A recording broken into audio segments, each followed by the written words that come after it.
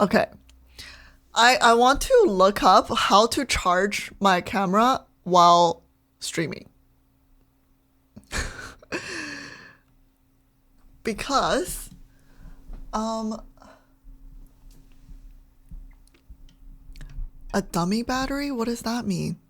What camera is it? It's Sony ZEV-10. So I have my USB-C cable plugged into my monitor. I don't even know how this works, but it's not even my monitor. It's like my monitor stand that has both of my monitors on. So I guess that's the same as plugging it into my monitor. Oh, what's this? What is this? Dummy battery for Sony ZEV-10. Oh, so it's a wall charged battery. And then, oh, it's this round thing? Does my camera has this round thing?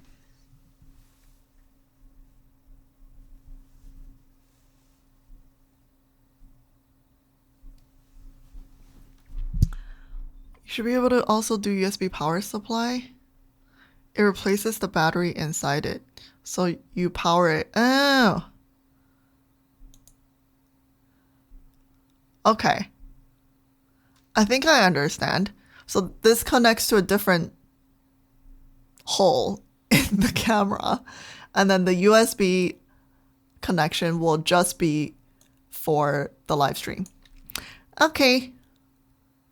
Yeah, I can get about 7 hours of a full battery. So before I left, I used a wall outlet to charge it, but it's still through a USB-C. And then now I'm on 57%, which hopefully is good enough. Okay, cool. Thank you. I'm giving my camera a new hole and powering it there. Okay, sounds good. Perfect. That's great. Nice. Okay. Shall we continue? I think we're almost done. The game, we're super close. Okay, we're gonna do the game, and then 7:30 we have to be at the Hannah place. Oh, wait, I forgot. We need to do the onion and the calligraphy first. Right.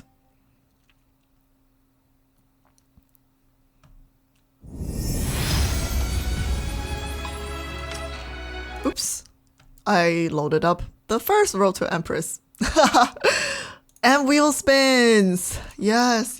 How could I forget?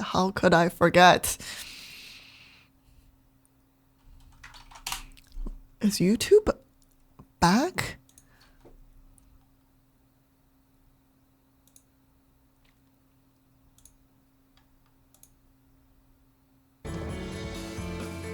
Yes. Perfect. I'm never gonna get out of them. I wasn't trying to. I know, I wasn't trying to, okay? Okay. But I want to show you guys something really cool. 1 second.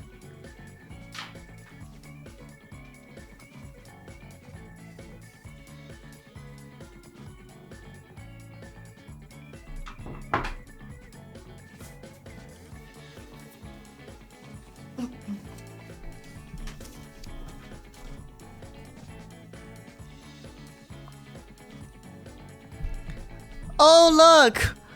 My new emotes. How beautiful. How great. I'm so thrilled. I'm so thrilled. Okay, look at this. Isn't it so cool? This is a calligraphy pen, Malby. But this is brand new. So, you actually need to soak it in water. You need to soak it in water to soften the brush. So we're gonna let that soak. It's gonna be soaking for a while, I think. For a while. So I'll set that aside. Super safe. Just amongst all my cables and wires and electronics. Super safe. Okay. And then this. Oh, this feels super nice. It's like a nice material. It's not paper. This is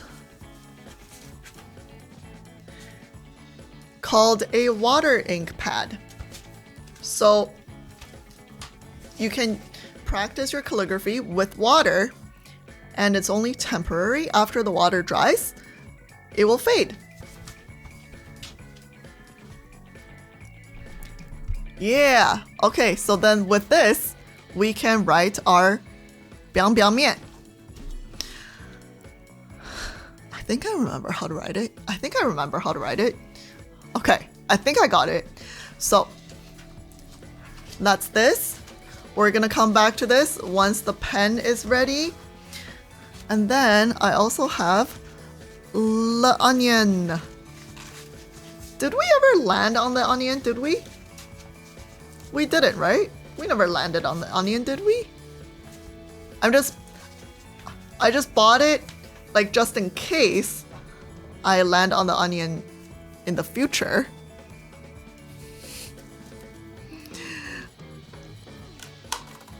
We landed on the onion.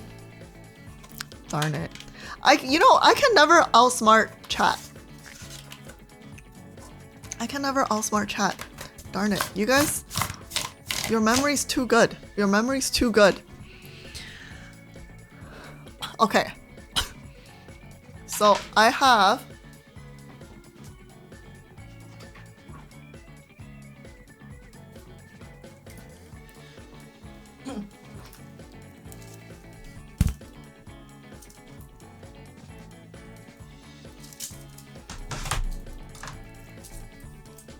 a brand new onion. You know what? I think I remember now. We must have landed on the onion because I started cutting into the moldy one, right? So I must have landed on it.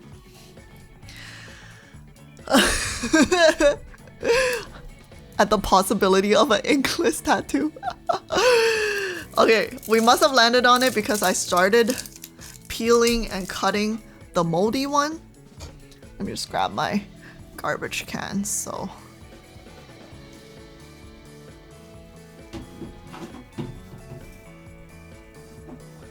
I could throw the peel away. All right, what was it? Dice the onion and bite into it, right?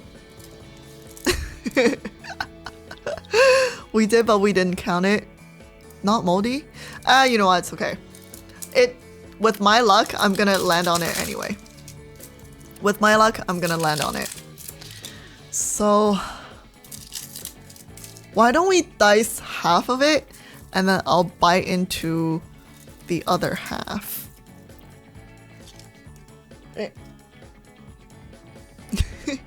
Pro tip for next subathon, buy a sweet onion. I'll remember that. Okay, now, as I was saying, the tip to not cry during cutting an onion is to not cut away the ends first. So I usually cut it down like this, a little bit to the side.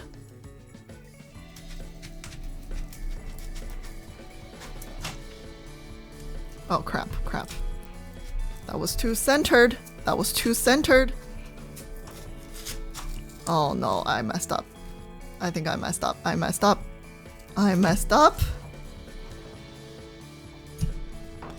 Can I tilt my camera further down?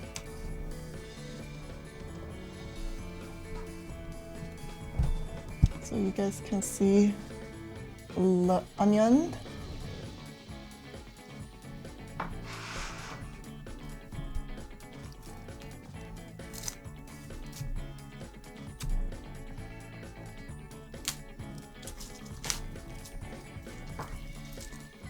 Okay. Now, I'm not a cooking expert, okay? But this is how I would dice it.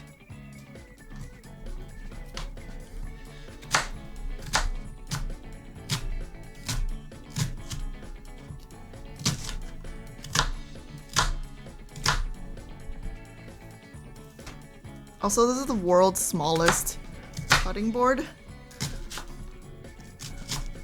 Like that. And then turn. Oh! A piece just flew off.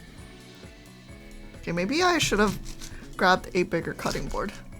Because now onion's just flying everywhere.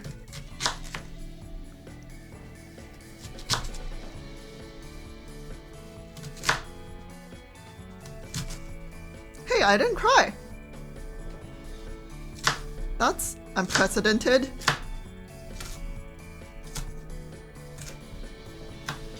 Okay.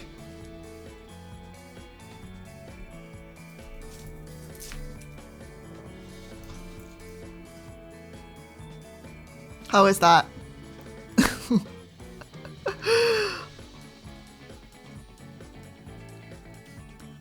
I think that's pretty good. Each piece is about this big.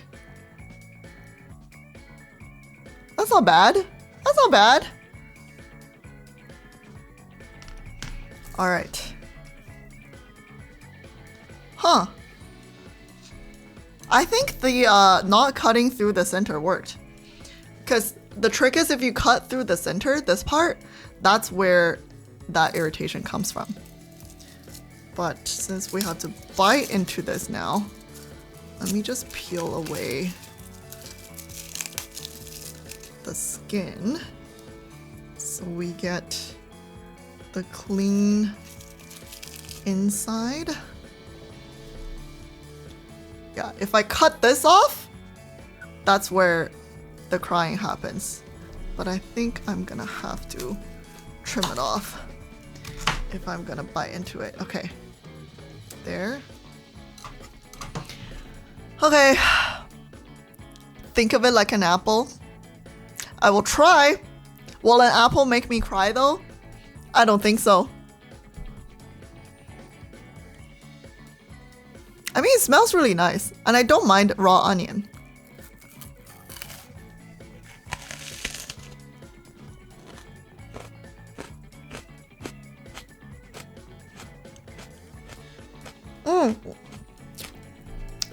It's stinging.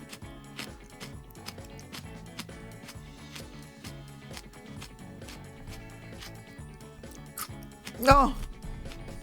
Oh. Oh.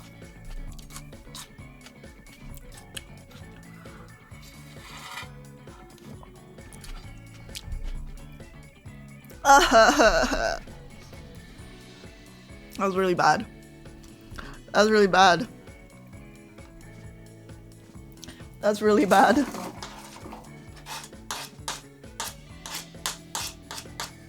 Oh. Oh. Oh. Yeah. I shouldn't have. I shouldn't have.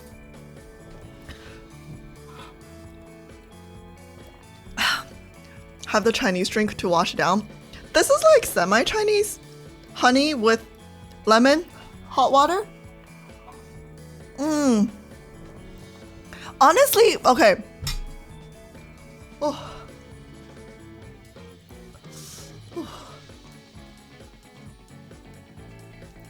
The outer skin is actually okay.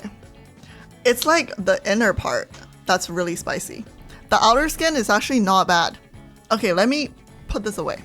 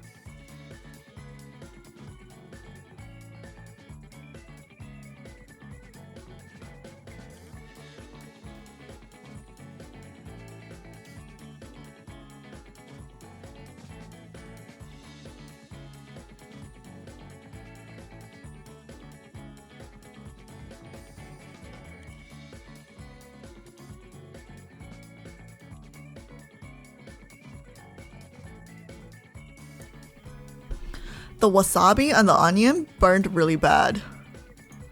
I think they're worse than like actual spicy food. Oh, okay. Our pen is ready. See? See how it's nice and soft and fluffy now? Okay. Okay.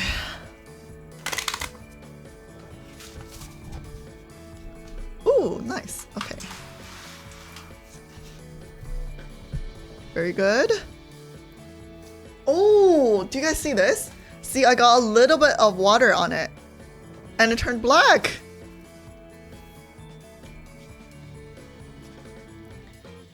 So after you dip it in water, you have to kind of do this on the side of your bowl to reshape your pen into a tip. And the way you hold your pen, normally you hold it like this, right? But because in Chinese calligraphy, you write vertically, so you hold your pen like this. 2 fingers on the front, 2 in the back, and thumb here. Okay, now we're writing biang biang mian, right? Okay, let's do this. I think I know. I think I remember.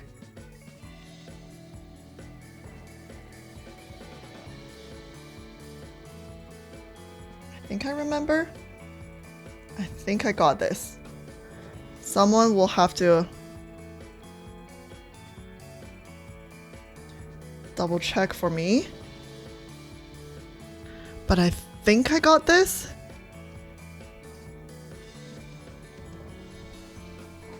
Ooh. Hey, it shows up so well. It shows up really well. Okay, I wrote the first one. This is correct. I think this is correct. Take a screenshot and let me know.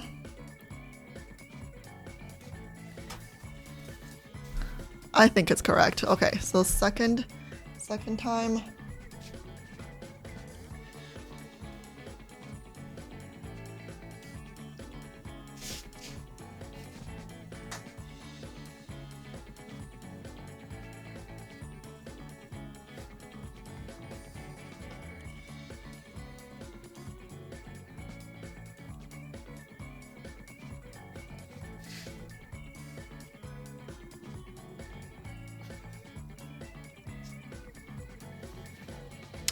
Wait, I think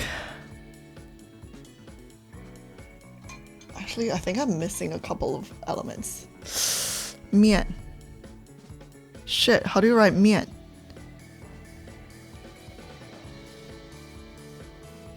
Wow.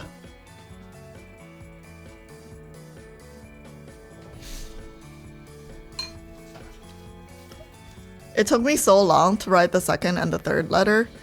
The first one's already fading. Is this correct?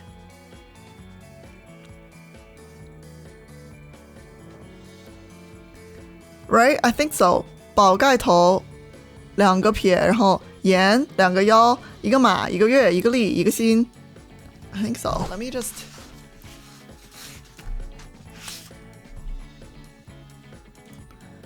double check. Oops. No!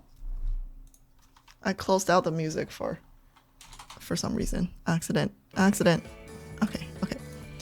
Biang mian.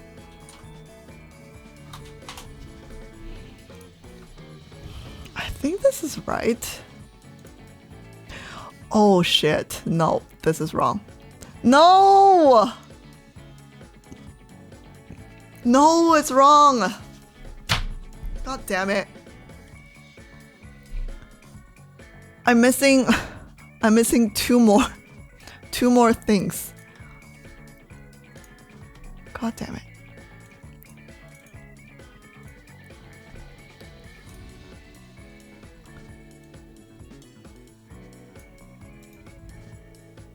Open link. Okay.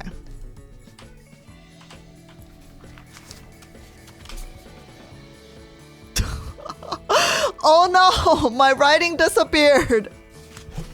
My writing disappeared. Okay.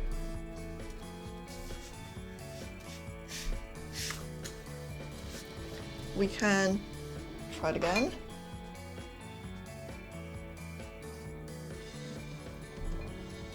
Okay, you guys remember how this looks, right? You have that memorized? Okay.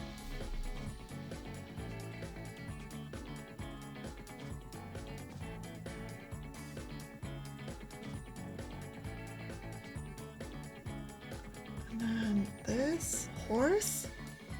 And then long. I forgot about the long. No, this is so ugly. There's not enough space. It's all mushed together. Okay. I'm gonna let it dry so I have more. You know what? I'm gonna take up the entire piece of paper. Just the whole thing.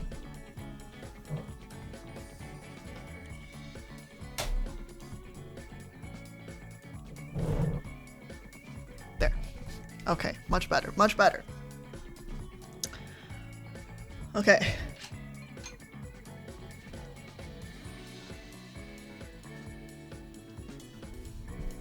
I'm gonna write so big that I will never run out of space.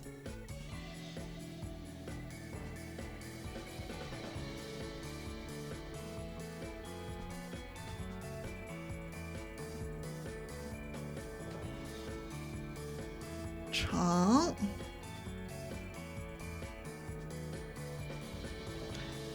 Yeah. The. God, I'm running out of ink. I'm running out of ink. Sing. And then. There. My masterpiece.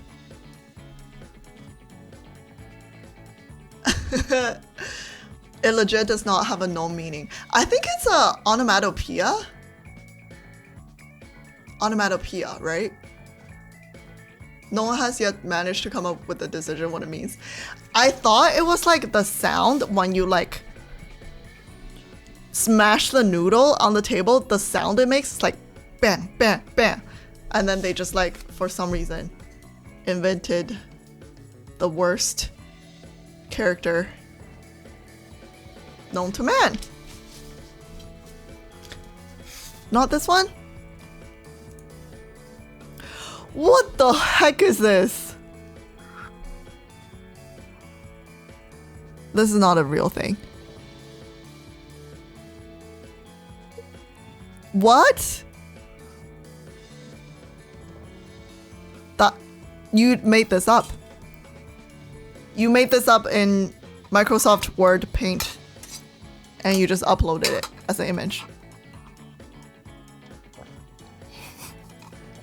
Huang? Looks like a family tree.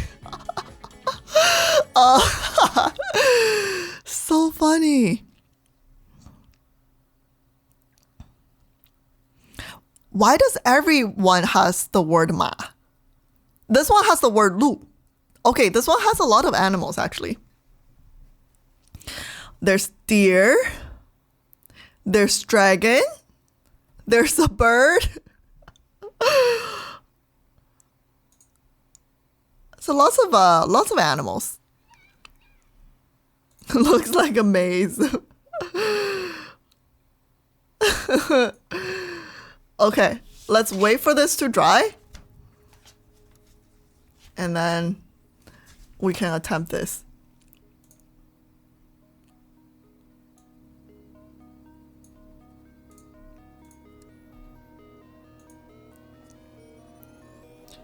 This is 172 strokes. This is Huang?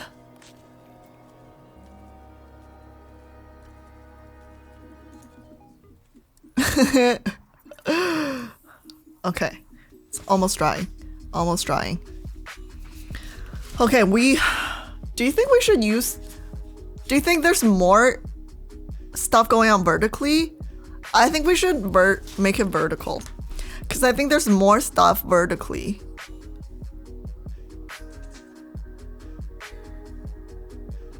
Yeah, there's more elements vertically than there is horizontally.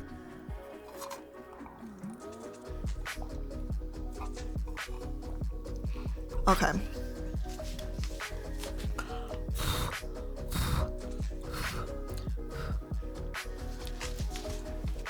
Now, when I wrote this with the calligraphy, it's actually really, like, I'm very unskilled. So while writing, my pen starts splitting, right? So you see the stroke, it has like a split.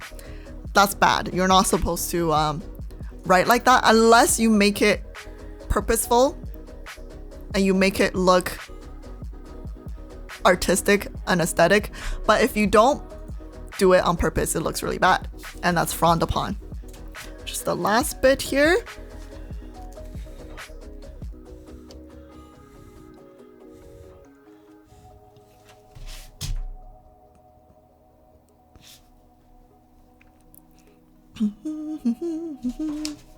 Oh, okay.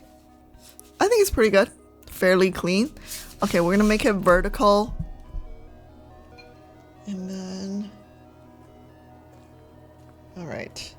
Holy crap. Okay. Let's do this.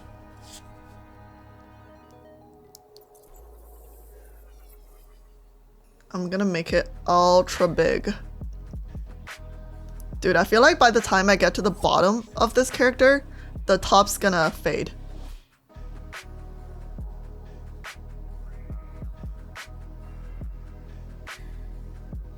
Okay. 5 earth, 5 2 3 4 5. Okay. We need to go fast. We need to go fast. Wait. Holy shit, what's that in the middle? This thing? Another Hui? The fuck is this? Feng. Yeah. Oh my god, this is really difficult. Long. Oh fuck. And it's all in traditional too.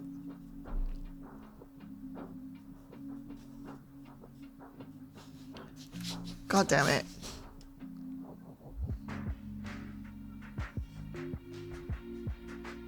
No, I messed up. Ayah! Okay, I can salvage this. Okay, what? No.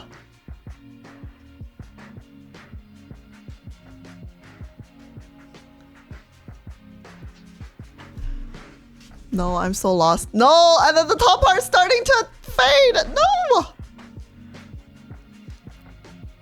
Okay, I can do this. Another cloud. No, my pen is splitting. Bad. This is bad. This is bad. Green. Okay. Phone.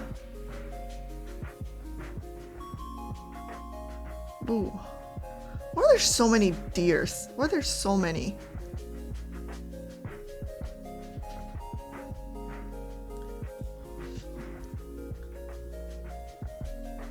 Okay. Shan, very long shan. This thingy. Dude, I'm so glad we decided to do this vertically. I'm already running out of space. Another deer on the bottom. Another deer.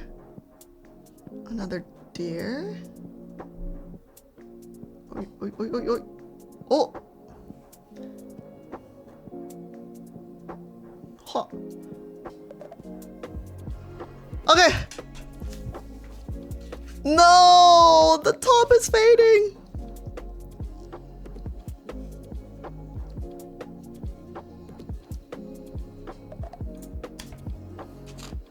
No, my beautiful word. It's disappearing. Okay, I'm just joking. This is not beautiful. This is really bad. This is really bad. All right. That was my best attempt. But this is super handy. I can practice writing Chinese. This is pretty handy. Okay. Now, I hear that we owe some wheel spins.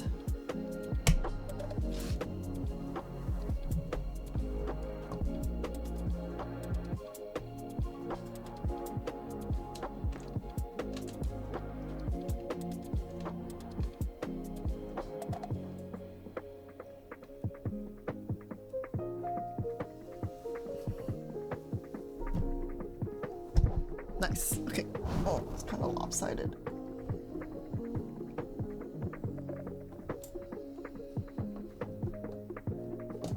Oops.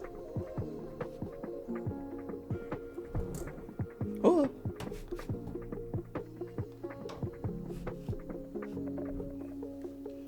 Okay. Oh. Make it an emote? What, my zoomed in face? Get my family to try and write it? Okay, I'll send your picture to my mom and dad. Probably time to erase some from the wheel. Yes. Okay, we need new ones. I owe 4 spins. Okay. Erase. I think accent can go. I've done too many embarrassing accents to recount. Full zoom, I think we did that one.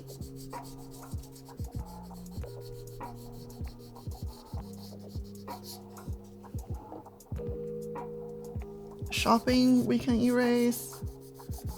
How many more items are on the Trello board still?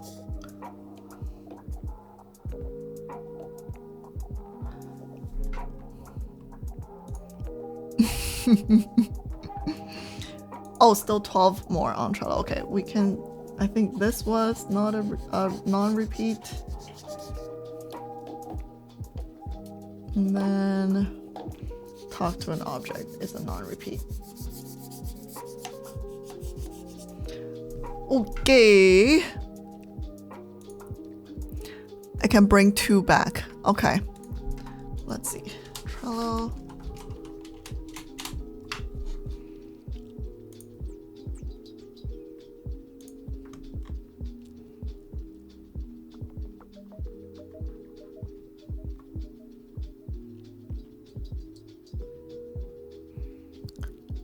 Okay.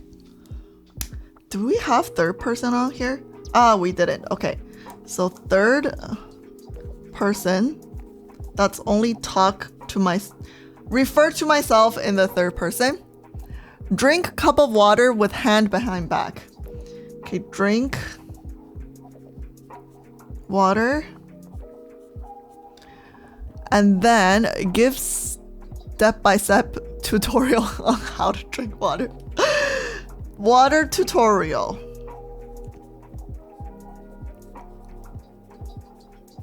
Water tutorial. And we have Chubby Bunny. Chubby Bunny. Oh, yes. I remember why I have marshmallow in my bag. Chubby Bunny.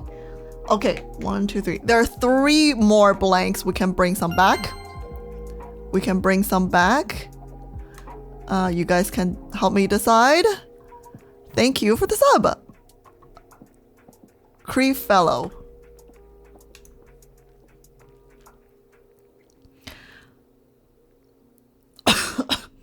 You ran out of food and you live in the countryside, so no deliveries? That's just awful. That's so sad. The wheel is missing drawn face.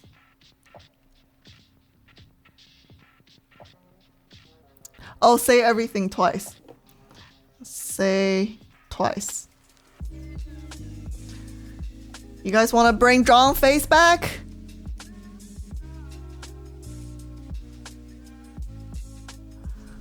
Right.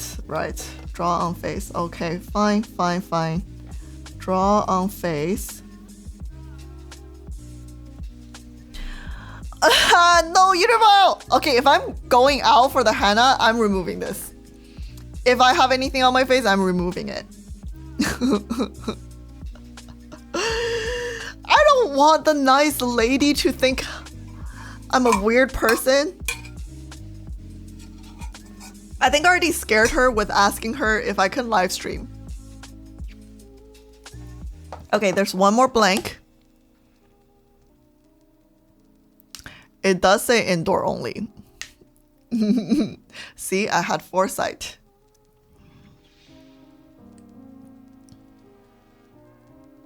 Until she finds out the tattoo I want. No.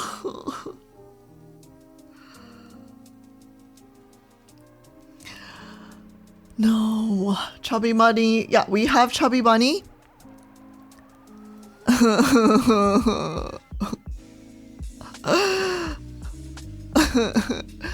The game. Should I tell her? Oh, I played a game and I lost a bet. That's why. That's why I'm doing this. If it was up to me, I would never. Okay, we're missing one more. Do we have any fun ones? Let's see.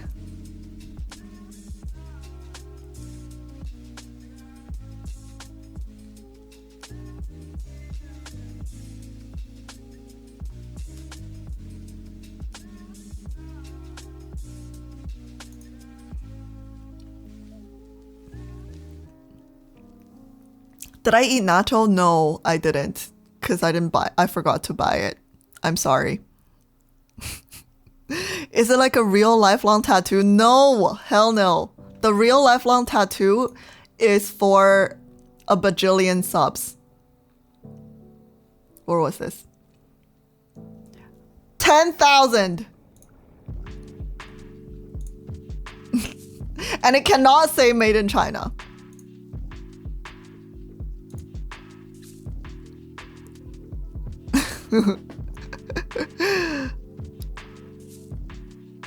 Okay, you know what? Let's just spin this. I don't think we'll land on the blank. Okay. 1. Purple. It's a water tutorial teaching you how to drink water. Step 1. Go to your water boiler and get water.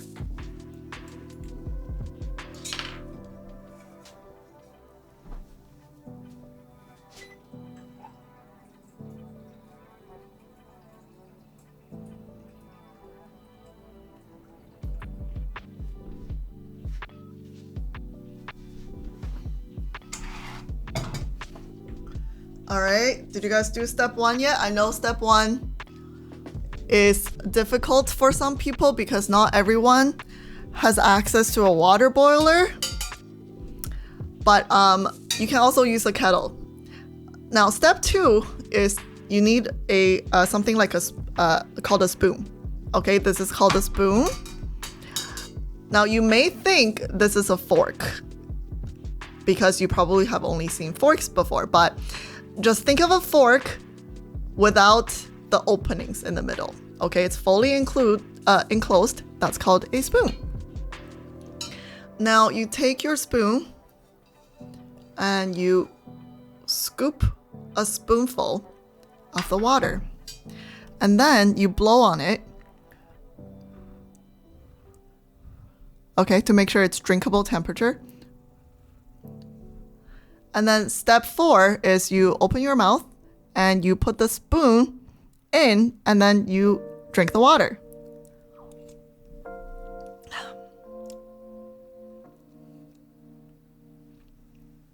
That's how you drink water.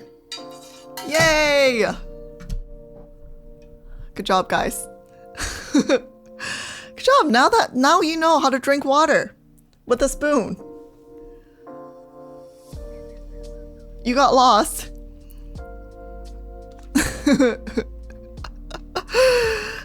The water keeps falling out of the spoon thing. I know it's... Okay, some of you, it might be hard for you to acquire something like this.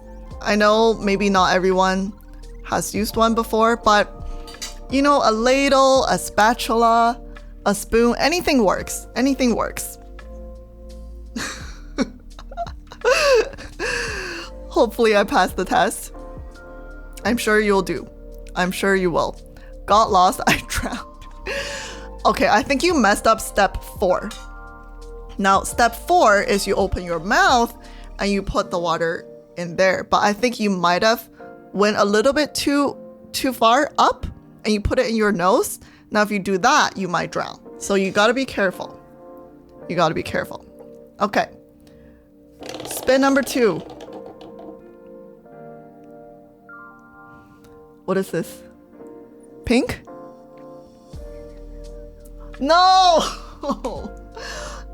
Why do we always land on the new and terrible ones? Chubby bunny. No! Oh my god. I'm just too good at wheel spin. I always land on...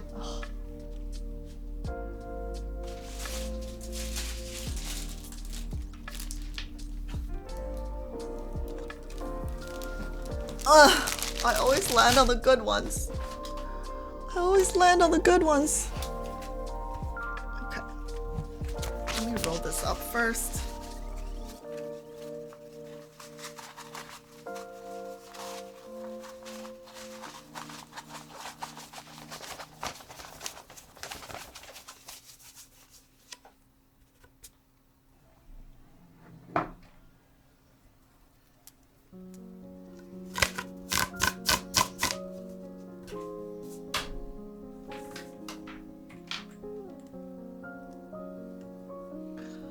Okay, let me remind myself how this works again.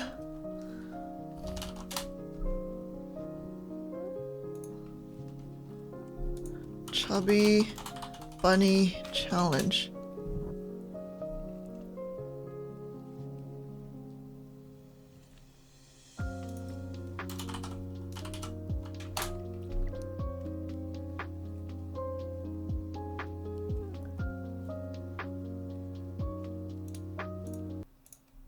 Now, do you guys know Bub's Beauty?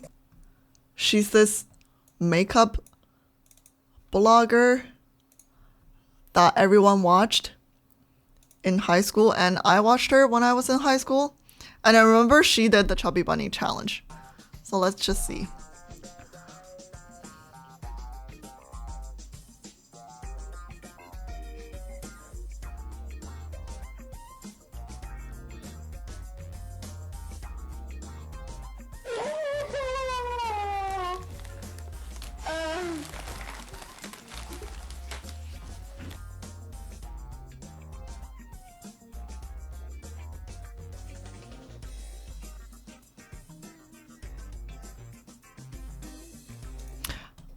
I'm confused. I thought this was the video. I guess not. Okay, so you just stuff your mouth with the marshmallow and then you say Chubby Bunny? Is that it? Is that what you do?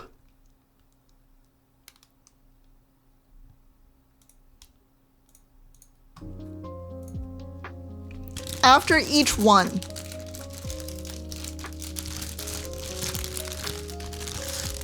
I mean, does marshmallow melt in your mouth? If you leave it in your mouth long enough, will it just melt?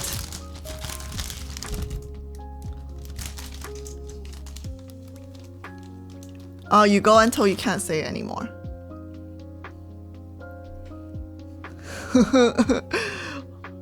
Try and put the entire pack in one go.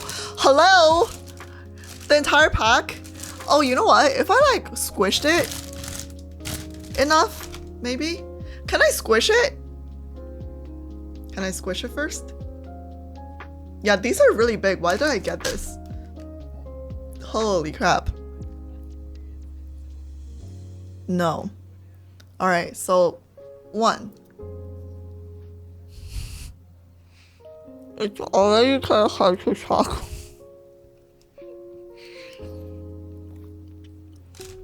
Chubby bunny.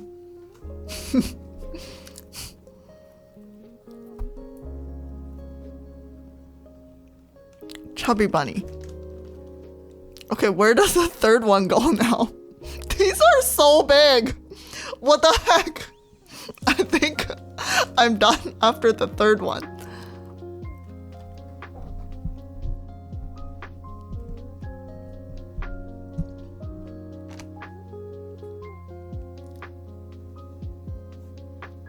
Chubby bunny.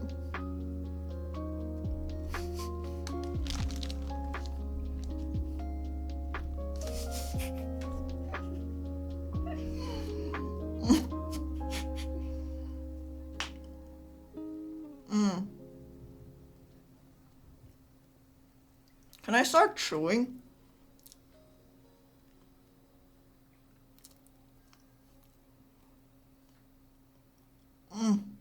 No chewing? Chubby bunny. These are really big. Can I physically maneuver it with my hands?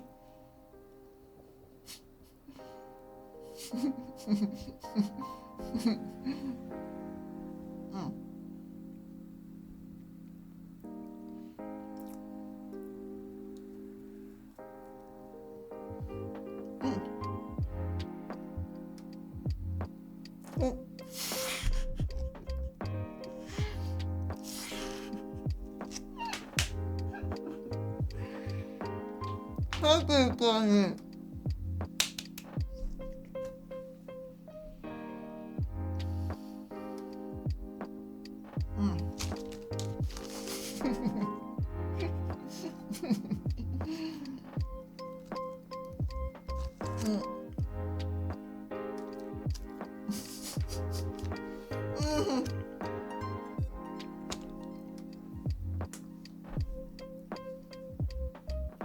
I think that's it.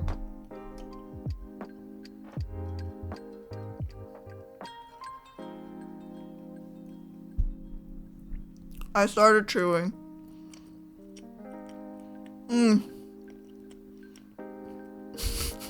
How many was that? That was only 5? Damn it. Okay, to be fair, these are ginormous.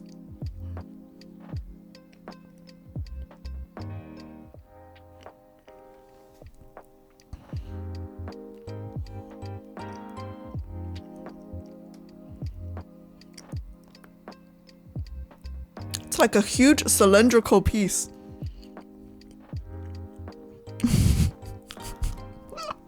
Or streamer is small. No! I have really big hands. Okay, I play the piano. I can do an octave. I can do a 9. Gonna be some cracking emotes and stickers. Don't you guys dare. Don't you guys dare. Why did I get the biggest one available? I kind of didn't think about how the challenge was gonna work, so I just picked the cheapest one. This was on sale. This was $2.99.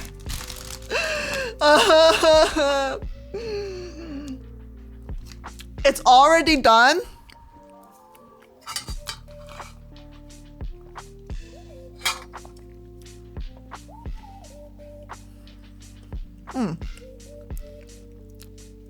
This is pretty good after the onion. I didn't even reach double digits. Double digits?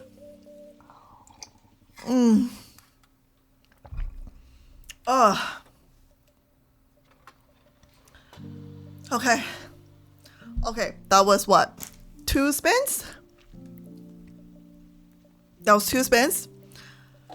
Oh my god. What's this? Oh. Ha ha ha ha ha. I get to teach you another curse word.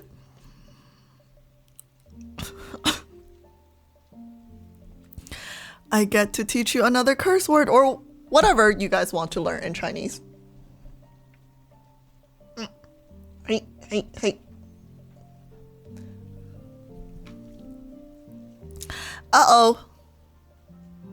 Okay, you know what? I think it's a good time for us to have our weekly exam. Our weekly exam. What was fuck your sister? Anyone? Anyone?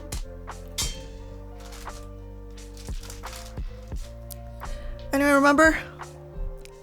Strawberry. Oh, close. Good. Okay, good. People are getting it right. Okay, perfect. What is you're a fucking dumbass?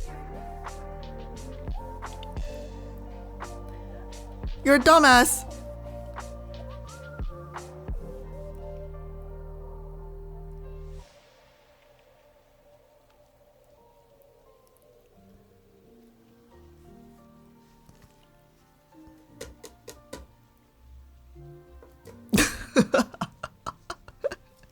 你是猪 is you're a pig.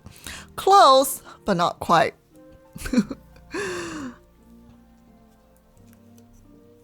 Oh, good, 傻逼. Good. We have an A student, 傻逼. All right, next. You're a noob ass. You fucking noob. How do you say that?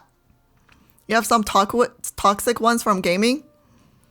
Let's hear them.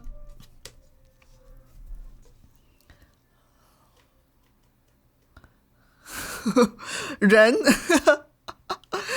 That's what you are right now, because you have the 1 month sub badge. Close. You got the B part. 菜逼.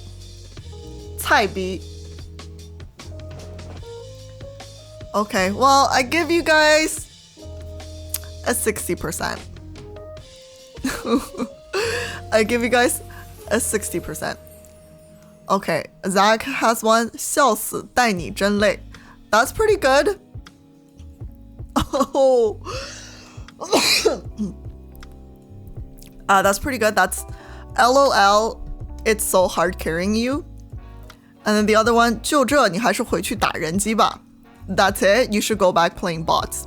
These are great. They're just not curse words. Should we make them worse? By cursing.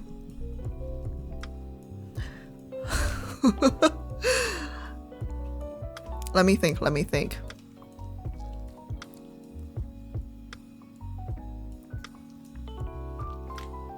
What do I usually say in Dota? What do I usually say?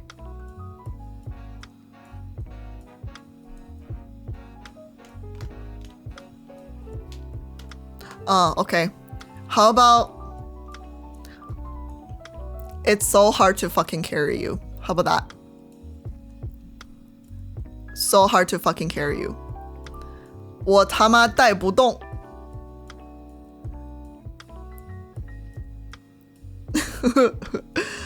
This is easy. 我 me 他妈 is fucking 带不动 can't carry you. Okay, this is easy. I'm gonna write this down.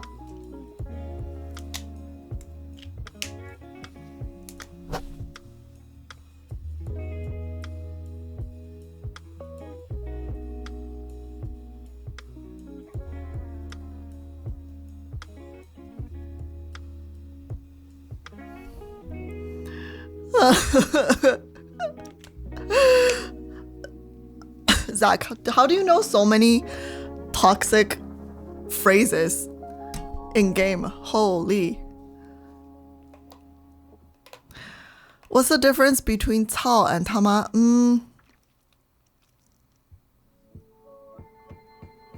Very similar, I think. I think when you're using it in like casual conversation, 操 sounds less bad, but then 他妈 sounds worse, I think. Because you like to mess with people and be a troll. Oh, you make them say it. Oh, so these are the things they've said to you. Oh. Interesting. And then you just like gathered all the phrases and you were like, oh, this is great learning opportunity.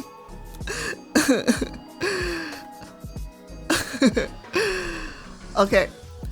Last spin, right?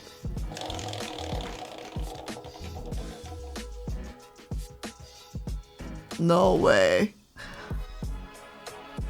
Is this? Oh, I pushed it. What is this? Oh, third person. Refer to myself in third person.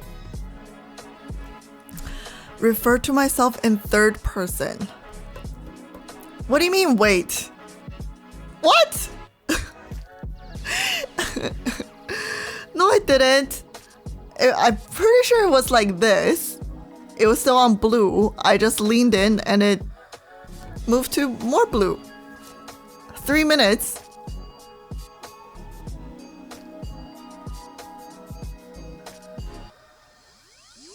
Okay. I think I can do this.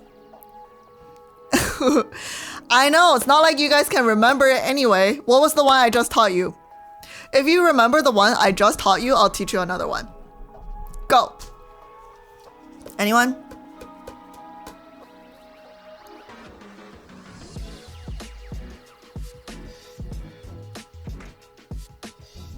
Dead silence. Dead silence. I bet you guys are like trying to rewatch the clip or something. And trying to find what I said.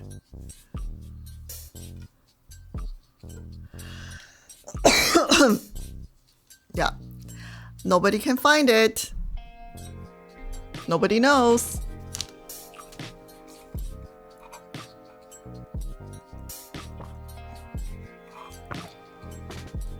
Well,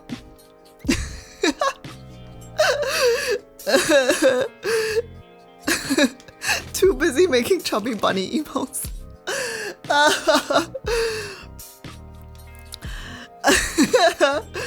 Okay, all right. Third person. Okay, 3, 2, 1, go. So, for the rest of the day, she will need to finish Road to Empress and she wants to go back in time and romance Li Tai because she thinks that there's another side quest to unlock a new chapter. Wait, it's actually pretty easy talking in third person because she can just try to not talk about what she is doing. Oh, what if I ask? Damn it! Damn it, I screwed up. Oh, I have to use my name. Oh, okay. Sorry, I really have to go to the bathroom really fast. 1 second.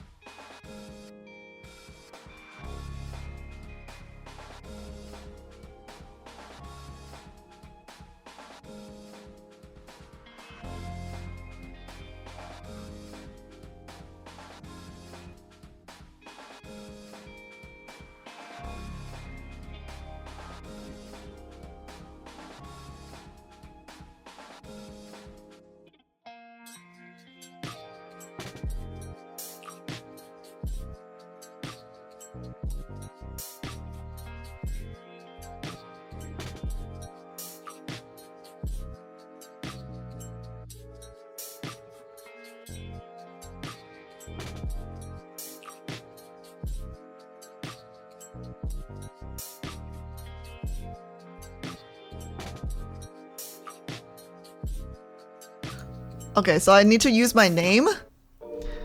Okay. My bad. Alright, let's restart.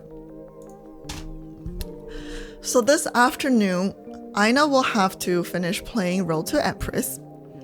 And Aina wants to be fair to the two main characters of the game. Now that she has completed the storyline with Li Zhi, Aina wants to go back in time and meet Li Tai and try to save him and maybe unlock new chapters. She's not doing this because she favors one of the guys. She's just doing this because she thinks this is fair. She thinks that both characters deserve time on screen, and she thinks that both story developments are good, and it's good to see both sides of the story. She thinks that there are people that can enjoy a different ending to Wu Zetian's life if she were to end up with Li Tai. And then after the game, Aina will go out and do more IRL streaming to get her tattoo.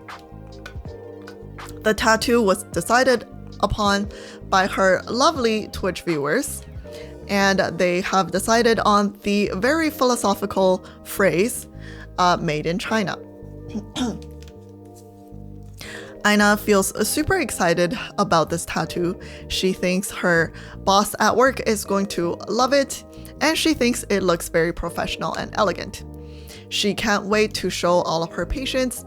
She can't wait to show her parents, and she might even consider getting a permanent tattoo on her back. Aina can't believe that there is still 1 minute and 30 seconds left to this challenge. She thinks that this may have been a little bit unfair, and she was under pressure when she decided on the time. But Aina is powerless, and she has no authority to change that now. She feels like she's being held hostage by her chat, and she has no say in what she does.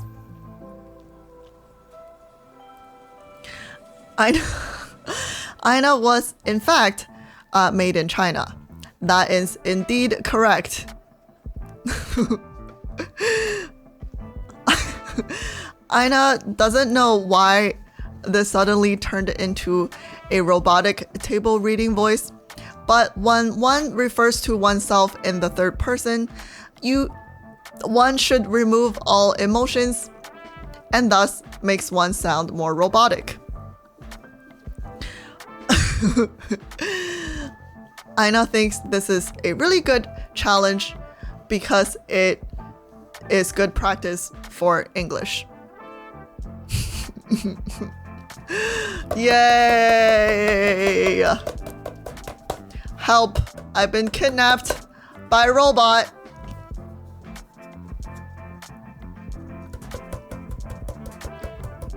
Yeah! Okay.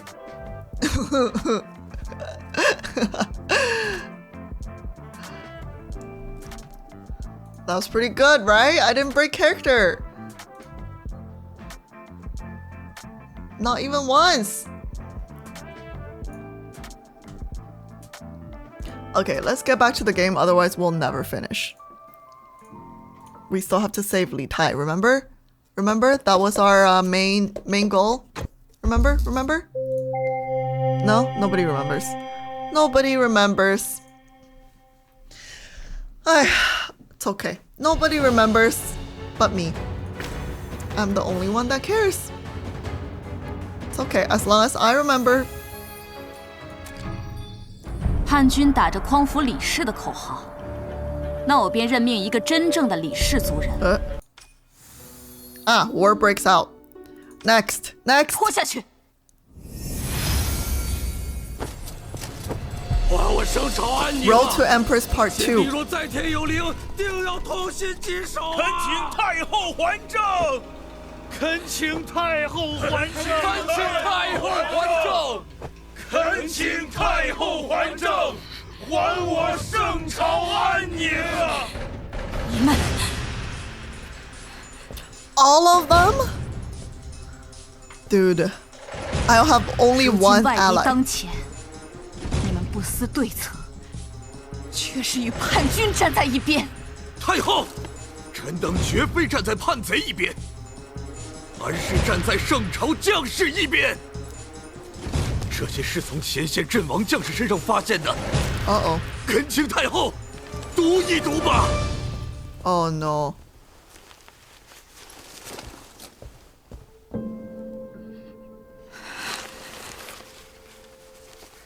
儿啊，昨宵梦中见你归来，娘，想伸手相儿抱，怕是回不却去了。扑了空。待朝廷府薛来了，给弟弟我儿领添件冬衣吧。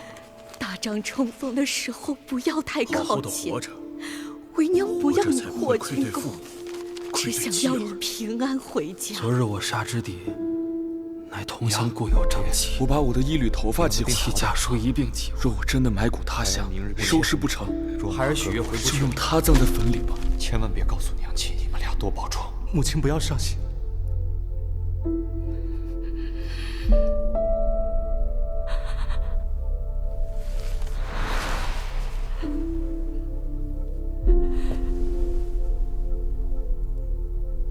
我亲历百劫之战，怎会不知战争之残忍？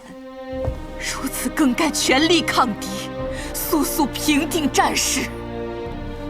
太后，休要再自欺欺人了！战事本就因太后而起，叩请太后还政。Return the power to the throne.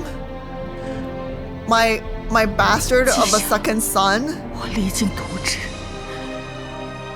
日夜操劳，我比这店里的每一个人都盼着圣朝兴盛。你说我错了吗？太后有没有错？这一方殿内的声音可以不听，但臣想陪太后去听一听天下人的声音。天下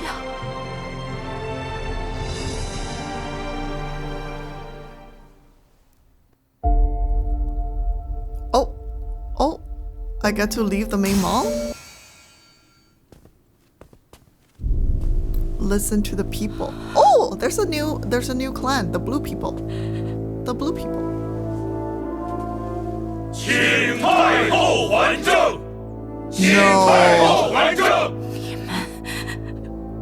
你们请太后还政。 Even you? 齐怀忠，连你也。臣不愿意看到我圣朝的将士因太后的私欲而自相残杀。太后可以不顾礼法，却不能不顾自己的子民。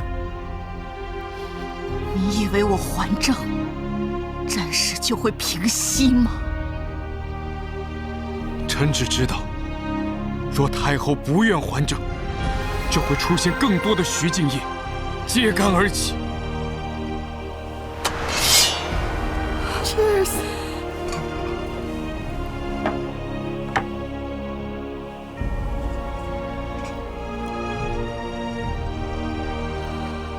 臣愿以死明谏，还请太后为大局、为苍生、为天下还政。请 Damn. 太后还政。 That's a 请太后还政！ word 我 stuck 等 between 愿以死明谏。 a rock and a 请 hard 太 place. 后为大局、 Is this the 为 wrong? 苍 Did we 生、 choose the 为 wrong 天 ending? 下还政！请太后还政！请太后还政！请太后还政！我等愿 There's 以 gotta 死 be 明 something 谏。 in the middle that we 请 didn't 太后 do. We 还政！ okay. 请太后还真的政！错了。 We need trust from the people. How do we gain trust from the people? 赵儿，你还好吗？你醒了？陛下，赵儿，再多睡 Are 会 we 儿 in 吧。 heaven? 陛下 Do we 这儿 die 刚 and wake up in heaven? 做了一个意味悠长的梦，梦里陛下已经不在我身边了。那你一定很累吧？嗯，孑然一身的感觉真的不好受。你可以永远在我怀里，便不会再做这种梦了。陛下，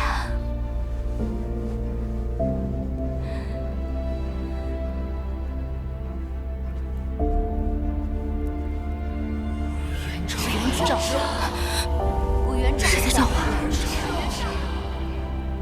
不要在意这些声音，睡吧。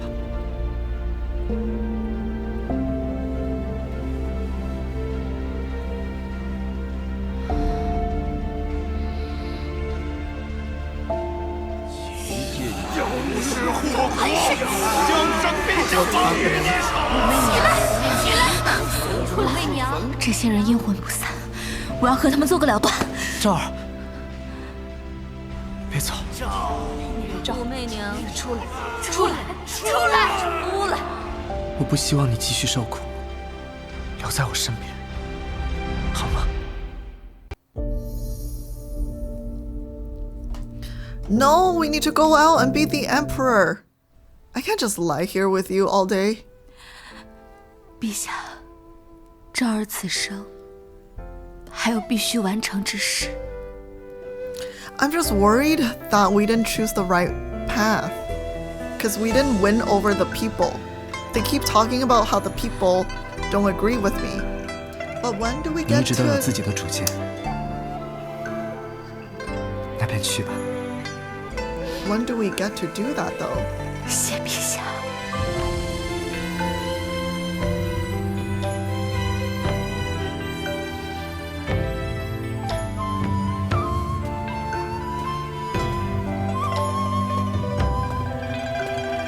赵儿，朝露克制，勿负此生。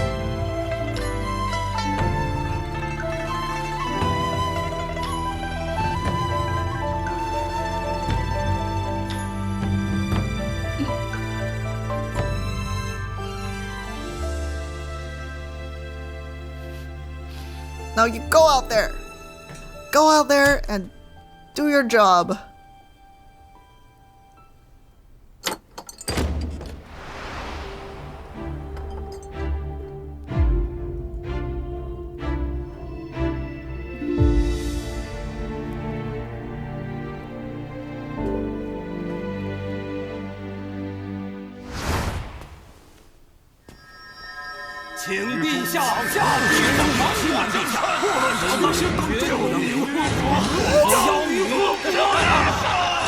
Are we in like a dream state? Oh, whoa, whoa, whoa. 你不能忘了一幕，你不能把一幕忘了。赵儿，你不能忘了一幕啊！你不 Oh 能 my 忘了一 god. 幕啊！你不能啊！ Are my memories coming to haunt me? 武媚娘，我的月儿呢？我的月儿呢？武元璋，我要替我父亲报仇，你还我那个让我敬重的父亲。我的钟儿没有谋反，钟儿，你还我钟儿！我的陛下，他不爱我了，他不爱我了，他不爱你我残忍，我的陈王不信我了。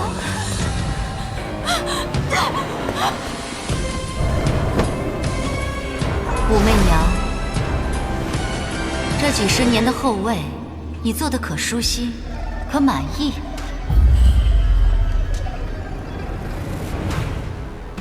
Wake up! Wake up! It's a dream. Wake up! “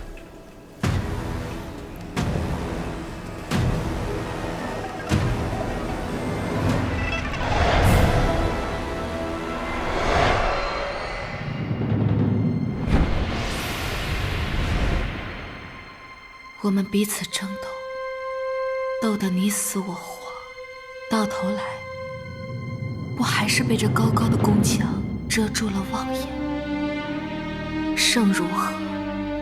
败又如何？我们不还都一样？不， I love how 你跟 they're 我 like 不一样。 pretty much all the same height. 你是武元璋，是这个世界最恶毒的女人，你爬到了世间女子难以企及的高处，而我都是你的垫脚石。 可你现在竟然害怕了，你想逃，你想安稳地睡下去，凭什么？所以你就该比我们更痛。你要带着我们的恨，带着天下女子之恨，挣扎不休。Oh, they're actually helping me. 痛吗？痛就快醒过来，去承受比我们多100倍、1000倍的痛苦。 Wake up! 醒过来！快醒来！ Wow, so they're actually encouraging her. 快醒来！ Oh my god. 你记住我的好，快醒过来！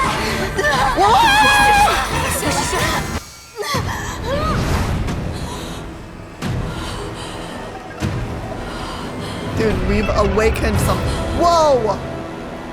Hey! Oh, okay, these are all adjectives in 成语 to describe women. 温婉贤淑, you are. 温婉贤淑, what's 温婉贤淑? 温婉贤淑, you're like not submissive, but like you're soft and you are like soft spoken. 真顺守礼, this is kind of like being submissive. 唯命是从, this is like being obedient. Yeah, so these are all like what women should do based on like ancient Chinese beliefs.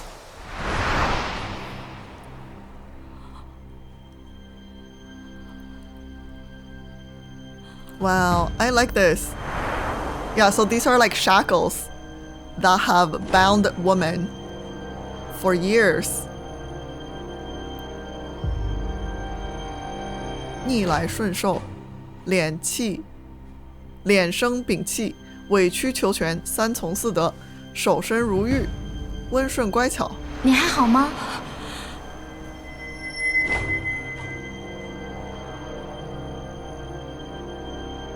Who do we think this is?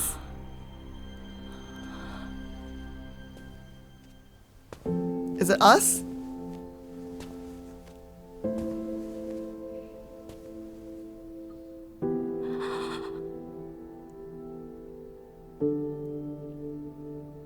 Yeah, 嫁夫随夫 is once you marry a man, you just gotta follow him. 你看起来好像很失落。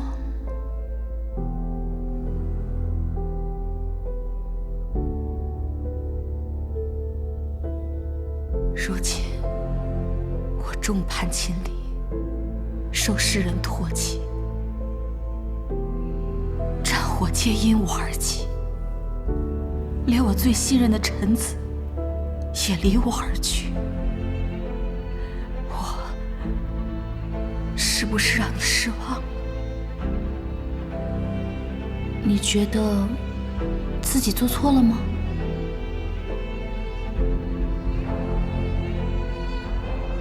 我拼尽全力追寻半生，一直在做自己心里觉得对的事情，挣脱枷锁，冲破束缚。可现在所有人都叫我回头，我却依旧不肯停下脚步。你说，我是不是错在太贪心了？贪心？就算是贪心，那你觉得你所做的一切都是随心的吗？随心？是啊，世人骂我野心、妄心、贪心，可这一切都是我的选择，也都是随我心的选择。既然是自己的选择，什么心都不如随我心。谢谢你。若世间以对错为法则，拼力阻我，便只做我心中唯一想要的选择。If the world stands in my way with its notions of right and wrong, then I will choose only what my heart desires. And we let history decide whether I was right or wrong. Yeah, I mean, the whole point is, right? Like, people call her greedy. People call her a witch. If it was a man trying to rise all the way to the top, no one would call a man greedy. People would be like, oh, he's so ambitious. He's just trying to get what he wants. But when it's a woman, people are like, you're greedy. You're a witch. 是非对错，由后人评说。我要做我心中想做的事。我曾说，见天子，庸之非福。如今，我要见的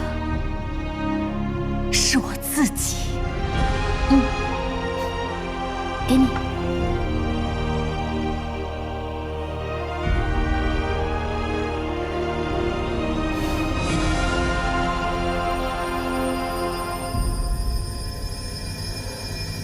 Whoa, whoa, whoa. Oh! She wakes up.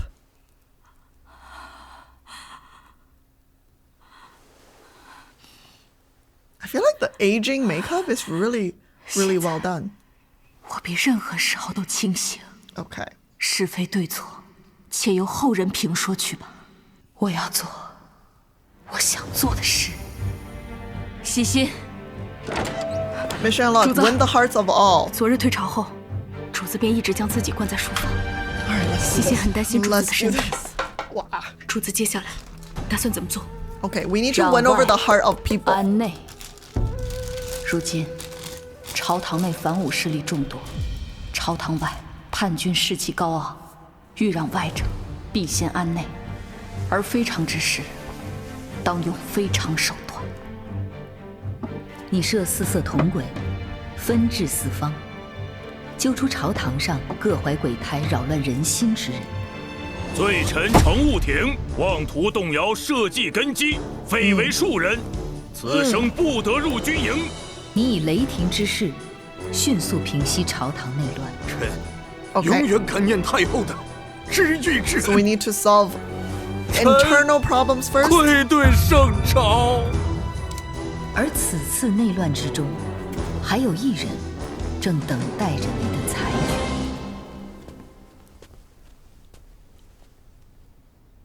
Ah. Him. 都下 Our 去。 loyal chancellor.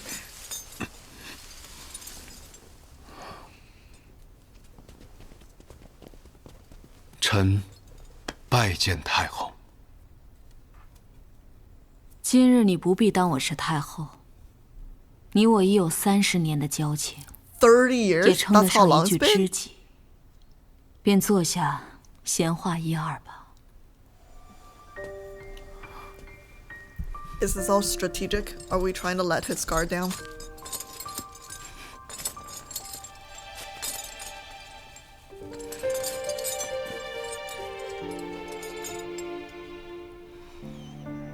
你还是和我初见时一样，遇到任何事都这副波澜不惊的模样。”初见。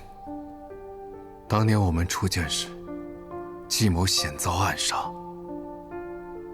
其实计谋早就看出来了，那是你的设计。可是在我思索过后，我反倒十分钦佩于你，觉得与你共事，必成大业。如今我们的确共成了大业，只是今日结局，你可有后悔？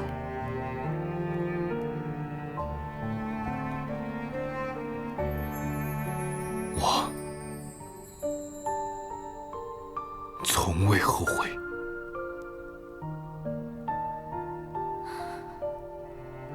我最信任的人，仅因聘姬司臣一言，背叛于我，可惜，可叹。在我看来，聘姬司臣乃是天底下最迂腐可笑之言，但却是天下人的金科玉律。徐君夜仅凭此言论，便轻易号召10万之众。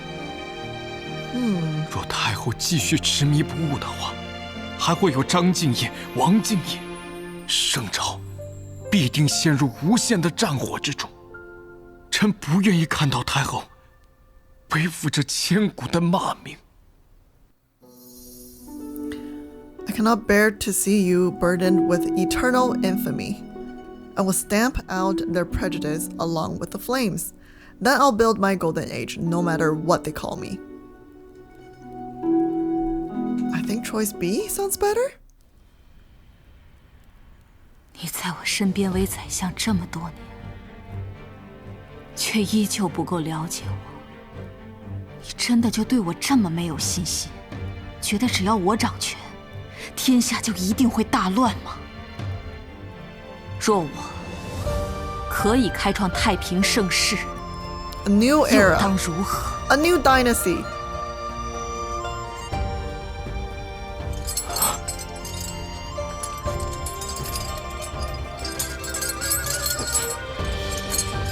Yes, be loyal to me again. 那臣必在九泉之下，助佑太后的盛世，流芳千秋万代。罪臣季怀中已尽到了圣朝臣子的职责，只求太后赐臣一死。 Oh, he doesn't want to help me. I'm on my own. Man, this journey is so lonely. Everyone I cared about 赐 died. 死你，反倒成全了你的名节。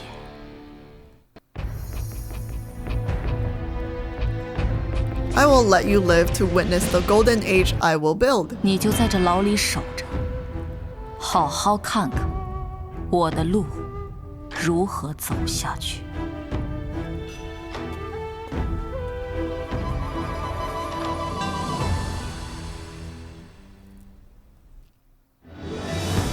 Ooh, I like this dress. 朝野内乱皆由你亲手平息。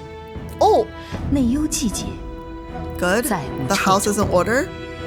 Now, external 而接 factors. 下来便是速斩外敌。 Yes, turn the blade outward. We have the people that we need to please, right? People who don't believe a woman can become empress, and our second son rebelling against us. Okay, let's go, let's go. 召你回来，是因为 I 有一 love 件事 this. This is so cute. So pretty. 只有你能办。 Who this? Who this? Who is this guy? Oh, 李富裕. I mean, 李义太后父。吩咐。李义父。徐敬业能轻易号召10万叛军，只因他的军中有贤儿坐镇。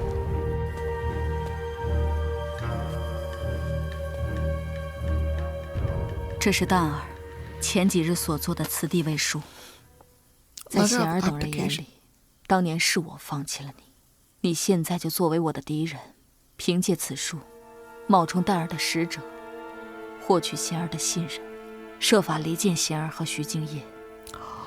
坐实徐敬业乱臣贼子之名，乱起军心，从内部瓦解敌军。Wow！ 太后此计确实是个破局的好方法。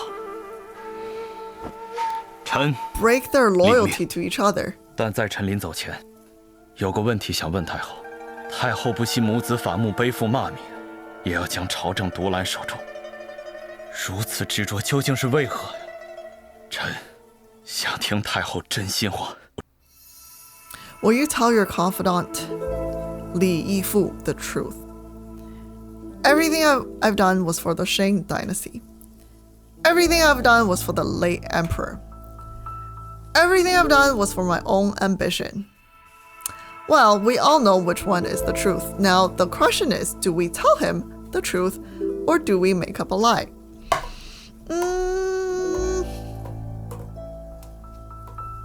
I think we tell him the truth. Right? If he's the only 我做的一 person 切都是为了我自己的野心。我想登上权力的顶峰，建立前无古人之业。 Let's see. 我想告诉天下人，我武 Is this 元 too 璋 much? Is he 身 gonna 为 be 女 scared 子， away? Do we scare 亦 him 可 away? 开创盛世， Oh no, we scared 治 him 国 away, 兴 didn't 邦 we?。我想 We 闯一 scared 闯， him away. 试一试。我想看看高处的风景究竟有何不同。我想过我愿过的一生。 Oh, 臣谢太后， it 臣也 worked. 会为了太后 It worked. 做臣该做的。 Hey! We impressed him with honesty. I think Please don't leave. 你将这一切安排妥当后，便不舍昼夜，全力投身战局，一如当年你亲率百捷之战一般，破釜沉舟，志在必得。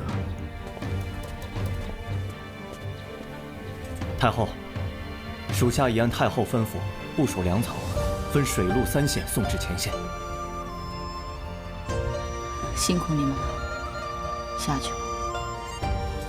是。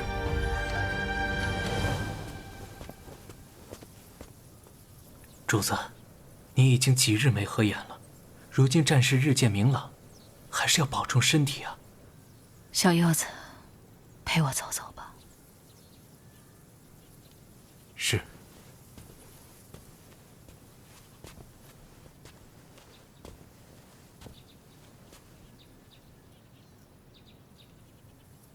未曾想，竟路过了这里。Where is this place?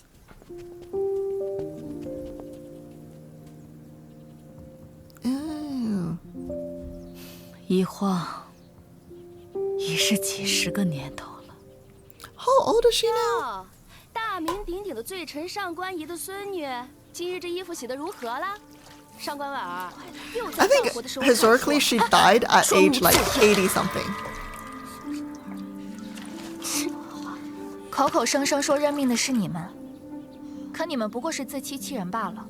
你们若是真的认命了，便不会因为我的一点不合群之举，便抓这里都是罪奴所居，主子万金之躯，还是别进去了。实在是既做作又可惜。无妨。太后驾到！拜见太后。太后怎么一直信誓旦旦我们的吧？这辈子居然能见到太后，是福是祸呀！谁是上官婉儿？到我跟前来。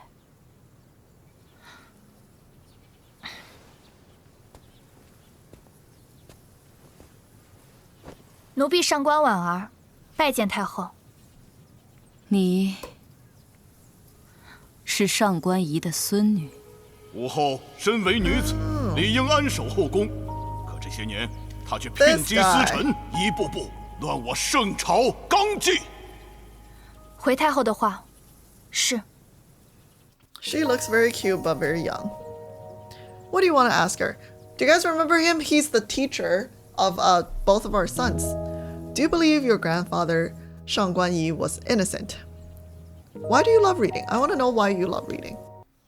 你身为女子，还是罪臣家眷，此生都将困在这掖庭宫中做杂活，为何你还要读书，不愿安于现状？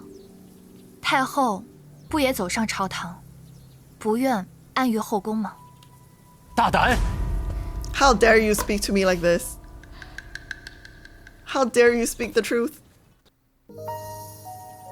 Oh, we get to ask her both questions, I guess. 上官仪当年以聘击私臣之言弹劾我，我将他赐死。你觉得冤吗？聘击私臣。祖父当年将书中之言视为天理王法，却令天下女子带上重重枷锁，多少女儿志埋没后宅中，因此祖父有错。Damn, it literally means, okay, 聘击私臣 literally means a hen, so female chicken, goes out to fight for a rooster. Wow. So in the old days, people used this word to describe women to impact politics, who are ambitious, who wants power. So it has negative connotation towards women. Interesting. 埋没后宅中，因此祖父有错。Okay, so she thinks he's at fault. 但祖父错不知死。Oh. Shoot, do we kill him? I don't remember. Do we kill him? 冤。你不怕我杀了你？怕。但婉儿不愿欺瞒太后。你特立独行，已成为众矢之的。待众人讥讽你、羞辱你之时，你还能守住本心吗？朝中重臣反对太后，可太后还是义无反顾，坚持自己心中对的事。俯仰不愧天地， How do you know 褒 all 贬 this? 自有春秋。 You just came to the 愿以 palace, 太后 didn't 为 you? 范。 You know 我 too 就这样 much. 看着这个女孩，眼前之景，不知为何竟有些恍惚，像是想起了从前的自己。这宫中，许久没有这么可爱的人了。传我令，封上官婉儿为五品才人。Oh, promoted to 才人. That's 谢 who 太 we 后。 were, our rank when we came. 往后，你就跟在我身边。哦，哦，嘿，太后。 New girl unlocked.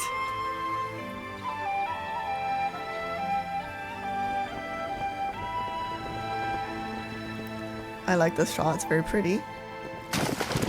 Alright, no time to look at 美女. We gotta become empress. I mean emperor. Oh, we won. We won the war. Let's go. 太后，太后，前线捷报，我军大破徐叛军，现已回朝。 Yes. 如今不少人 Crush the 称赞太后， rebellions and secure 仅 the 用1个 dynasty. 月就平叛告捷。 We did it. 甚好。但是太后，哦，礼贤殿下他死在了叛军中。 No. 太后节哀。李义府可有平安归来？ No. Oh my god, everyone died. Everyone died. 这是潜伏于敌营中的眼线传回的李将军绝笔书。李将军数次为我军传递关键情报，更成功离间礼贤殿下与徐敬业，是此战的功臣。待太后见到此信，无论臣之使命是否告成，辽祥已不在人世。臣入逆阳，面见礼贤殿下，向其示以陛下亲笔，辞帝未数，以得其信任，借此潜伏逆营，而后一步步设法引礼贤殿下与徐敬业二人互相猜忌，直至分崩离析。臣引徐敬业亲信制造骚乱，贤殿下死于骚乱之中。把他给我拿下！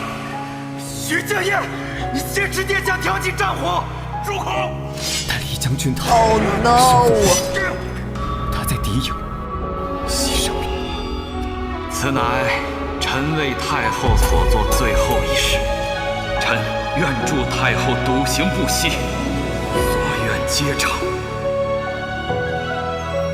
一夫此生得遇太后，无悔，唯有所憾，也是未能亲眼目睹太后将来开创辉煌盛世之情，罪臣李义府绝笔。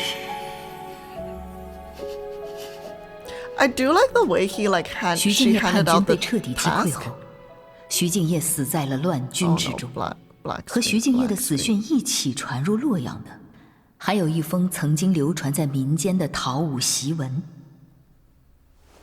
太后，徐敬业的叛军中有一个叫骆宾王的文人，曾为叛军书写了一篇讨武誓檄。 I like how the way she handled this. She didn't give him explicit instructions.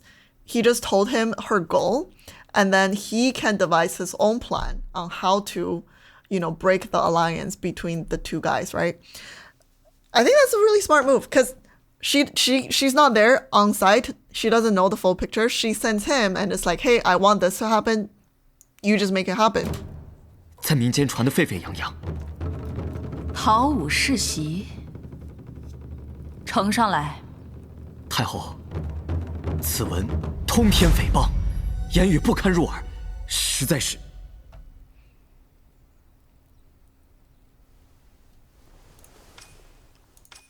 forgot to wash the onion off my hands. Give me 1 second.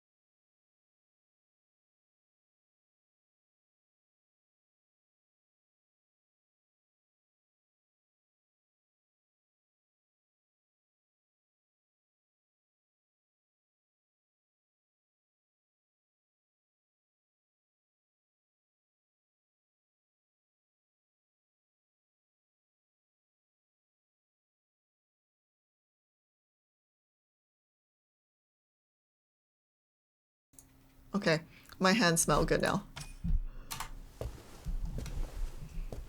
给我瞧瞧。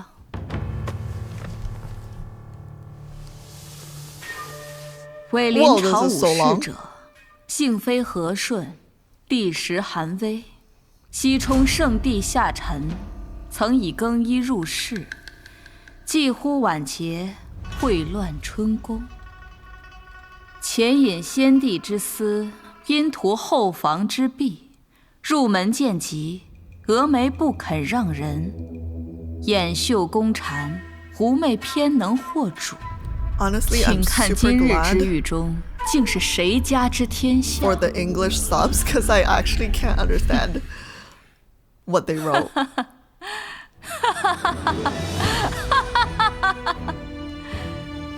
It's like ancient Chinese 如此奇文。 理应在朝为官，你们却让这样一个有才之人流落民间，为贼人所用，是你们失职啊 ！Wow, yes. Turn it against the chancellors. 为何这般辞藻华丽的荒唐之言，竟有那么多人信以为真？或许这世俗偏见，便如同这面珠帘。 它能帮我挡住世人的目光，却挡不住世俗的阴影。女人凭什么只能在这珠帘后面？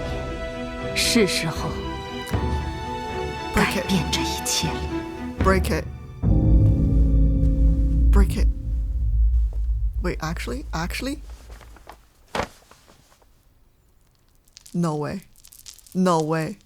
No way. Yo, we get to break this. Ready, guys? Ready, guys? Together. 1, 2, 3.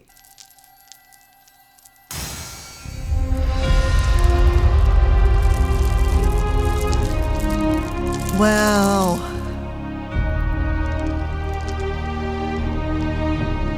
Damn. Damn, this feels good. Whoa. Wow, cinema.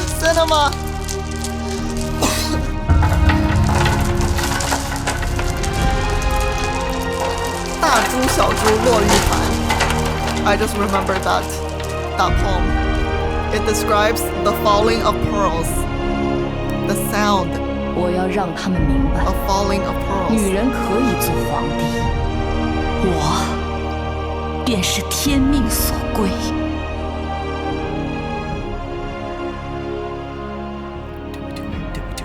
Do it? 如今的我已经拥有了登临帝位所需的条件和功绩，可只要世俗观念依然根深蒂固，我离帝位既是最近，却也最远。Okay, you're one step away from the throne. What will you do next?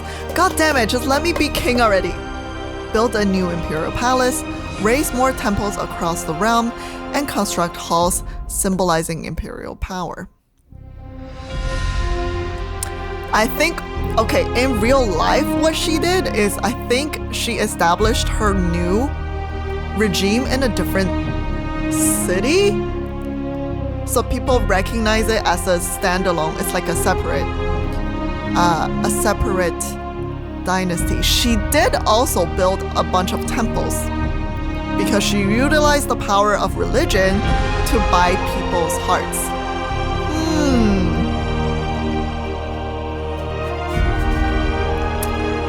Let's do this. Let's build a new imperial palace. 6个月后，新的皇宫在你的遗旨下修建完成。Oh, we have to do. Oh, wait. These are different. Spread folk songs proclaiming you as heaven's chosen. Promote auspicious omens as proof of your mandate.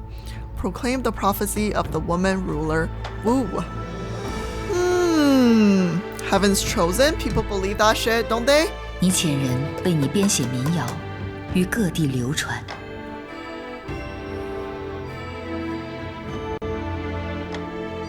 朝臣百姓依然无法接受你一个女人做皇帝。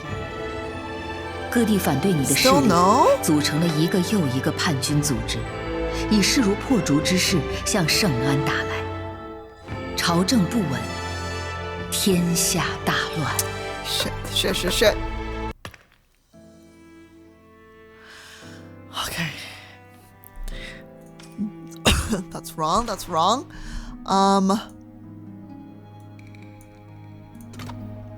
Do you think we fucked up step 1 or step 2?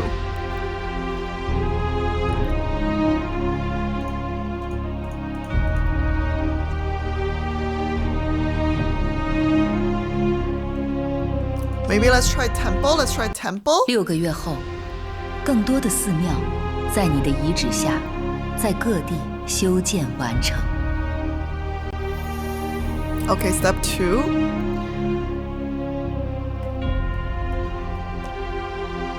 Try this. 你遣人重提太史令女主武王谶言，于各地流传。Please work. Please. No. 朝臣百姓依然无法接受你一个女人做皇帝。Oh darn. This is like extra hard because there are 6 choices that we need to combine together.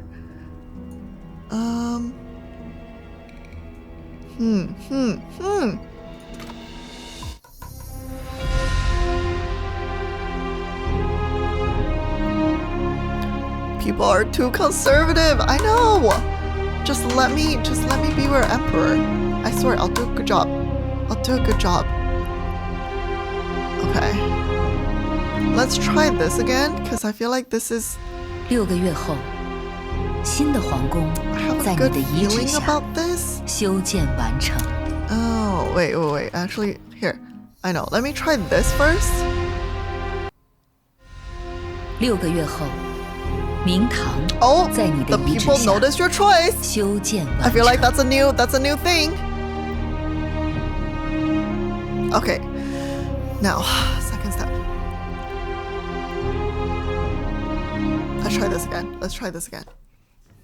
你遣人为你编写民谣，于各地流传。Please.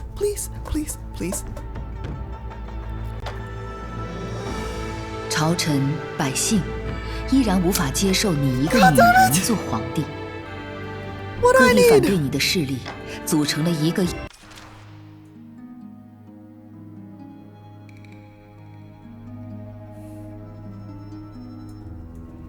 Hope all is going well. It's not going well. The game's not letting me be king. Okay, I think this was right. 6个月后，明堂在你的遗旨下修建完成。Oh, I just can't wait to be king. Middle. Let's try middle. We haven't tried middle yet. 你遣人发掘玉氏女帝的祥瑞事件，于各地流传。明堂作为皇权象征，从古至今，唯有你开了允百姓观皇室建筑之先河。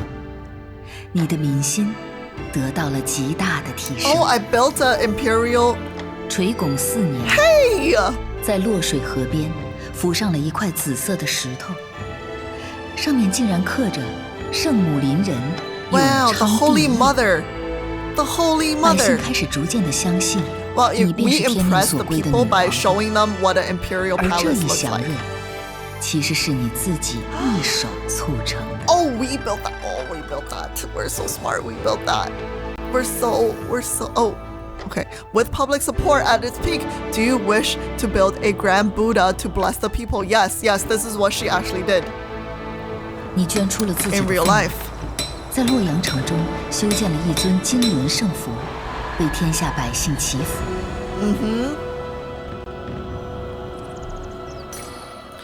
This is the famous Luoyang Lomen Shuku that I 佛 went 像 to 建 last 成 time 之 in 日 China. 你亲往祈福， Okay, this might not be 你的 Lomen 民 Shuku, 心 but she built 进 that 一 as 步 well. 得到了提 Lots 升 of。Buddha. Prayer feature unlocked.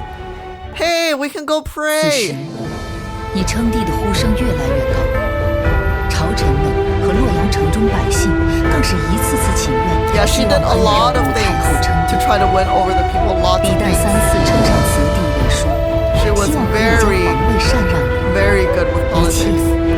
已经彻底成熟，你离那个位置再不遥远，坐上去便可君临天下。 Let's go! 朕素半生，元照者，父母之遗；媚娘者，圣帝之赐。今朕自创日月当空，光披六合，辉映盛世。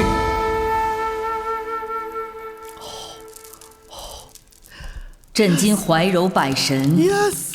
对阳上帝，三灵眷佑，万国来庭。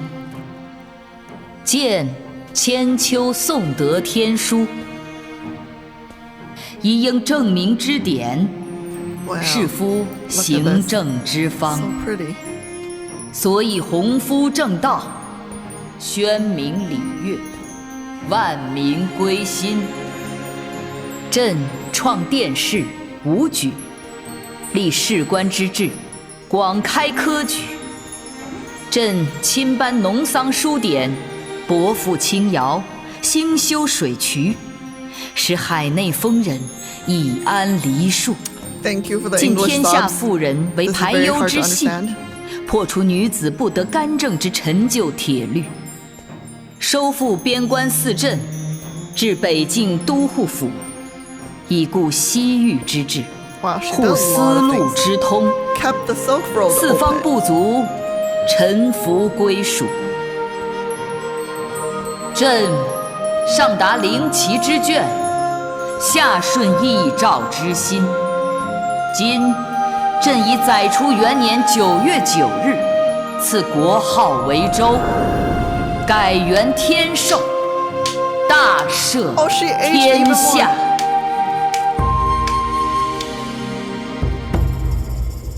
Damn, the makeup is great. Oh my god. We did it, guys. We did it. 天授元年9月初9，你的登基大典，百官朝 My 会， coronation. 万民同庆。终于，你站上了权力的最巅峰，翻手可创盛世，覆手可护苍生。53年了，从初入宫到再次入宫， Wow. I 从 was 再次入 14宫 plus 到 53. 君临天下， 14这53年， 67. 每一日 I'm 都步步 67. 惊心，如履刀刃之上。你杀了很多人，该杀的，不该杀的，你一直向前，从未停止自己的脚步，更从未后悔自己做过的每一件事。如今天下入怀，你便是这江山天命所归。 Okay, I have no time. I'm emotionally invested in this game 曾 right 经 now. 活在前人制定的礼仪教条之下，侵夺女子为自己而活的诸多不义和掣肘。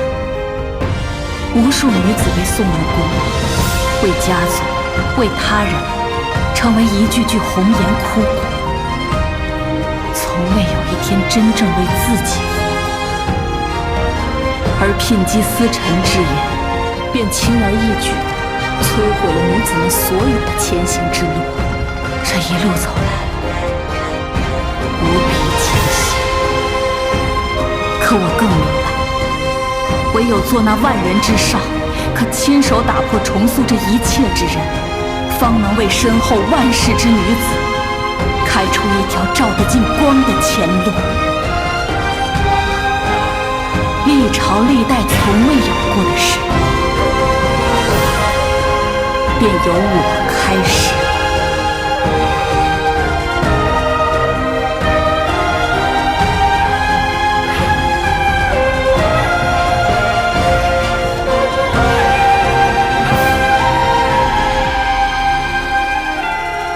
Wow.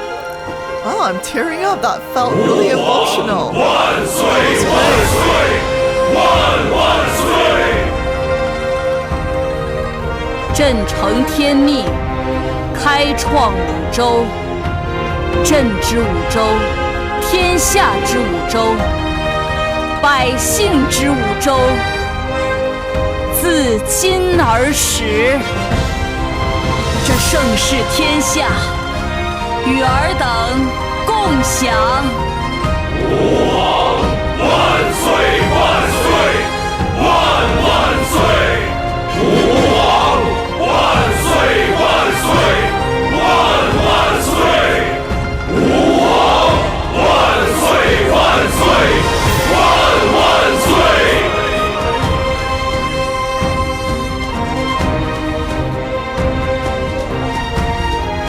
My personalized stamp.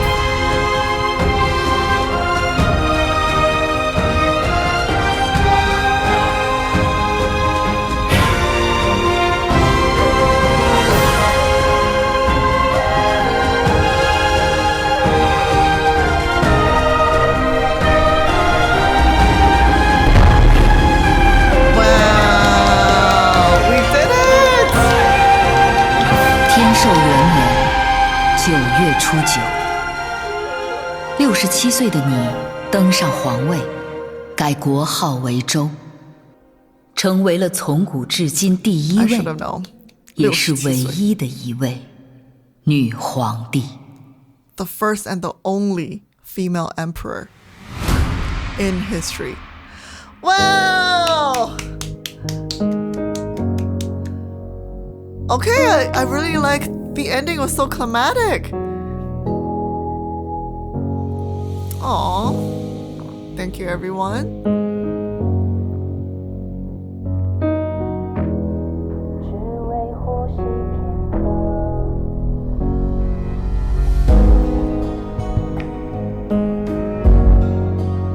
Aw, this is a thank you letter to their fans. That's so cute. That's so nice.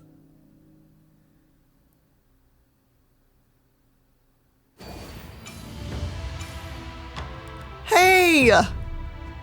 We first entered the story on June 8th.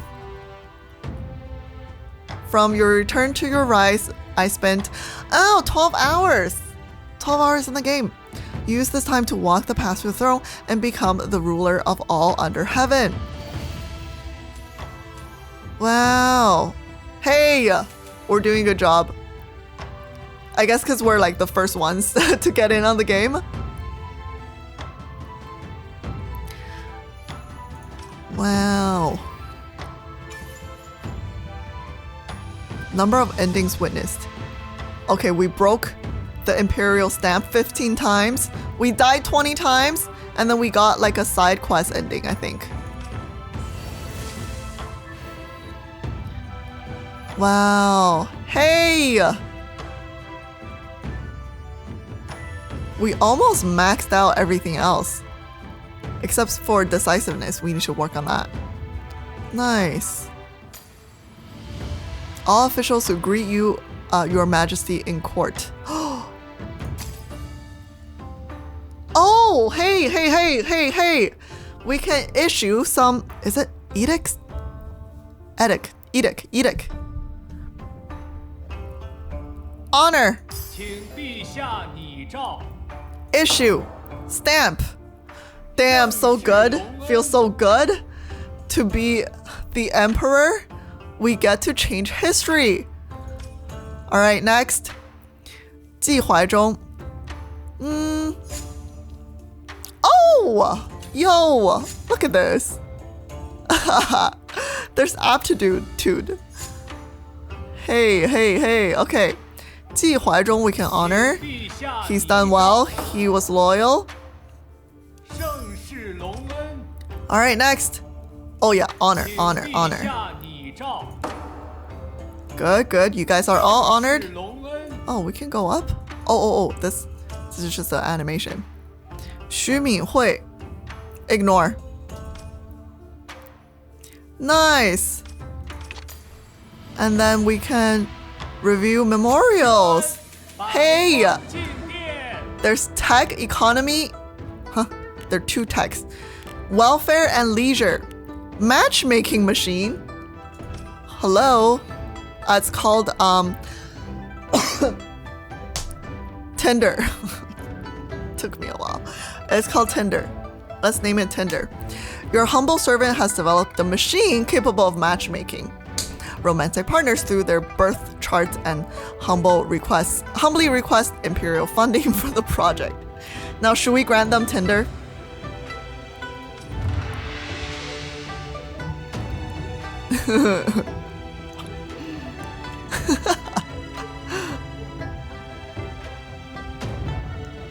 It analyzes yin-yang balance and the 5 elements with flawless precision, far surpassing ordinary matchmakers.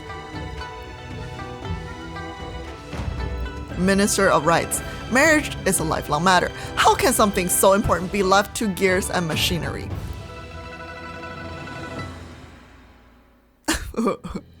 One never knows without trying.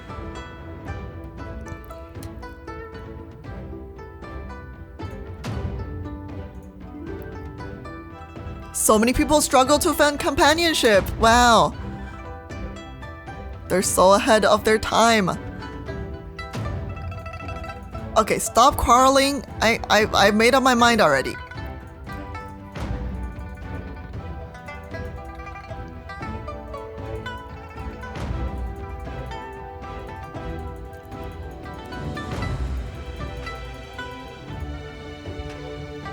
Okay.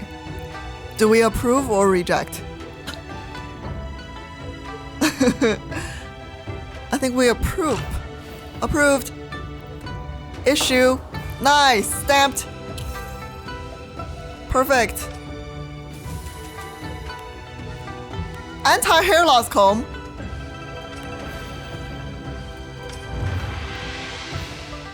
Oh, versus Xixing. Nearly a third of the court officials are losing their hair. I've developed Rogaine. Fortunately, your humble servant has devised a mechanical comb soaked in Rogaine to prevent hair loss. Hair loss is simply heaven's will. Must we really drain the treasury over a few missing strands? Easy for you to say with such a full head of hair. The rest of the court has been troubled by thinning of their hair.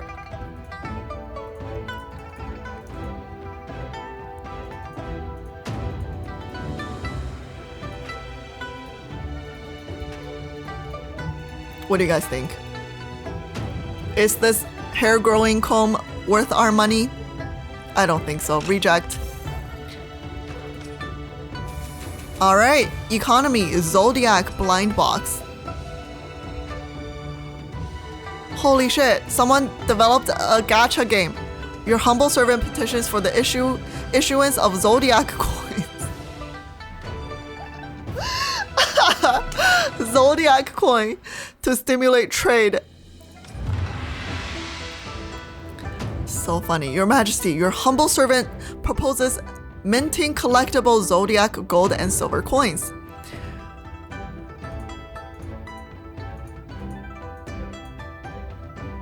That's a great idea. You should name the coin in my name. The Wu coin. What do we think? It's a good idea, right? Yeah, it stimulates economy. We're a new dynasty. We need the money. We need the money. I just built a bunch of temples and stuff. I need money.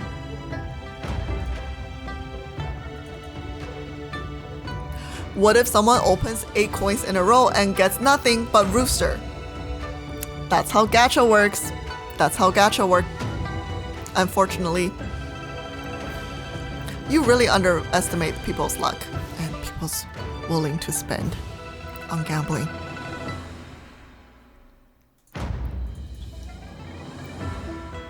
And if they still can't pull the one they want. That's so funny. How can anyone recover financially? Approve. Issue. Nice. Okay, let's see. Anything else? Oh, I have to finish all of these. Okay. Scholars have grown far too frail. Your humble servant requests mandatory 5 animal play. What is this? What's 5 animal play? What? Some sort of exercise regimen? 5 animal play. 5 animal play. Staying up all night drafting blueprints is exhausting enough. Now we're supposed to do exercise drills too? Outrageous!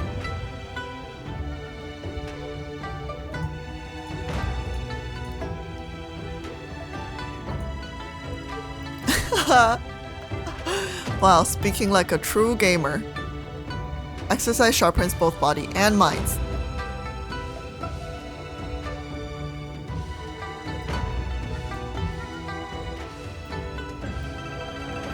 Do we want people to exercise?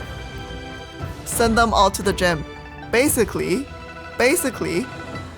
should we send them to the gym? Approve. Go to the gym. Go exercise. All right.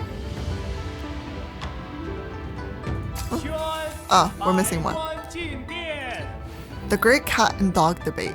Your humble servant proposes declaring the cat the national animal and establishing an imperial cat garden so all under heaven may honor cats. Oh, this is my daughter. My daughter proposes honoring cats. Cats are more adorable. A cuddle or two can melt away the heart. And is he on like the dog team?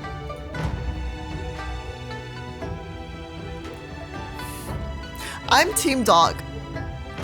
I'm team dog. The dogs are loyal, they guard homes and protect their masters.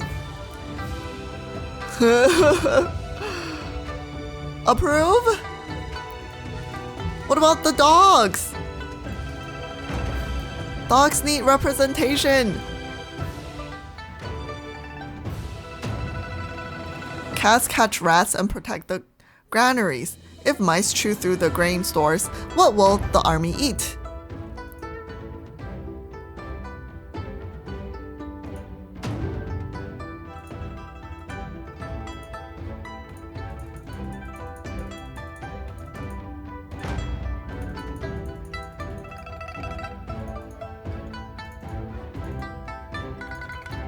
I'm team dog.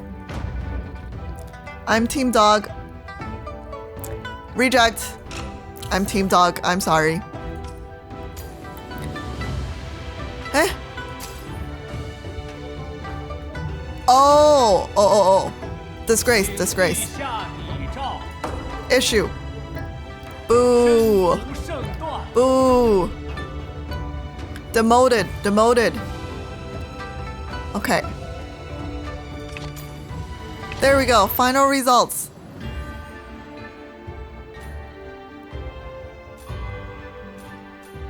Leaderboard? Oh. Hey! Oh, I know what the flowers are for. Ah, you can give the flowers to your Oshi. Oh, people hate him the most. Hate her the second most, and then hate him the third most. Whoa, whoa. Li Tai wins over Li Zhi. Whoa, whoa, whoa. Wow. Wow. We're only 50% done? How's that possible? We beat everything. How do we get to Li Tai? That is the question.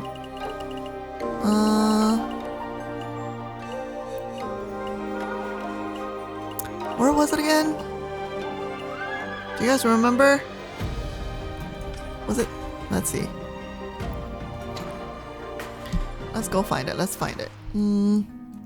Li Tai, Li Tai, Li Tai.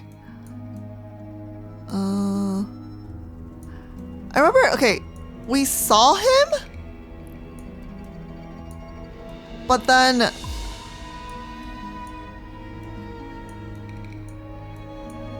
we had to Liu Xi. Okay, the next chapter.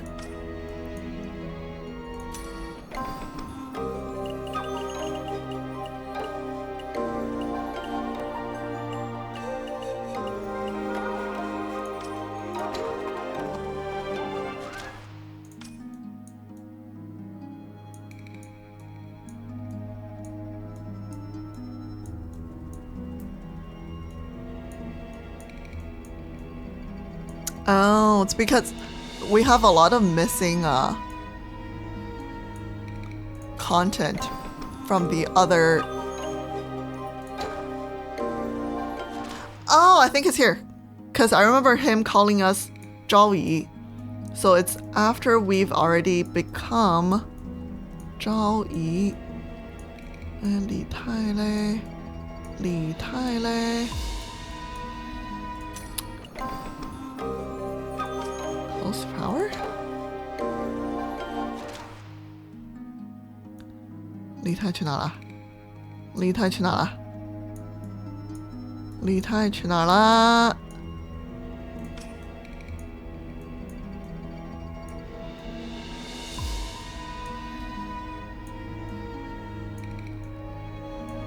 哦哦哦哦！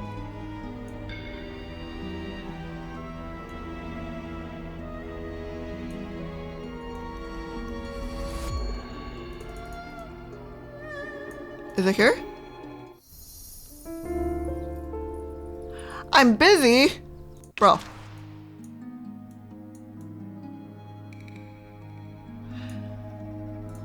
Damn it, how do I unlock Li Tai? Do we say I'm busy? I don't think that would work. 还是不去了。 No, I don't think that's what we want. 陛下，魏王死前唯一心愿，便是见武昭仪最后一面。但昭仪不愿见魏王。知道了。就在长孙太尉。When I see him, can I do something? Can I save him? Why do I feel like it's before this? Can I save him? Let's see. If I said I came to see you one last time, would you believe me? I would. Let's try this. 我信。 I thought there was a choice like before he gets captured.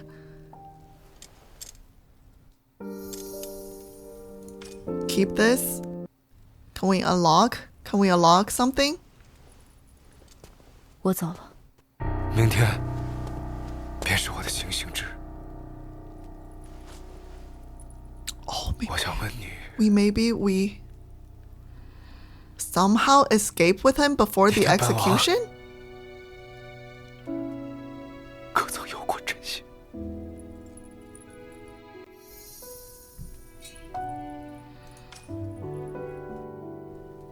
或许有过。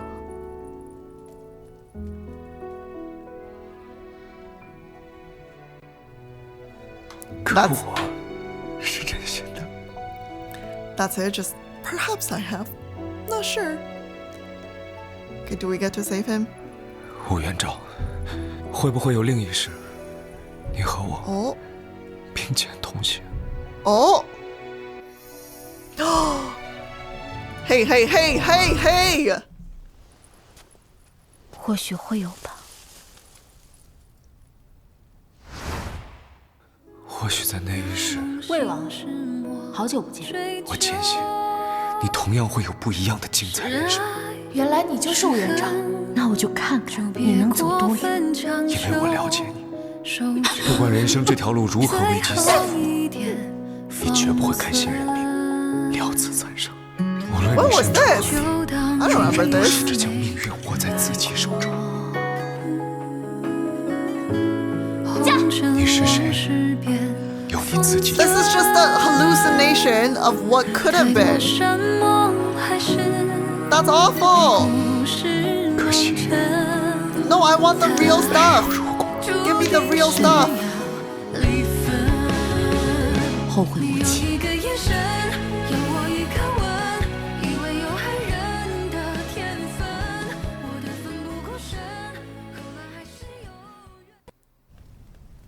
No! It's gotta be before this. Li Tai in prison. What was this? Oh! I think maybe here. Or, here maybe? Oh no, they all lead to the same thing anyway. Is that right? Yeah, I know, that's it. How do I... Can I Google this? That's not cheating, right? I just need to unlock Li Tai. That's not cheating. That's not cheating. That's not cheating. Okay, instead of Google, of course, you use 小红书。盛世天下怎么解锁李泰线？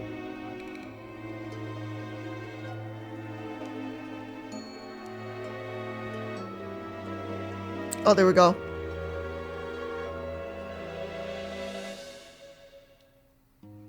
"盛世天下2怎么解锁李泰线？"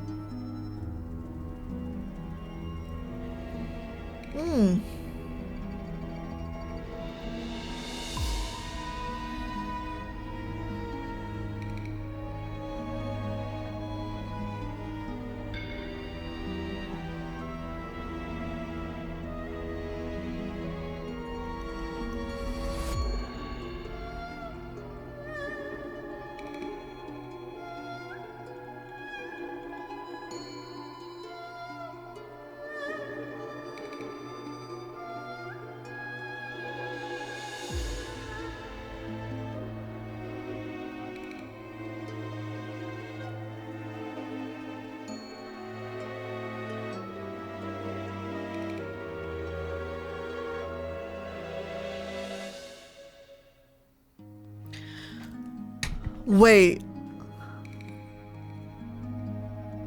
I think this is really difficult. You'd have to go all the way back and you have to choose do not run away from the temple? Holy shit. Oh, you have to stay in the temple. Yo. All the way. Back here.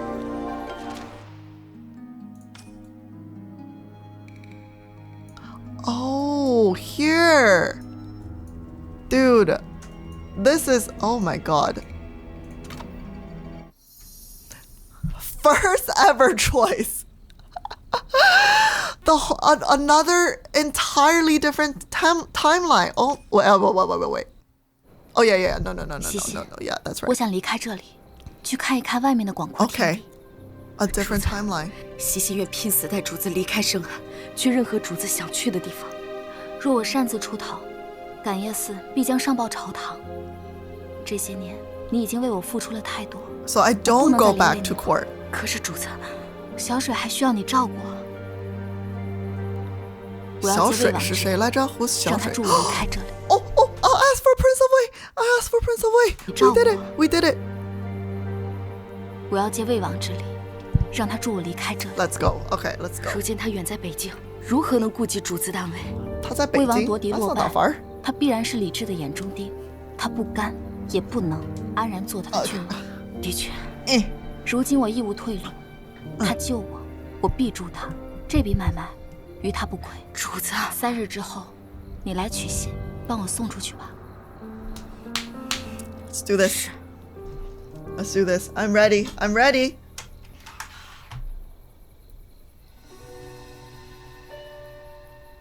魏王殿下，心狠手辣，玩弄人心。你果真和本王是一路人？这簪子也太过招摇了。送你的。哦，小水 Cixin's brother。本王马上要带父皇出征。Good memory。希望我回来的时候，你还活着。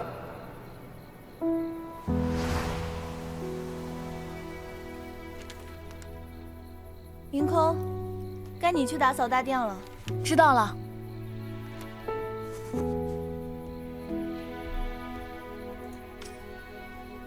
Oh, I think we've seen this already. Oh, if I'm happy, I'll let Prince of Wei off the hook. You decide to. Oh, I think we kill her. We kill her.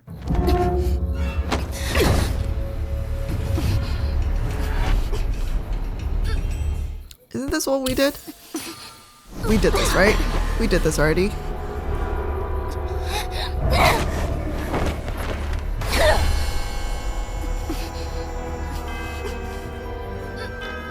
你是刘兆姐姐吗？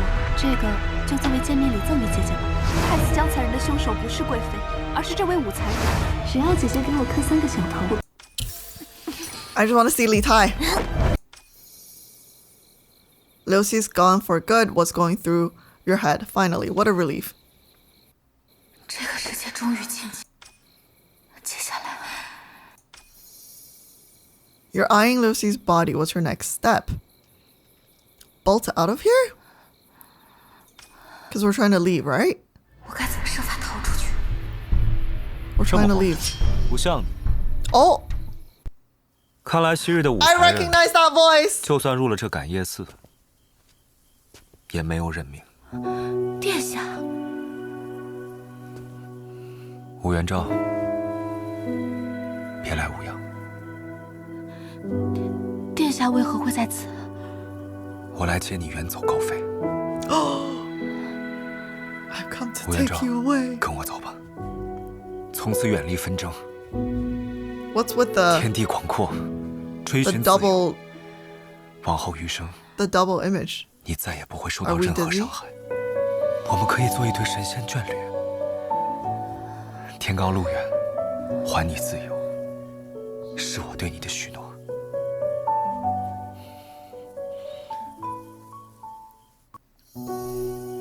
Kill him? Nah, take me with you. 带我走。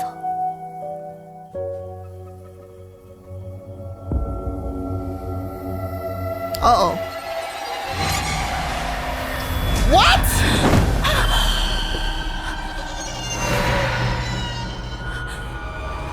殿下，殿下，沉醉在甜蜜的幻想里，永远不要醒来。殿下，殿下 What did I do wrong? How did I die? Huh? Oh! That double vision was just my hallucination?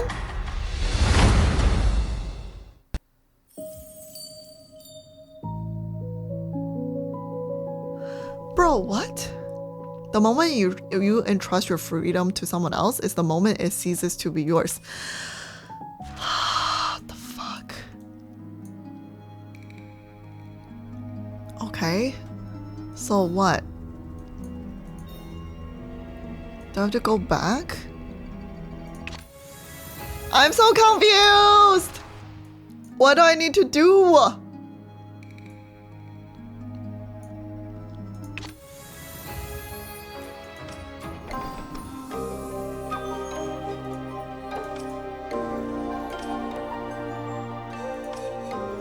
Oh, hey! We already unlocked the side quest.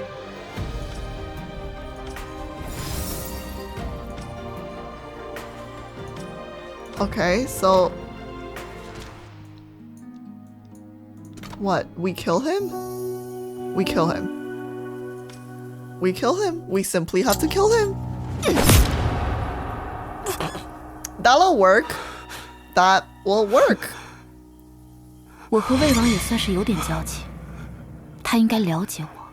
我从不相信靠握住任何人的手能获得自由，也从不相信靠任何人的许诺能让我得到我想要的东西。他不会告诉我我该和他过怎样的人生，他会问我想过怎样的人生。所以 ，Oh, so he's not. 不是他。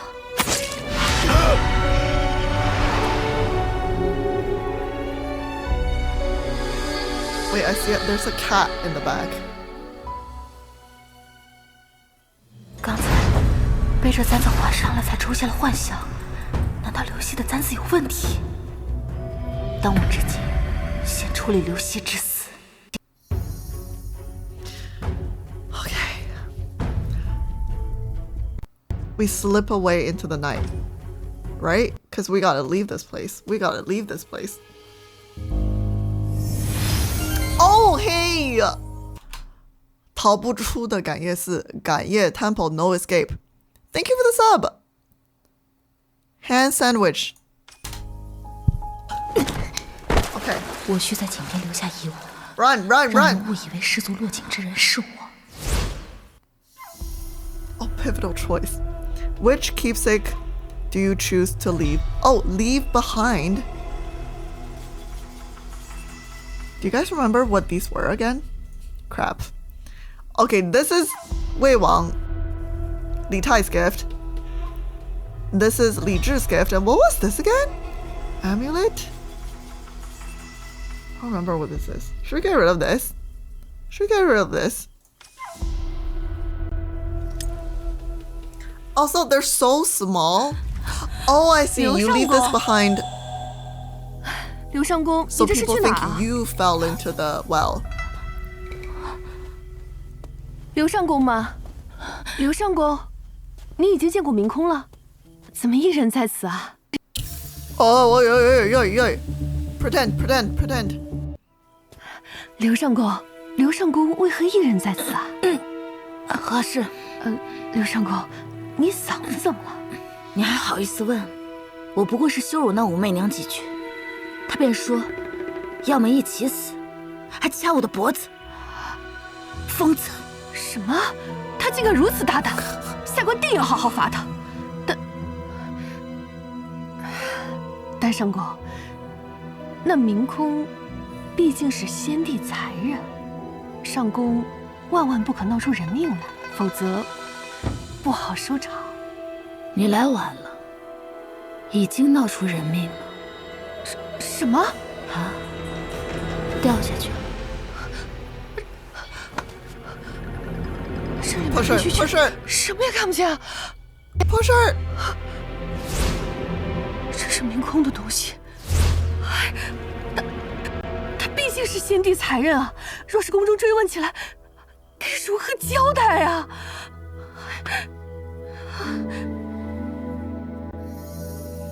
？Pusher to the well. 哎，你干什么？ Oh no, we weren't strong enough. 来人！何人在此 ？Damn it! God. 别跑，将他拿下！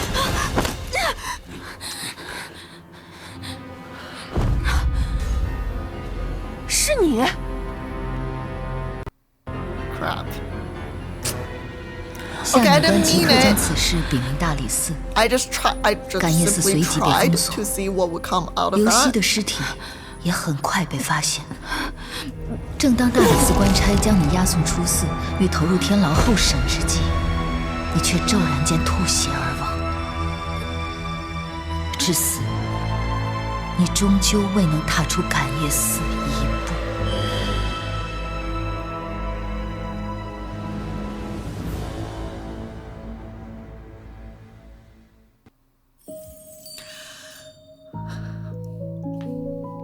Why is Li Tai's timeline so difficult to survive?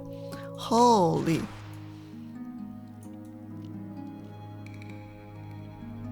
Should I just run? Should I just run? Run, run, run! Go, go, go! 来人，速速将此人拿下 Bro!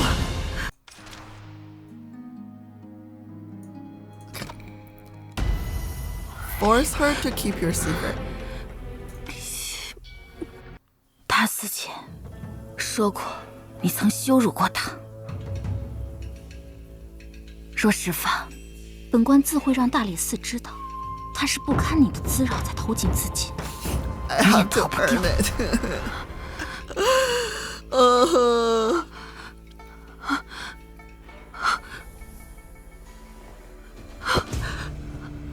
所以，你知道该如何做。上官放心，明空他是自己失足落井的，与上官和下官都绝无干系。下官自会打点好一切，不会有人知道圣公来过此地。你是个聪明人。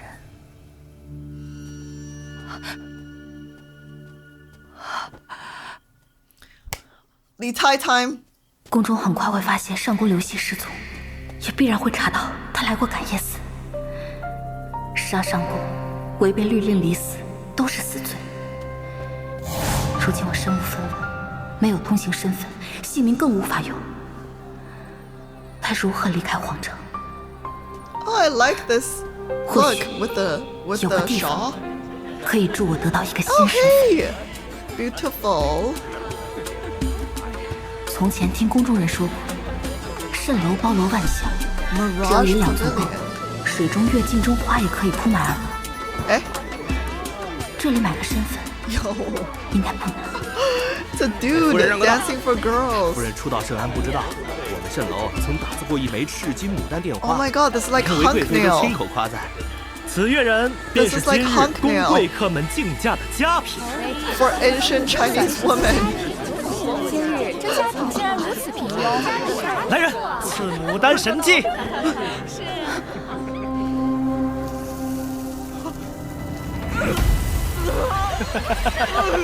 此乐人额上所刻的，便是贵客们一直好奇额前牡丹的真容了。这可是由先帝朝廷韦贵妃所创。此乐人笑和哭交织，血和泪相映，真是一种诡异又独特的美啊！在额上作画，实乃一大雅事啊！我出50斤，50斤，60斤，60斤，入宫数次，宫外竟和宫内一样，80斤一次。What are they auctioning? 烙好的牡丹还不够有意思，我想亲手试试给人烙牡丹。敢在圣安如此横行无忌，看来蜃楼背后之人定是朝中贵胄，手眼通天。这位贵客想要什么呀？听说在蜃楼能买到一切想要的东西。那就要看贵客出得起怎样的价了。我只有匆忙间从感业寺带走的3样物件。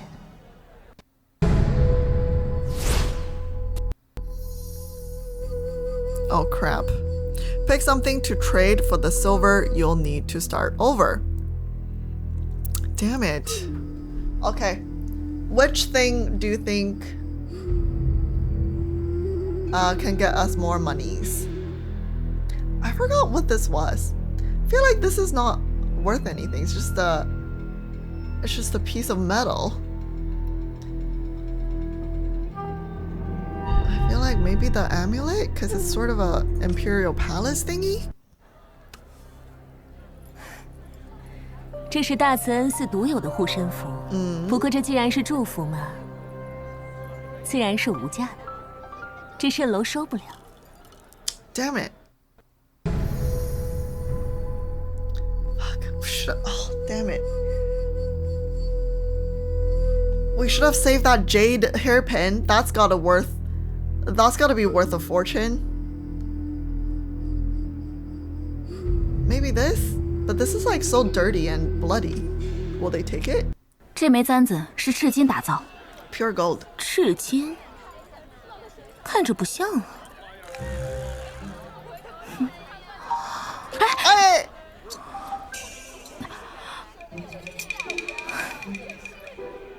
你的簪子并非赤金打造，不值钱呢。我看姑娘连斗篷都看着用料不凡，怎可拿此等下品？你 What？ 我本来想告诉你，这簪子要擦一下才能咬。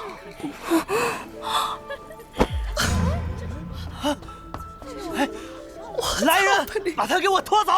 蜃楼横跨2朝，这么多年，还是第一次有人在我蜃楼明目张胆行毒害之事。你被押送入狱，1日，你在大牢却陡然间吐血而亡。大牢内守卫皆对你的死亡惊愕疑惑不已。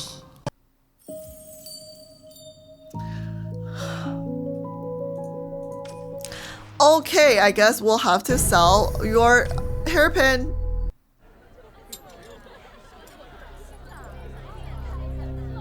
看品相，应该是出自历朝，而能做出这种技法的老工匠，早就闭关收手了。也不知是何方神圣，竟能请他再出山，鸢飞戾天，真是神迹呀！没想到贵客竟然有这么好的珍品。现在，贵客可以告诉我，你想要什么了？我想要一个新的身份。看来贵客是个有故事的人。这簪子价值连城，买一个身份实在绰绰有余吧。这些金子，贵客你收好。Finally, we rich, we rich. 这伤怎么？贵客的新身份，随我来。Okay, so she still has that wound on her hand. 贵客稍等，我去取你的新身份。哭，就知道哭，有什么可哭的？贵客们不过是想体验一把当年贵妃赐牡丹于美人额前的风雅，这些是多么荣幸的事！都是蜃楼豢养的乐人。下一个由谁去呢？你美，就你了。哦，这倒是个稀罕物。这项链看上去似曾相识。哦，是玉儿的项链。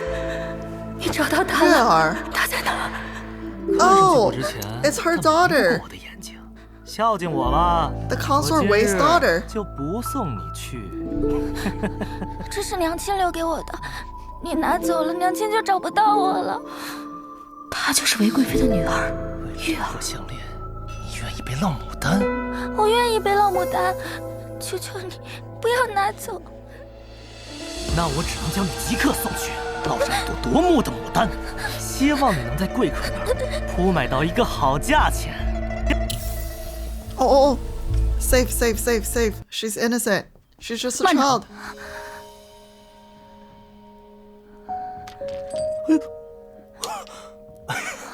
他，我要了。还有其他人，我都要。我要了。你们可真是命好啊！往后这位姑娘也是你们的主子了。真是哎呦，谢谢姐姐，我都根本不敢想。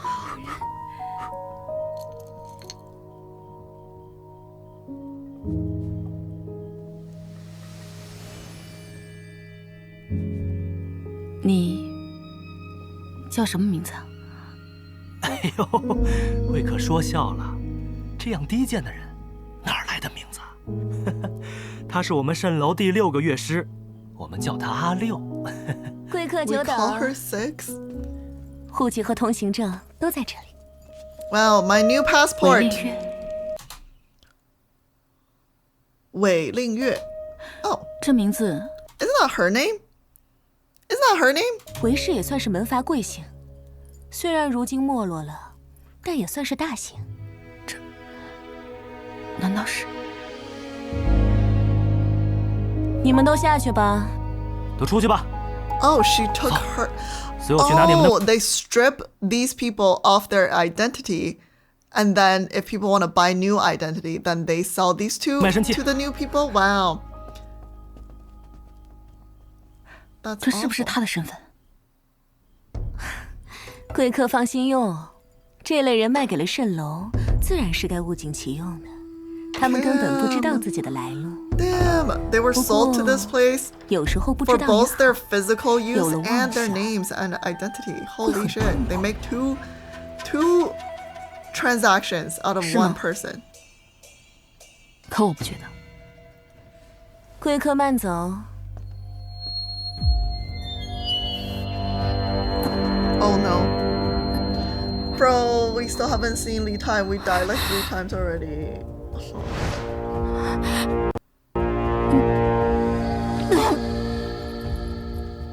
This can't be happening.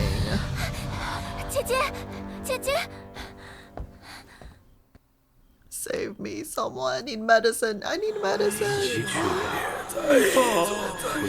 世界根本不存在。是为先帝祈福，为你的青春无法先帝陪葬。What do I have to 别再一错再错了，新的世界根本不存在。Oh. 乌元璋。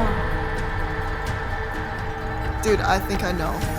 I have to go back all the way to we don't kill Lucy. 当年的你 Because when we're in that fight with her, that's how we get our cut. 你这一路走来，打败了很多人。Right, right. 可你得到你期待的结果了。如今你犯下命案，被缉拿不过早晚而已。得到新身份就能逃脱吗？痴人说梦。这世间的规则从来都不是为你我书写的。这簪子上的毒，是我作为你最好的朋友送给你最后的祝福。你身中剧毒，命不久矣，苦苦挣扎又有何用？放弃吧，我的好元璋，前方根本就没有路了。和我一起，永坠无间。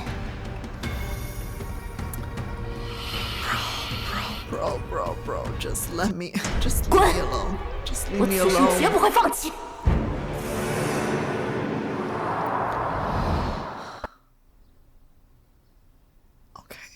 Okay, I'm alive. I'm alive. 楼主，此人醒了。That's Li Tai. That's gotta be him.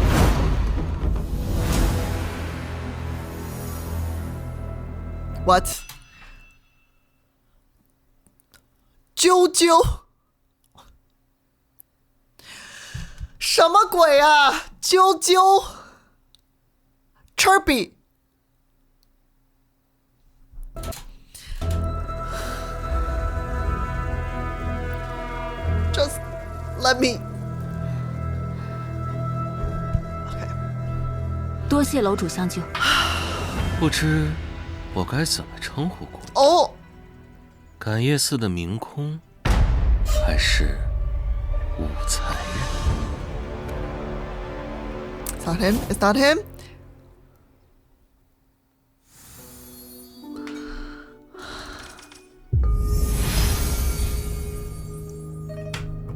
Reveal yourself. 多谢楼主相救。Chirpy. 不知我该怎么称呼姑娘？感业寺的明空，还是武才人？蜃楼果然手眼通天。Hey, call me by my real name. I spent money to buy that. 姑娘昏迷至今，刘熙刘上宫失踪的消息已在宫外传开。I think that sounds like him. 官府很快便会查到你，届时定会满城通境。 His voice, I think. 如今整个圣安，敢帮你、能帮你的，只有蜃楼。蜃楼既知我将受朝廷通缉，竟还敢相助，看来。 People from Mirage Pavilion know I'm a fugitive, yet they still choose to help. So that means I'm worth more to them than the risk. 蜃楼为了救我，不惜冒着被官府发现的危险。看来，在楼主心中，我有更重要的价值。出不出手，有没有价值？ 现在下定论，还为时尚早。你所中之毒来势凶险，寻常药物根本无法解毒。我命人为你服下蜃楼毒药的天水丸，暂时压制不行。不过，若想彻底解毒，还需要真正的解药。楼主如此费尽心思。 是想让我做什么？ We have an HP bar. 我实在好奇，你和魏王的关系。Okay, that's gotta be him. That's gotta be him. He's just 看来 playing 蜃 with 楼 us. 出手救我，是因为这枚簪子。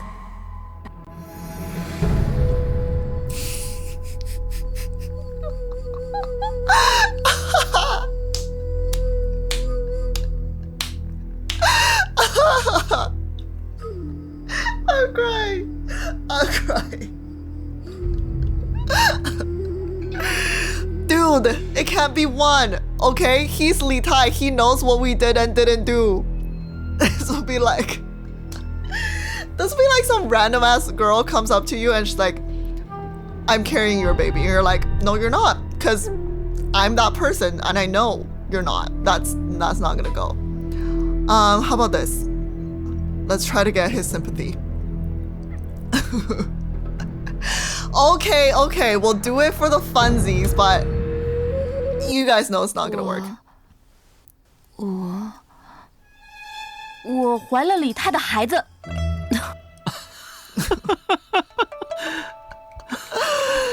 先帝若是泉下有知，我救你的时候，你的脉象根本不是血脉。你在说？Wow. 既如此，便不必 she's too good at pulse diagnosis. She knows I don't. 通缉要犯，移送官府。给我往死里打！你当蜃楼是什么地方？这小兔崽子真是胆子肥了，竟然 Look at what you did to her! Look at what you guys did this to her! 姐姐，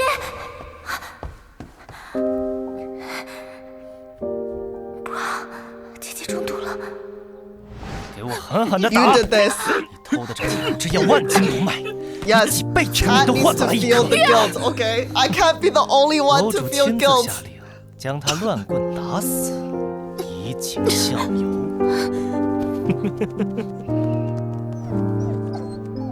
Oh my god. Poor dog. Yes, you made the dog sad. You made the dog cry. 已在天牢毒发身亡。 Okay. All right. Enough child play. Let's go. I wronged him. 看来他们对魏王很感兴趣。既如此，我对魏王越重要，便越能借此利用蜃楼为我解毒，助我破局。其实，我辜负了魏王的情谊。啊！竟有此事！第一次见到魏王的时候，是在花朝夜宴。那时我刚入宫，成为了先帝的才人。我与魏王的故事就是这样。哦，真是一个令人动容的故事啊！果然，当年魏王征战回京，专门绕路利州，就是为了你。How would you know if you're not him? Also, I recognize your bangs. You gotta be him. 在回答你的问题之前，先回答我的问题。外面那些关于你犯下命案的传言和通缉令很是棘手。你真的有命案在身吗？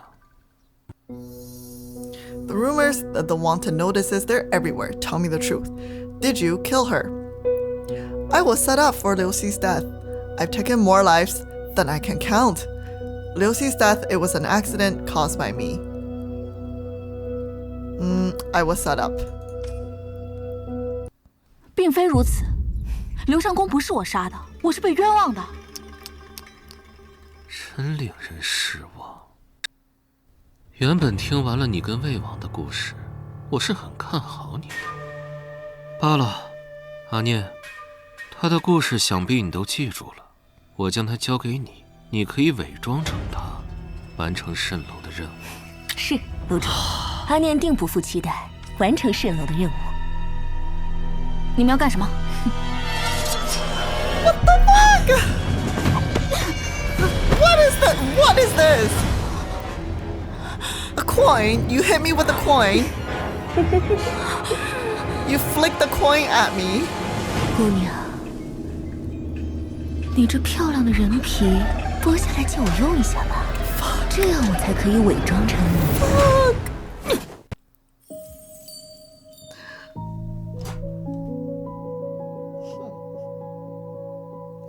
Why is life so hard right now? Why is life so hard? I don't understand. I don't understand. Yes, yes, I killed her, okay? 在蜃楼，这或许反是他们邀我入局的敲门砖。哼，姐身上的人命早都数不清了。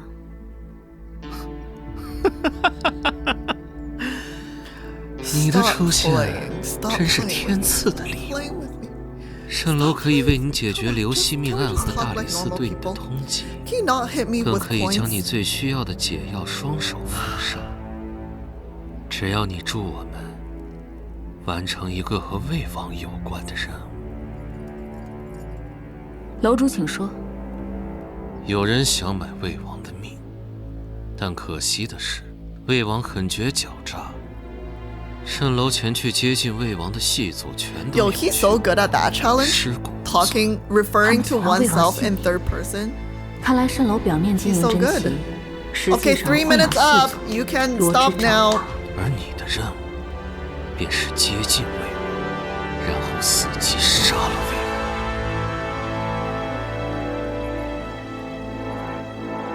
王。哼，楼主真是说笑了。魏王此人多疑诡诈，杀他难如登天。此任务不可能成功。此言有理呀。那怎么办呢？我亦是一个怜香惜玉之人，可以给你指一条续命之路。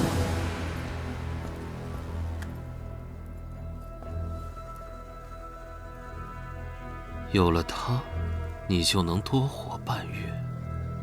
一次魏王的机密情报换一次压制毒性之药。魏王见了什么人，做了什么事，以每半月为限，用一切手段传回来。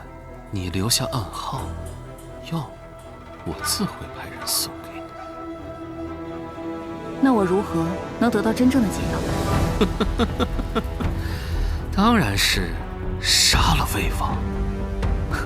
我凭什么信你们？ Just stop him right now. 蜃楼横跨两朝，立身几十载，做生意嘛，讲信用最重要。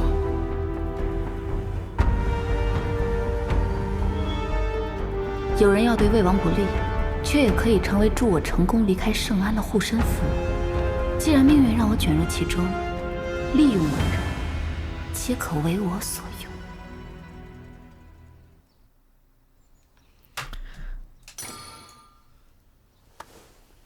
一言为定。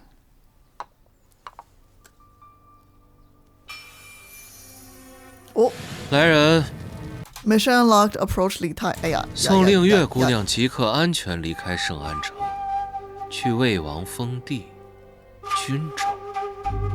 告辞。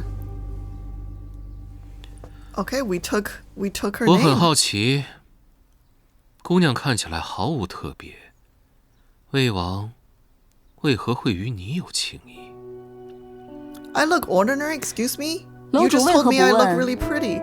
魏王有何特别？我又为何与他有情谊？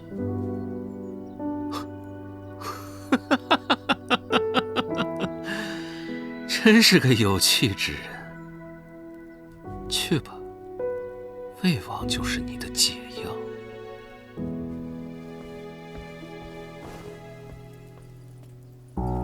楼主，仅仅因为一枚簪子一段过往，我们便要将这么重要的任务压注在此女一人身上吗？你有异议？我是蜃楼最优秀的细作，为了这个任务，我已拼尽全力，了解了魏王人前人后的一切，定能攻城。求楼主允我前往。太多人同时接近，只会让魏王愈加警觉。别这么倔，下去吧。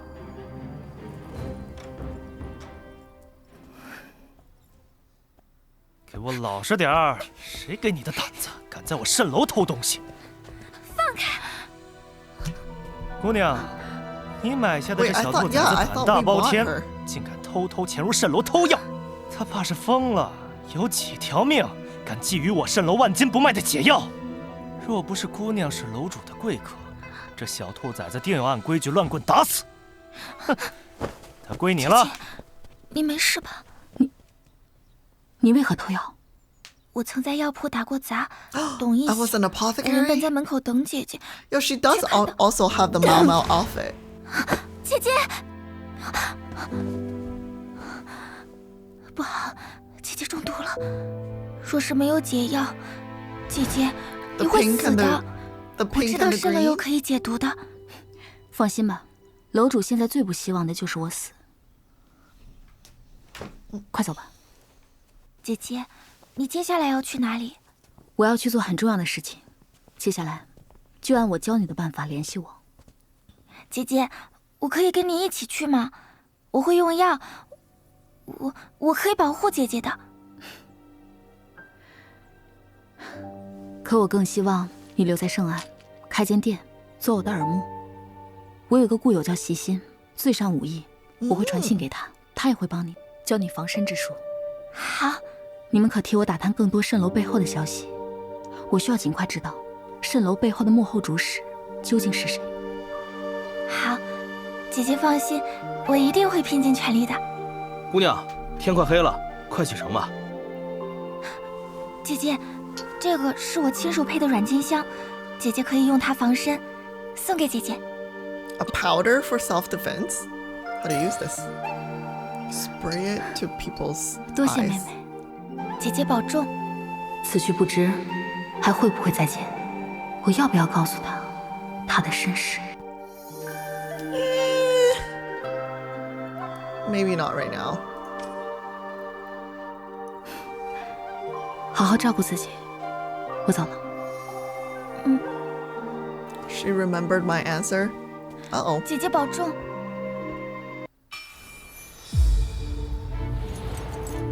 Uh-oh. 既然已经踏入这漩涡，往后我自可借助他们的争斗，为我攫取我要的一切，奔赴我的新世界。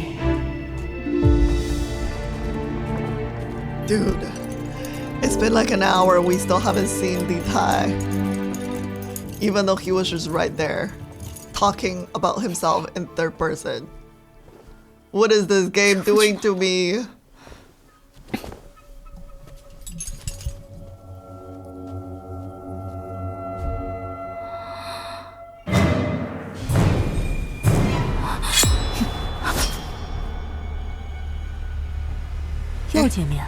Oh, 五姑娘。Who is it? Who is this? Oh, yo, she looks so cute here. What? 是你？我是蜃楼最好的细作，原本楼主派我去接近魏王，我为此不舍昼夜，可你的出现打乱了这一切。Dude, she looks different. 我现在就杀了，剥下你的人皮，伪装着。祝我顺利杀了魏王吧。What if I killed you, took your face, and used it to get close? And yeah, she literally said, I will skin your face and pretend to be you. Use it to get close enough to strike down the Prince of Wei. Don't kill me, I can help you. That won't work, we don't even look alike. Okay, that's dumb. He's too clever to fall for something like that. How about I can help you? 别杀我，我助你完成任务。不用这么麻烦，有你的人皮更方便。等我完成任务，定会帮你买副棺材，让你入土为安。Shit. No! Yes, the powder.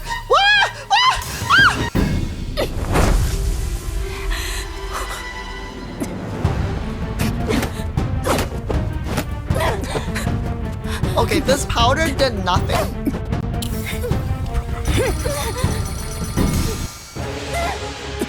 I might as well just grab like a handful of dirt or something. 半刻就会起效。Oh, it's working. 小女人的迹象就会毒发。我只要软这个事香。Oh! Wait, she dies? What?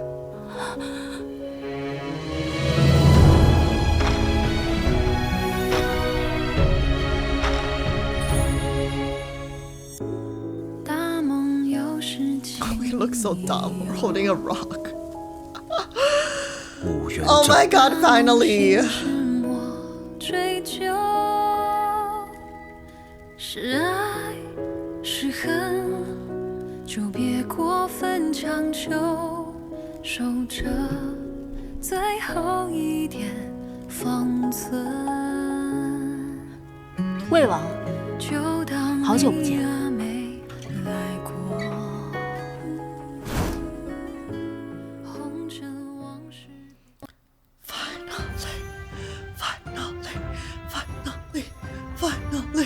Finally.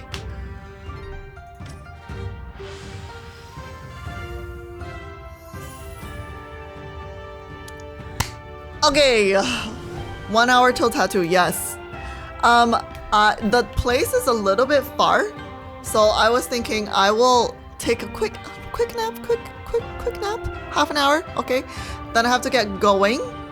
And then our appointment's at 7:30, so I'll have to be there at 7:30, set up RL, and then also, I don't know where this place is. It's somewhere really remote, so I'm worried it's like that person's house, so try not to film like in front of their house.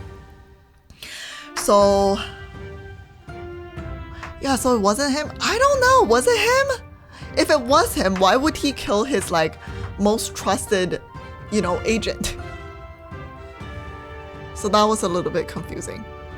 But if it wasn't him, then that dude is just weird.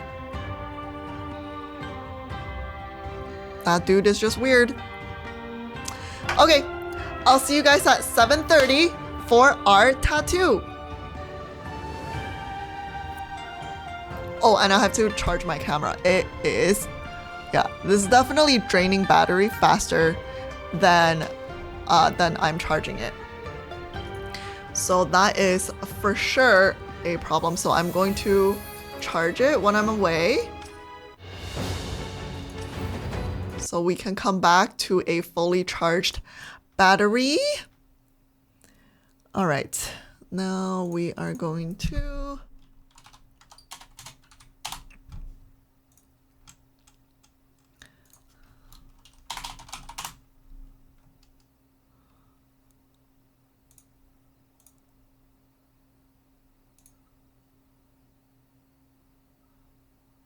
load up our things.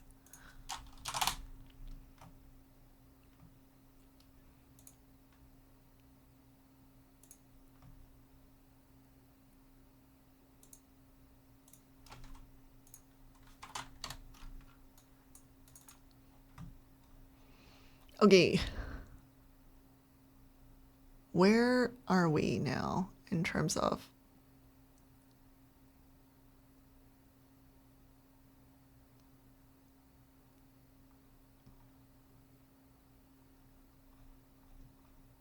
videos? Okay. I don't know. I just randomly chose one. Boop. All right, see you guys in an hour. Bye-bye.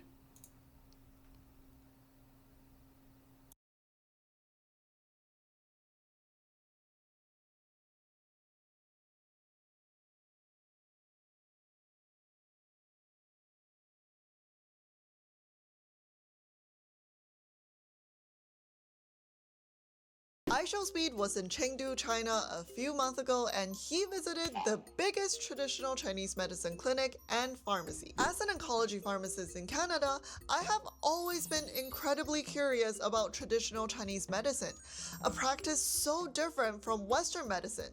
Yet billions of people around the world still believe in it and use it to this day. So I decided to experience it for myself and visited the same clinic and pharmacy that Speed went to, and I even got to interview the doctor that treated Speed. 你上次看完甲亢哥以后，他觉得疼吗？他当时就觉得。I'm in Chengdu, China today, and I'm here in one of the most popular and famous Chinese medicine pharmacies. They've got Chinese medicine shops and ingredients. They have Chinese medicine doctors here. And I want to fully experience what traditional Chinese medicine is like and how it's different from Western medicine. I've got my appointment at 2 o'clock, so let's go inside and see if they're ready to see me. And guess what I see right outside these red majestic front gates? A TV that's playing clips when Speed was here at this very clinic. That's so funny. As soon as I walk in though, I was surprised by what I see already. The first floor looks like it's just a regular pharmacy. The layout looks like it's just a regular pharmacy like we see in North America. Of course, I should have known if I was just a little bit better at reading comprehension. The big sign here says, for the Chinese medicine department, please go up to the second floor. And that's exactly what I did. As soon as I arrived on the second floor, I was blown away by what I saw. It is an entirely different world upstairs. I was immediately greeted by a much warmer, traditional vibe. The space was filled with wood colors, earthy tones, and of course, countless herbs and ingredients that I don't recognize and was dying to learn about. But we're gonna have to come back to this because I'm running late for my appointment. I realized that I haven't even talked about why I made my appointment in the first place. You see, ever since my first trip back to China when I was a teenager, I unfortunately got infected by something called the H. pylori bacteria, which led me to having stomach ulcers. Even though the bacteria was killed years ago and my ulcers are gone now, I think, I have recurrent stomach discomfort like heartburn, bloating, sometimes pain, and honestly, I've been struggling with it for years. I'm taking medications as prescribed by my family doctor and waiting in line to see a GI specialist, but since I'm in Canada, I've waited for a really long time and haven't seen one yet. So I thought, since I am in Chengdu, a city rich with traditional Chinese culture, why don't I try if Chinese medicine could work on my chronic but not extremely bothersome stomach symptoms? So I contacted the Chengdu Tongrentang, one of the most famous traditional Chinese clinics and pharmacies in town, and asked for an appointment, and got permission to film, of course. 这个是灵芝吗？这个，哇塞，活灵芝，是活的吗？是活的。我都没见过活的灵芝，真的没见过。可以把这盆搬走吗？不，搬到我那儿养不活。这些都是灵芝。都是呀，我们种的。你们自己种的？对呀。 到时候你在成都以后，你就实现灵芝自由了。要灵芝直接找我。Even though I have a general idea of what Chinese medicine is, I know it can involve drinking very bitter liquids boiled from herbs, acupuncture, cupping, and I do understand the basic concept of qi, which is an energy unit stored in our blood and in our acupoints.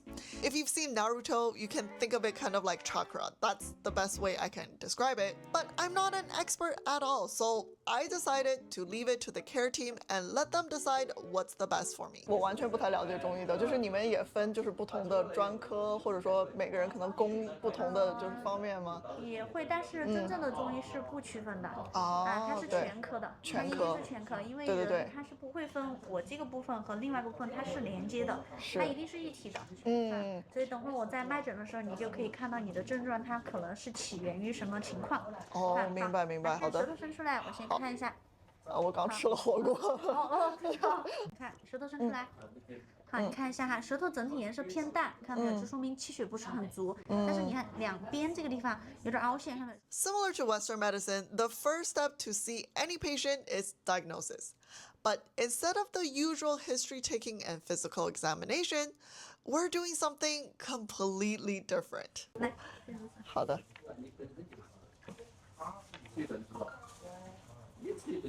假装数一下心率哈。我也是第一次就是把脉，就是感受吧。对，没有以前也没有对。脉有点如滑哈，还是水湿比较重。So as you can see, my diagnosis involved 3 different steps. The first thing she did was to look at my tongue, and tongue observation is a very big part in Chinese medicine diagnosis. After talking to the doctors and doing my own research as well, I learned that the overall diagnosis in Chinese medicine involves 4 categories. 望闻问切, which translates to observation, auscultation, inquiry, and palpation. So tongue observation would fall into the first big category. What exactly she was looking for are the colors, shape, and even the coating on my tongue. And in Chinese medicine, each part of the tongue and the different possible colors on the tongue are related to the different body parts. For example, she told me that my tongue color is on the lighter side, and the sides of my tongues were a bit indented inwards, and that the tip of my tongue has tiny red dots. The second thing she did was the pulse diagnosis. Now, I was secretly kind of excited about this because I've never done this before, and I've seen it on TV so many times, and it just feels, I don't know, I just feel like it's cool, okay? To me, it feels like you're getting your nails done or something. About my pulse, she had a lot more to say. 这个位置哈，放松哈，放松。对，这个位置有时候就会有点痛哈。这些位置，中曲代表血液循环。血液循环里面，中曲代表血液和液体的循环哈。对冠对冠的话就是什么呢？头部供血不足，人有时候就疲倦，然后精力下降，然后睡眠质量差，因为脑供血不足，他有时候睡不踏实。And to be honest, I don't fully understand what she explained at the time. The pulse diagnosis was based on a very different and complex school of thought, and dare I say even abstract and philosophical to someone that has studied Western medicine all her life. And it combines the concepts of yin and yang, heaven and earth, the elements, and many other abstract concepts. And the last thing she did was, in addition to diagnosing my stomach problems, she also noted other issues with my body, including some blood flow issues to my neck. 平时有没有那个耳鸣的这个症状？耳鸣偶尔会，然后每次可能就是5到10秒，就是一只耳朵，然后之后就。对，因为你的这个颈动脉这个位置侧面的这个颈动脉有压迫哈，这边，所以它会造成我给你摸一下哈。它就会造成这种情况，你看，感觉到了吗？很痛，它就会有一波性的，这种耳鸣哈，这些是可以调节的。哇，好疼啊！我等会儿可以让我的骨科老师来帮你看一下哈，可以调节，而且这个位置它如果堵塞了之后，一方面会影响耳鸣，而且会影响眼睛的这个血液循环也不好。眼睛会容易干涩。好。As a patient, the entire time, I felt like the biggest difference was how many problems she was able to tackle in one single visit. If you go to your family doctor or a specialist, you usually only talk about one condition at a time, right? Of course, specialists only specialize in one area of medicine, but even at your family doctor's office, they only allow you to ask one particular concern during a single visit, at least in Canada anyway. However, at this Chinese medicine visit, because like the doctor said, they're generalists.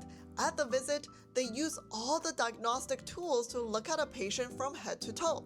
So even though I came with just one question about my stomach, she tackled many other different health problems with my body that are related. But the most obvious concern we had at hand is about my stomach.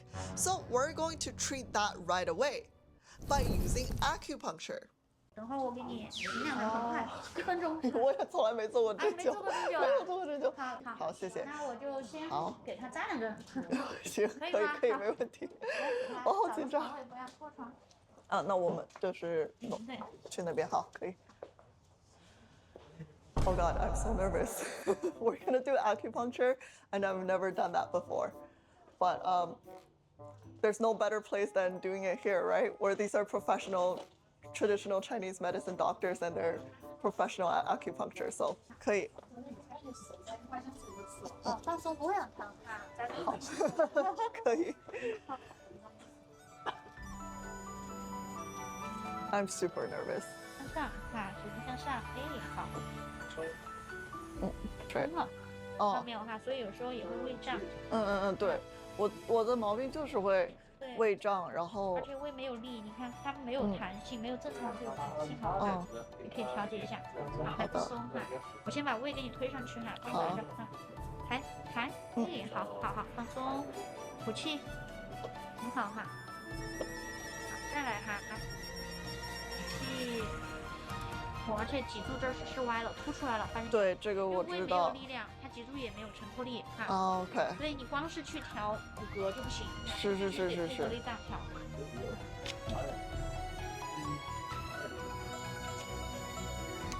我特别的怕疼，不疼吧？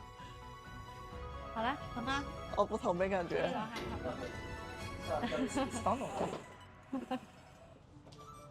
等一下，我帮他，这个就是相当于一个给胃做一个按摩和健身了，因为让胃，我们通过针灸的刺激，让胃在里面自己的收缩，就让它健身啊，还好吧？还好啊，对，通过筋膜的刺激哈，让它恢复弹性，它自己能活动能运转了，你的胃就好了，你的胃好了，气血才好，因为它才能吸收营养。我都不敢看。Does it hurt? No, it doesn't hurt. But I'm too scared to look. 应该是很舒服的哈，其实是非常舒服的。How many needles are there? Just one. Just one, okay. 对，你觉得有很多吗？你感觉有多少根针？我感觉好像被扎了2、3次，不止一根。不止一根针。对，也就一根针。对，但这个针法也是我们的特色针法。现在有点疼。我比较好奇，就是说，像普通咱们就是像什么情况，大家会选择就是说看西医，然后什么情况会选择看中医呢？这个可能是一个习惯吧。对，因为在我们这儿的话，你看像我们这边一般来说，我们科室哈是男女老少啊，包括小朋友都可以看。对，全科都可以。其实中医更强调是一个家庭的健康管理。对。只要孩子的生病了或者什么生病了，只要一些小的问题，我们都及时给他处理。他其实看西医的频率非常少，非常少哈。对。因为你平时把他基础健康保证了，他其实好像没有机会去。不太用。没有机会去看西医，像一些小的结节呀，这些我们直接给它处理了。那这跟我们那边还不太一样，我们那边就是西医嘛，然后其实我们很多病人他会告诉我们说，他其实也有在看中医，就两边一起，所以就是其实现在在我们那边像针灸什么的也是挺普遍的，挺好的。对。今天上午我们就有3个是加拿大的患者。是吗？对，但那边好像中药不是很好抓哈。不是很好抓，而且可能价钱也比较贵，然后我们那边医保也不包中药这个范围。好了，可以了哈。你再摸你现在的胃，你看它有力量了，摸到了吗？对，比较有弹性，是不是？对。可以啦，还好吧？还可以。保持这种感觉，晚上吃饭的时候你可以给我反馈一下你的这个胃的感受。好的。好，可以起来了吗？哇。Acupuncture might be something that you are more familiar with. Acupuncture means using needles to puncture into acupoints, and acupoints are special locations on the human body where the qi and blood flow in and out. Acupuncture is also a recognized and regulated profession in Canada. Where I live, my health insurance from work actually covers acupuncture as a health service. Most people know that it can be used for pain relief, but in reality, it can be used for much more than that. Anything from numbness to inflammation, all the way to indigestion and insomnia. As long as in Chinese medicine, the cause of your issue is due to problems with qi, they can use acupuncture to treat it. 但是有针感的话，它就是针感的话有气感，它就是会发红哈。OK， 对。好的，谢谢。好的。I feel okay. Like when they poke in, and when she was like swirling it around, it was a little bit painful, maybe like 2 to 3 out of 10. Well, what I didn't know was this pain was just the beginning. What faced me was a much more painful treatment. Traditional Chinese massage. 这些地方很痛很痛很痛，对，而且我比较怕痛，轻一点。就是点一下这个穴位啊。就是用手的力道去。好的，好，但是拜托轻一点，我真的很怕疼。一点儿都没有用力，就因为它是真的吗？哦，没有在用力。对，基本上没有用力啊，这是伤筋。就这样子，点这个穴位。好的。这样子一个点穴的一个方法。好的。是去就是按揉这个地方，是不是？对，就点风池。好的。风池穴。还有伤筋，就分4、5个点。点完了以后，给你用小鱼剂给你揉一下。好的。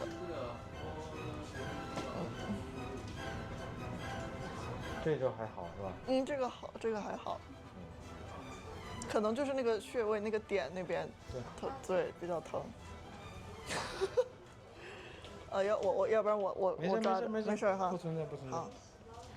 我给你点几下，给你缓解一下啊。谢谢。嘣的。啊，这边真的很疼。好的，谢谢老师，谢谢老师。Okay. Okay, when he was first pressing on I think those are acupuncture points, like pressure points. I think it was like right under what bone is this? Like occipital bone, I think, right under here, both sides.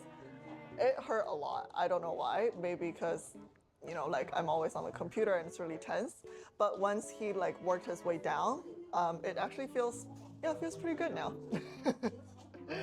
Yeah. Okay, we'll see if, my shoulders get less tense in the next few days. After the in-clinic treatments were over, now we're going to actually get our prescription so we can take medicine at home. They have an electronic medical record system just like we do here in the West.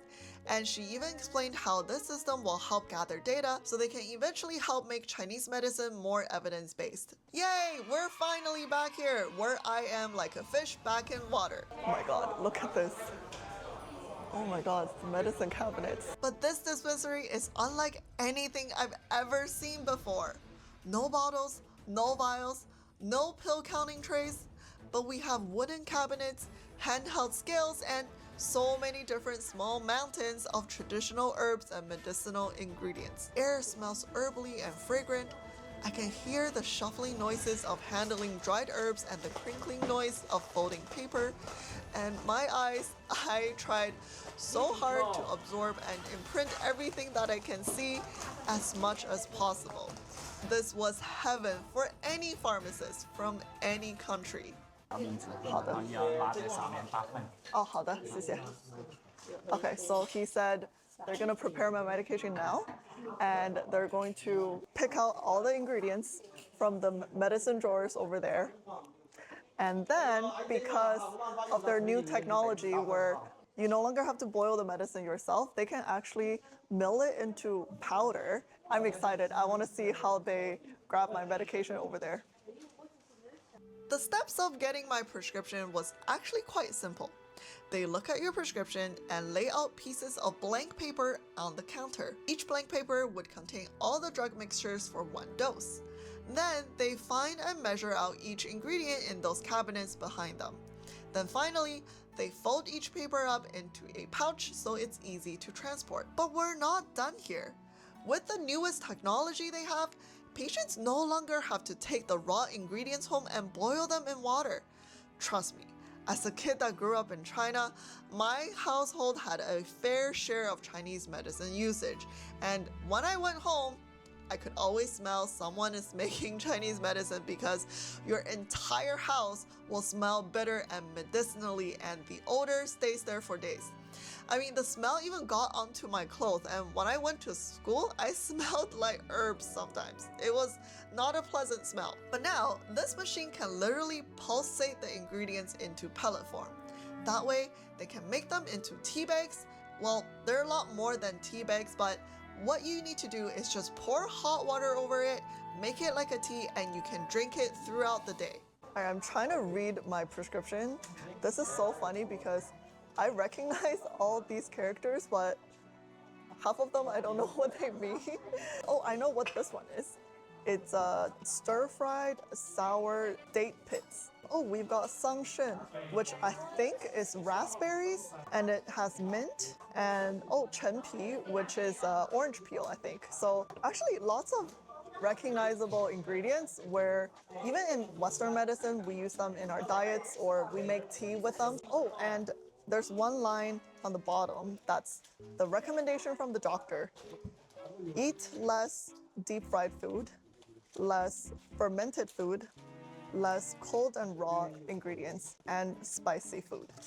Oof, I just had the spiciest hot pot I've ever had in my life, so I will definitely try to follow these instructions. Okay, I'm waiting for my prescription now. When I used to get sick in China, I still went to Western medicine hospitals and saw Western medicine doctors, even though this is something really prevalent in China.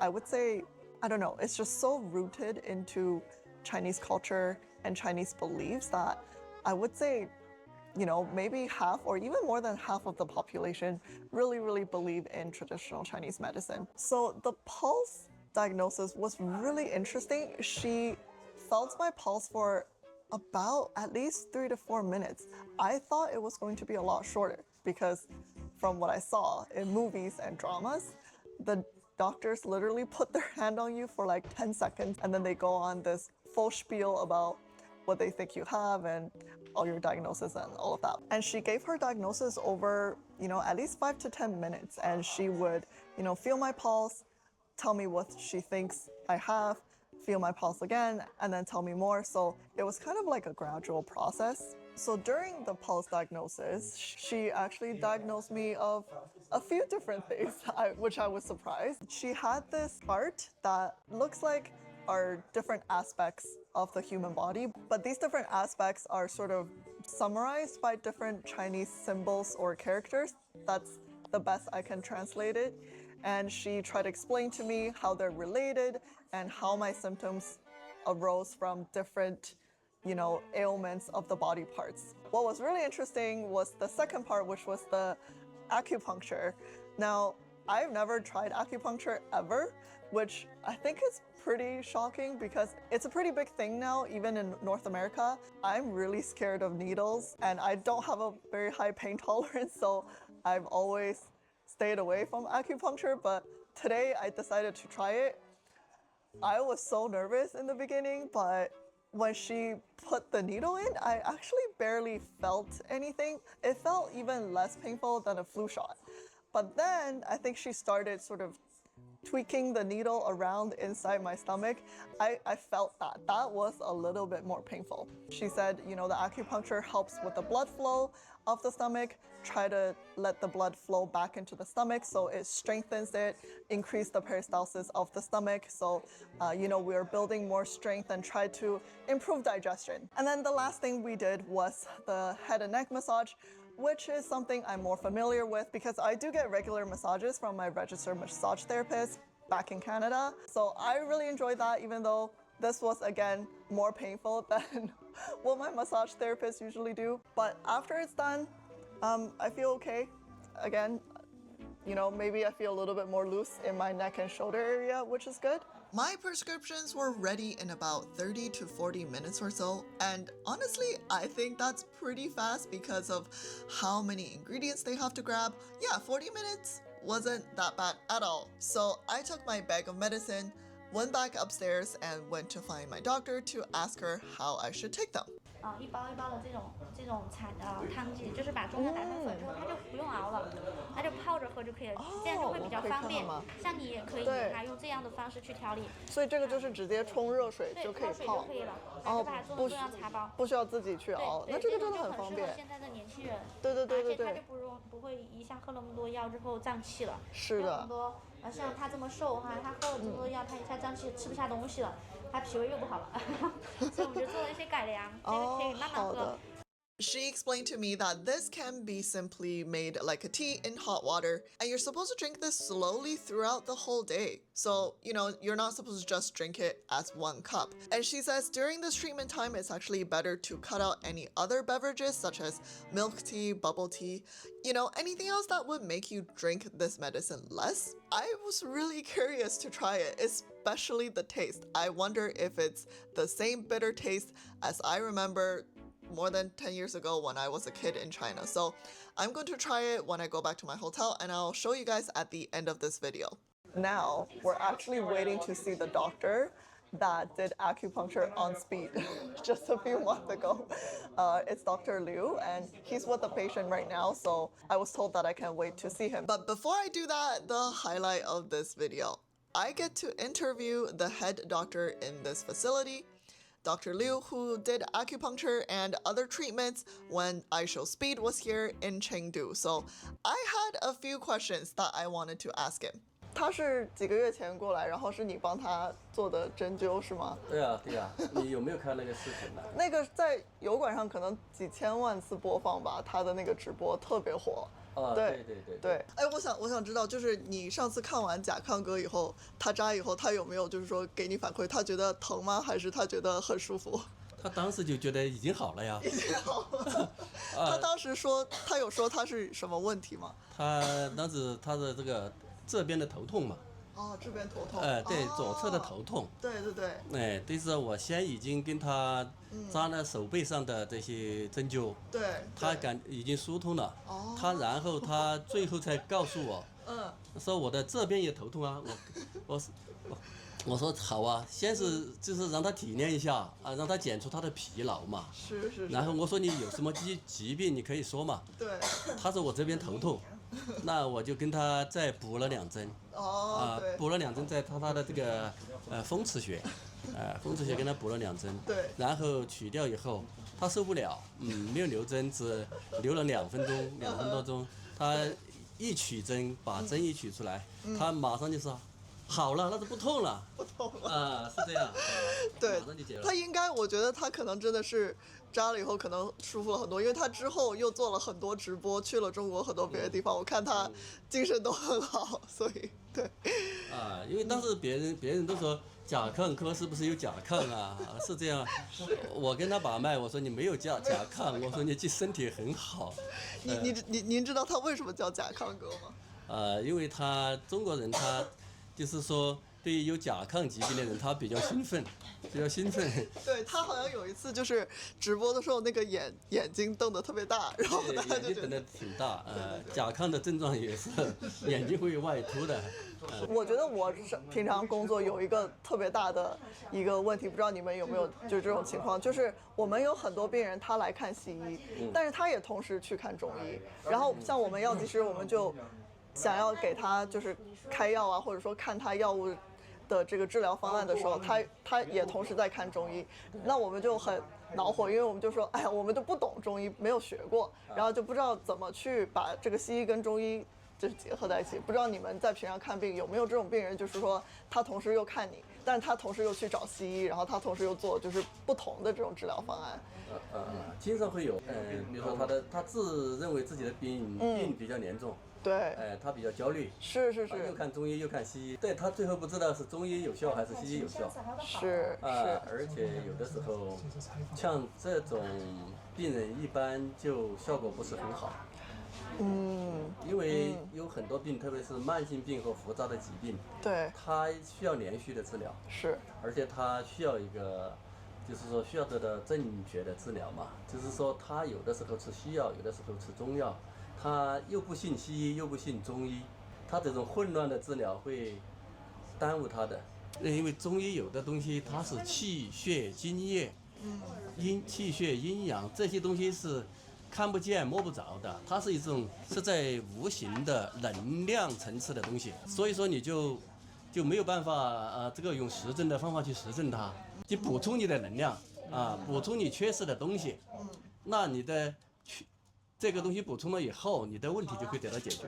我听懂了，刘医生的意思应该就是说，如果你学中医，就是应该用最传统的中医的这个方法去学，而不是说通过西医的方式去学，因为这两个是不同的两个就是治疗的体系嘛，对不对？如果就是说通过西医的体系去学，那就是学的可能就是说不是传统的这种中医。对，你说的很对，因为这个中医和西医是两套理论体系，而且中医它的理论体系是完整的，这个西医它也有它的一套理论体系，而且这个中医还有一个最主要的点是什么呢？它不能照本宣科，要根据老师来，病人来什么状态，然后这个跟老师学，临床学，然后学好了以后才能够做好医生。谢谢，今天学到很多，谢谢刘医生。好。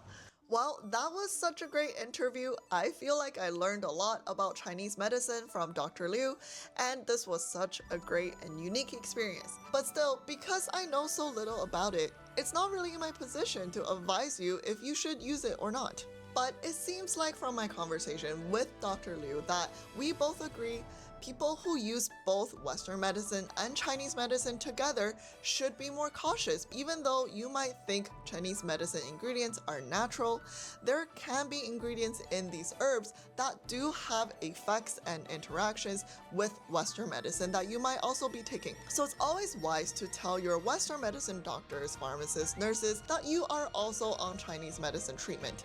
Even though we might not know too much about it, we do have good references that can give us some basic ideas of what those ingredients are, and we can check to make sure that they don't have any negative effects with your current treatment.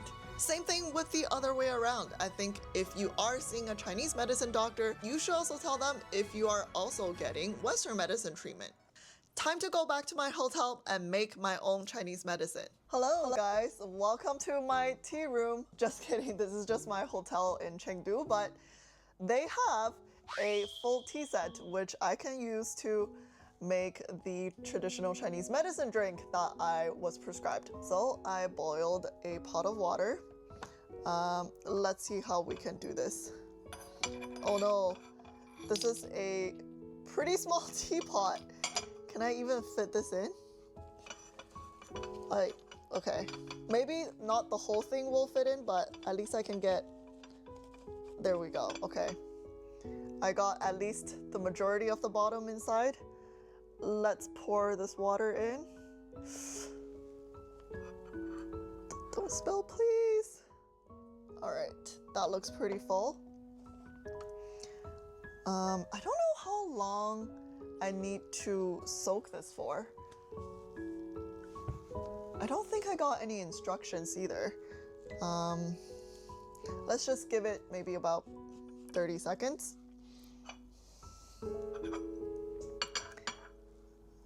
I think that's good enough. I can already smell the Chinese medicine smell. I really hope it's not super bitter. When I was really little, I was forced to drink traditional Chinese medicine occasionally. It's usually when Western medicine doesn't work that well for a certain condition, then the doctor will be like, okay, why don't you try traditional Chinese medicine? So my parents would buy me traditional Chinese medicine and force me to drink very, very bitter liquids. Like, I cannot describe to you how bitter they are. It makes you want to gag. So let's give this a try.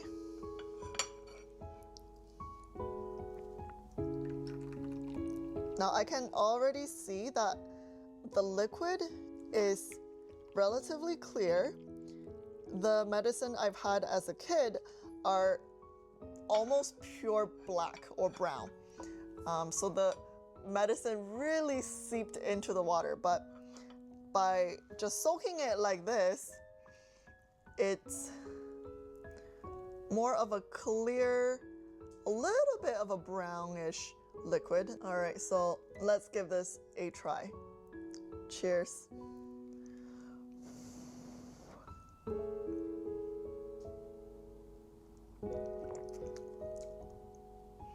You know what? It actually tastes pretty good.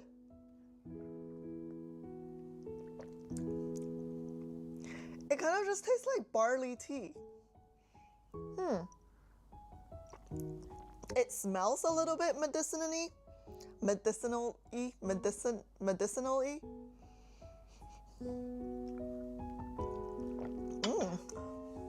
Actually tastes kind of good. Wait, I want to make more.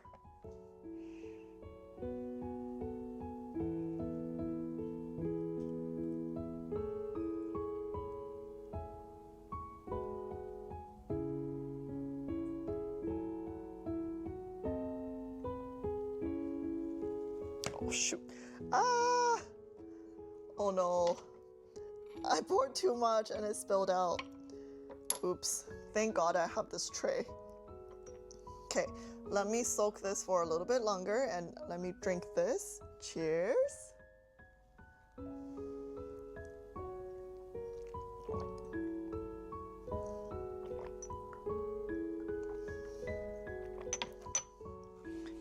It's really not that bad. I was really worried that I'm gonna be gagging and my whole mouth is gonna be really bitter. Oh, if any of you have done the N95 respirator that we have to wear sometimes in the hospital, we need to get fitting for those. And the bitter spray that they spray inside your mouth when they're doing the fitting, that's how bitter the Chinese medicine is when I had as a kid. But this honestly just tastes like normal tea, guys. Wow, I'm really impressed by the taste. As for the effect or side effect, I can't tell yet. I was prescribed a 14-day regimen, so I'm gonna try to stick to that. And I'll report back to you guys either in a new video or a post on Twitter, so make sure you follow me there. And as for the experience I had today, I definitely thought it was super unique and different. I've never experienced anything like this. And I feel like it's hard to find something like this even in North America. I also feel like I learned a lot from the people that I saw today. They told me a lot about the traditional Chinese medicine system, how that's very different from the Western medicine system, and we shouldn't think about it in the same way. I also thought it was really fun just to experience how typically Chinese people would go seek medical care, how they would get their prescriptions and stuff like that. A lot of the devices, a lot of the things that they use were completely different from what we use in Western medicine. So overall, I think it was a very great and new experience for me. I hope you guys had fun watching this video as well, and I'll see you in the next one. Bye!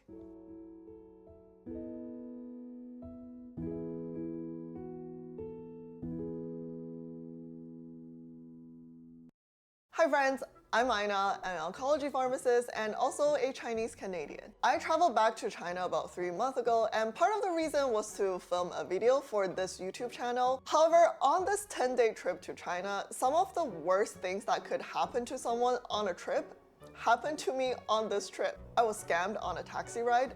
I had the worst food poisoning of my entire life. And on my last stop, my luggage was stolen. It was caught on CCTV and I ended up at the police station. You probably think I'm never going back to China, right? After all this. But I'm about to tell you that's actually not the case, because the way my problems got resolved in China were completely different from how they would have gotten resolved in Canada or anywhere else in the world. So I'm going to explain why that is in a little bit, and hopefully I'm going to give you a version of my trip that's completely unsensationalized and as honest as it can be. I know a lot of you are probably interested in knowing the countrywide surveillance camera system that they have. Is Big Brother really always watching? Is it true that China is one of the safest places on earth right now? So let me tell you what happened on my trip. My first stop was Chengdu. It's probably one of the most popular and Instagrammable places from China right now. A lot of my friends are either planning to go or they've already visited. And I went there because I was planning to film a video at one of their traditional Chinese medicine clinics where I could try acupuncture, traditional Chinese medicine. I could go visit their medicine dispensary, like the traditional Chinese herbal dispensary you saw in Apothecary Diaries. I land at Chengdu Tianfu International Airport. I get out of the airport and I immediately notice a difference. The air.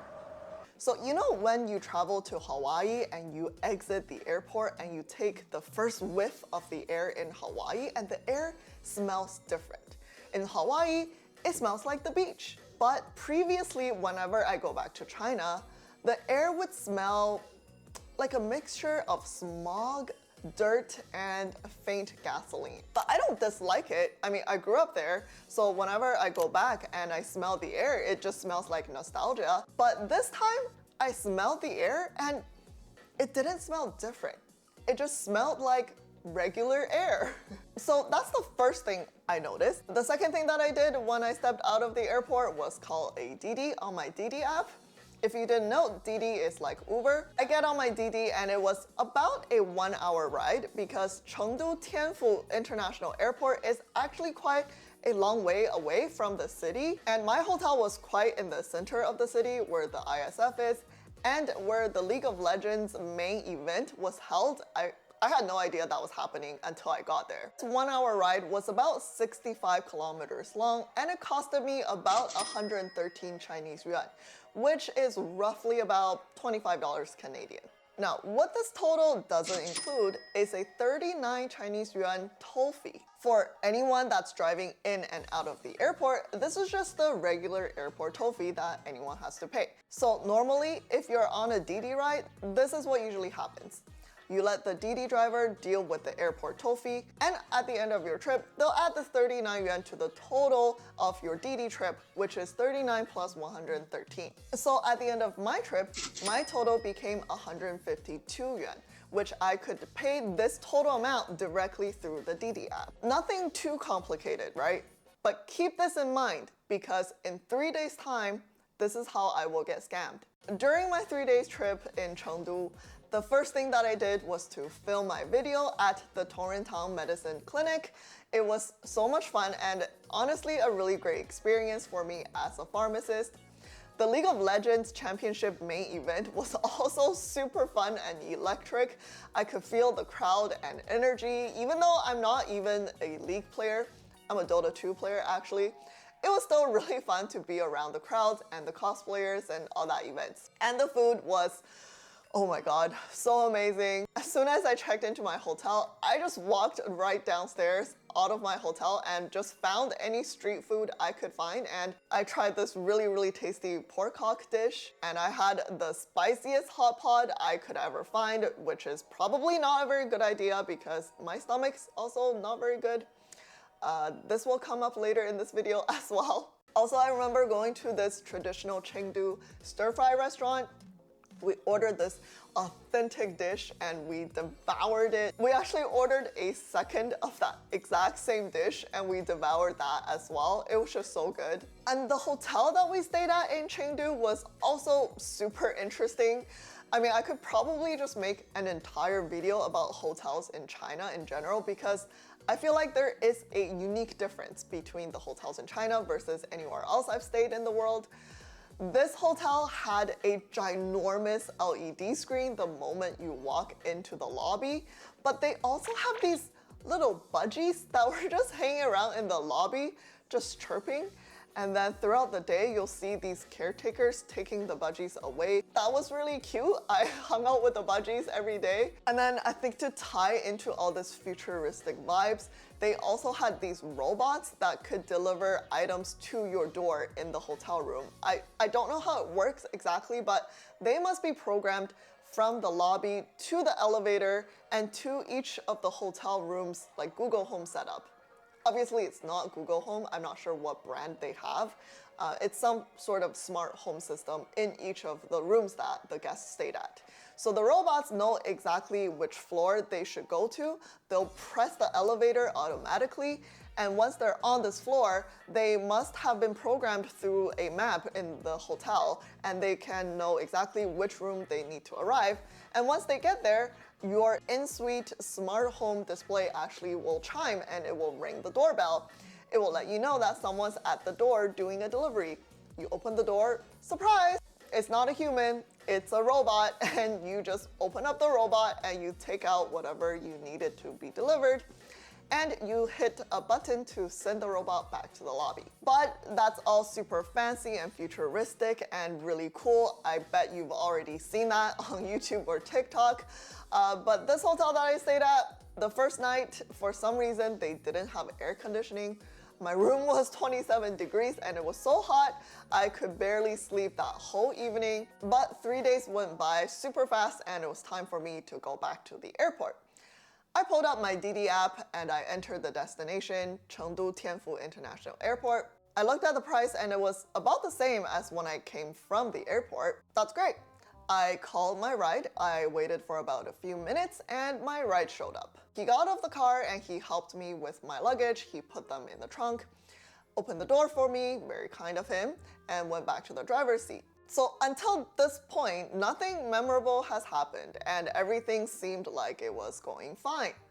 Until this driver said to me in a really nonchalant voice, "Hey, by the way, you're gonna get charged double the airport toll fee, so just make sure you pay that at the end of the trip, okay?" At first I thought I heard wrong, so I go, "Wait, what do you mean I'm gonna get charged double?" And again, he says in a really casual voice, "Yeah, that's just the way it is. You get charged double on the way back to the airport, so you're just gonna have to pay that, okay?" Wait, but I only paid one toll fee when I came from the airport. How come it's double now? And this is where he started getting a bit annoyed, agitated, and he started raising his voice and he started to explain to me, "Well, this is just the way it is. All right, when you come from the airport, you pay one toll fee, that's all good and dandy. But on the way back, it's customary to charge 2 toll fees because you know what? When we drive you guys to the airport, we end up having to wait hours. I mean hours because of how many freaking Didi drivers there are around the airport. And we all have to enter this lineup system. So by the time I get there, I'll have to wait for up to 5 to 6 hours before I can pick up my next customer to drive them back to the city. So the second airport toll fee that we charge is to compensate for the hours that we're gonna wait around at the airport, not having any business." Keep in mind, all this time, the dude was still driving, okay? And if you know nothing about taxi drivers in China, you should watch my previous reaction video to Trash Taste talking about their Didi rides in China. And let me tell you, you already feel like you're in mortal danger all the time. And it doesn't help when your driver is pissed at you and just sort of yelling at you while driving. It was super scary. I was sitting there and I was quickly running through the pros and cons in my head. One toll fee is 39 yuan, times 2, that's 78 yuan. That's about $15 Canadian. That's not cheap at all. But on the other hand, his story seemed quite believable. Like, I do believe that by the time this guy drives to the airport, drops me off, he needs to pick up another customer to drive back to the city to make his money, right? And I do believe that because there are so many people in China and there's so many Didi drivers, they've got to have some sort of first come, first serve system where, you know, the mass number of Didi drivers have to line up to be able to grant it a customer. Plus, that means if I say no to him at this point, I'm gonna have to get off this Didi, I'll have to call another one and wait some more time, and the next driver might potentially tell me the exact same thing. And during this half a minute, my Didi driver was racing on the street.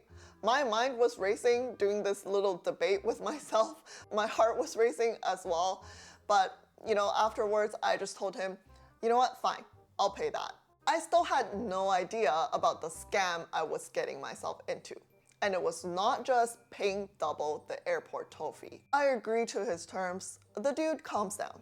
And when he calms down, I calm down and the dude becomes really normal again. And we just have this world's most normal Didi ride back to the airport. And, you know, once in a while, he'll talk in his nonchalant, casual voice again, and he'll, you know, just make small complaints to me, like how hard it is for a Didi driver out there to make money now, and how he has to drive, you know, up to 12 hours a day just to make a few hundred yuan. I understand, I feel for the guy. It's definitely a competitive market, so I nod along and agree with him. Yeah, our Didi ride felt pretty fast, and next thing we know, we're approaching this airport toll station, and just as normal, the guy pulls out his phone and opens his payment app, and he pays for that 39 yuan toll fee. all good and normal. We keep driving to the airport, and as we are about to approach where he was going to drop me off, the dude, again, very nonchalantly, god damn it, he was so good at this. He was acting so casual for a scammer. But he points to his QR code, which was printed and put in kind of like a sleeve on the back of his seat.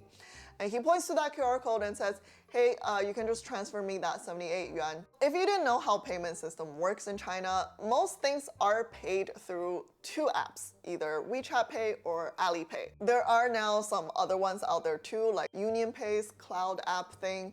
But anyway, the two biggest are still WeChat Pay and Alipay. And it's really normal for drivers or merchants to have their QR code printed. And all you do is you pull up your app, you scan their QR code, and you send an e-transfer of your money. So again, up to this point, this all looked super normal.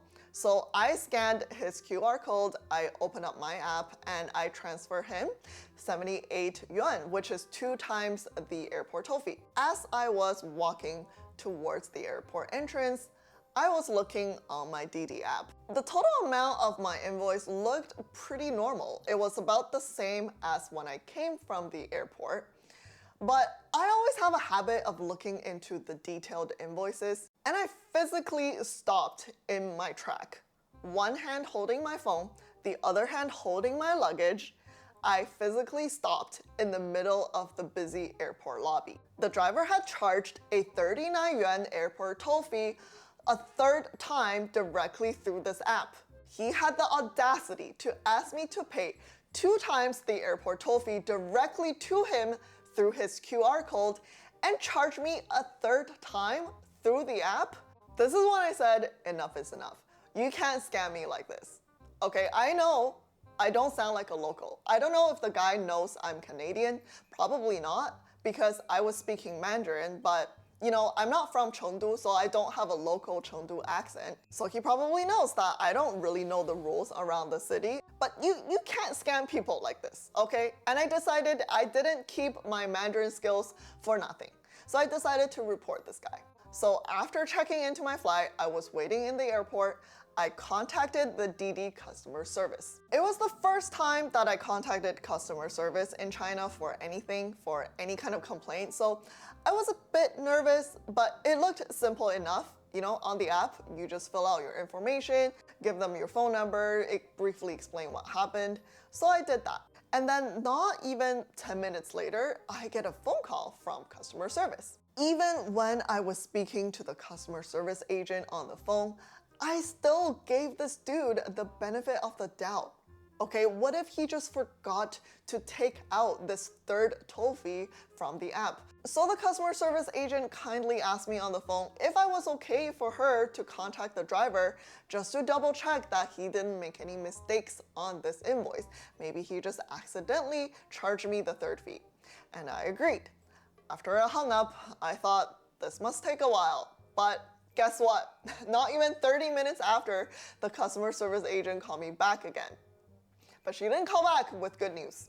She called back saying that the driver denied that he did any sort of mischarges, that in fact, this bill was correct. I was obviously fuming at this point, and I told the agent, you know, your drivers are out there scamming customers, making them pay out of pocket and transferring them directly to their personal account. It's not even through the official Didi app. And I had screenshots of my payment history. I had screenshots of everything. I could provide all of that evidence to you. If you guys don't give me a refund, I'm going to report you to 12315. If you're gonna travel to China, you gotta remember this phone number, 12315. This is the reporting line to an organization that I can best translate as the Ministry of Market Regulation. So what they do is, if you're a consumer and you notice that a business has operated in bad faith, or in my case, someone has tried to scam you, and as a consumer, this is the organization you can go to. In Canada, I don't think we have an organization like this. Do you guys know? Let me know in the comments. I think the best thing we can do in Canada is probably just to call the police. As soon as I hit her with that, she took me seriously and she said, all right, ma'am, What am I gonna do is I'll talk to my supervisor, I'll explain everything, and you have to send me all of your screenshots, all of your payment history, so we have enough evidence, and we'll see what we can do for you. And I say, no problem. I hang up the phone and I send her all of my information. It's about time that I board my plane. It's about a 3-hour flight to my next city, which is my home city. And on this plane, I was thinking to myself, you know, this dispute is probably the worst thing that's gonna happen to me on this trip, right? Oh boy, was I wrong. 3 hours later, I land in my home city, which is called Zhengzhou. I pull up my phone as soon as the plane lands, and I couldn't wait to turn my phone on because I was about to tell my family that I arrived. You probably haven't even heard of the city Zhengzhou, but it's actually not a tiny city at all. It's massive. It has a population of 13 million people. That's the same as the entire California. And the vibes are entirely different from Chengdu. If I compare Chengdu to a person, it would be like a teenage underground rapper wearing ripped jeans and baggy clothing, smoking a cigarette. Versus Zhengzhou, it would be like a middle-aged businessman wearing a gray suit with a briefcase. Not even 10 minutes of arriving at the airport, I get my third call from Didi, and I really didn't expect them to call me back in the same day. Because in Canada, when you hear something like, I'm gonna escalate this to my manager, you give it, at least 1 to 2 business days for them to work things out in the background. So for them to get back to me within 3 hours I was really shocked. So I take the phone call, and of course, it came back with good news. I was gonna get a refund of 78 yuan to my account. I did a small victory high five with myself on the inside. But you know, this is one of those victories where you kind of knew that you were gonna win, right? I know that they're on the wrong side. They have to give me this refund. There's no way that they can just get away with this. So I was kind of just waiting for them to admit that they were wrong. But it was still a good win, so that really made my day. So I hopped onto another Didi and I was on my way to my family dinner that evening. About 4 a.m. in the morning, I opened my eyes. I didn't wake up from jet lag, but I woke up from a very sharp pain in my stomach. Now, this section of the story is going to get very medically accurate, okay? And if you're not into listening to this kind of things, I totally get it. Just jump to the next time step. If you're staying, then consider yourselves warned. You know that feeling when you have this sharp pain intermittently that's coursing through your intestines? And you know that's when you probably are gonna have food poisoning. But typically, you go once, you hopefully get rid of the harmful bacteria that's in your intestines and you'd be all good. So I thought this has gotta be like that because, you know, at family dinner, I ate a lot of random things, so maybe some things didn't agree with my body. This was different, and I started to feel a little bit nauseous. I started to feel a little bit dizzy, and my stomach pain wasn't fully gone. But I was just too sleepy. This is 4 a.m. and I already had a really long day and I couldn't stay awake. I fell back asleep. 30 minutes later, I woke up again. And this time, I was in worse shape. The pain came back worse. I was really dizzy and nauseous, and I started to have sweats all over my body. And also, my mind was just so unclear. It was as if I was drunk, and the pain was getting so bad to a point where I had to bend over my body to try to ease the pain. As I was bent over and I was sort of moving myself to the bathroom, I realized I really had to throw up. And this is where it all started. This ongoing, non-stop pain and nausea, vomiting and diarrhea. And this lasted for hours. On top of that, it was honestly the worst stomach pain I've ever experienced ever in my life. I remember thinking to myself, if going through labor was going to be more painful than this, then I'm never having a kid in my life. I think I know what I really need, which is an antibiotic called ciprofloxacin. This is one thing that I forgot to bring with me on this trip, and I really need it at this point. So desperate, thinking to myself, I might as well give it a try. I opened my delivery app, which is called Meituan, and I tried to search ciprofloxacin in Chinese and see if there are any pharmacies out there that could sell this to me. And unfortunately, it's a prescription item, which means I'll have to get a prescription from a doctor. And this is 5 a.m. in the morning. How the hell am I supposed to? Oh, wait. On this app, there's a button called 24-hour doctor consultation. Is that even real? There's an emergency doctor that's doing consultations over the app to anyone needing a prescription? Well, I can't question it now. I really need my drug. So I click on that button and right away a chat screen pops up and it has an automated message saying, "Hi, this is the doctor 24-hour service through the Meituan app.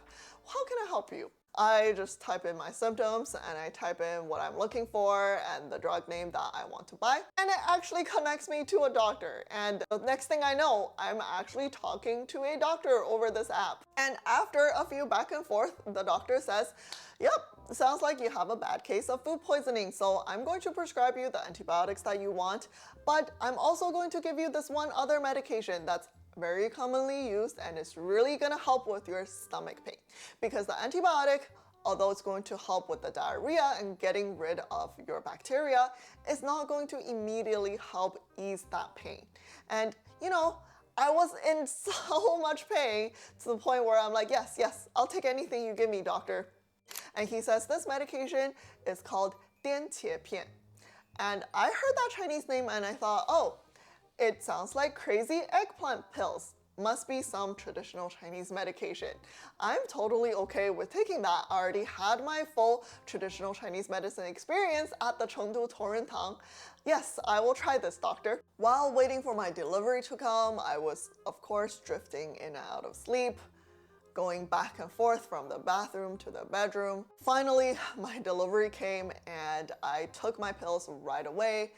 I did kind of question what this crazy eggplant pill is. You know, it does sound quite herbally, but again, I thought, hey, he said it's really commonly used, so what harm could it do, right? Turns out that later I found out this is something called belladonna. And belladonna is a banned substance in Canada because it's one of the strongest poisons out there. You can literally get poisoned to death from taking this substance. And in the ancient times, women used to try to look more beautiful by taking small amounts of this substance and their pupils would get dilated. Because it's something called an anti-muscarinic agent, it will dilate your pupils, it will dry up all your body fluids, and it will slow down your GI tract, which is why it helps with the stomach pain and the diarrhea, but just in a really strong and poisonous way. Well, through this morning of suffering, on this very fine morning of my hometown's hotel bed,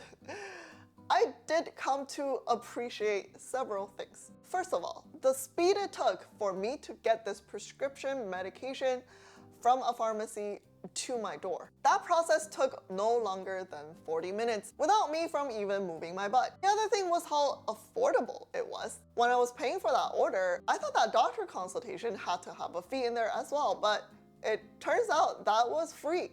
And I only paid 20-something yuan for both medications, the ciprofloxacin and that crazy eggplant pill. Actually, it looks like it was a good thing that I bought the belladonna because the ciprofloxacin was less than 20 yuan on its own, and each order had to be above 20 yuan for them to deliver. And the third thing was that because I was so sick, I called the hotel lobby begging them if I could have a later checkout. Originally, my checkout was already pretty late. It was at 1 p.m.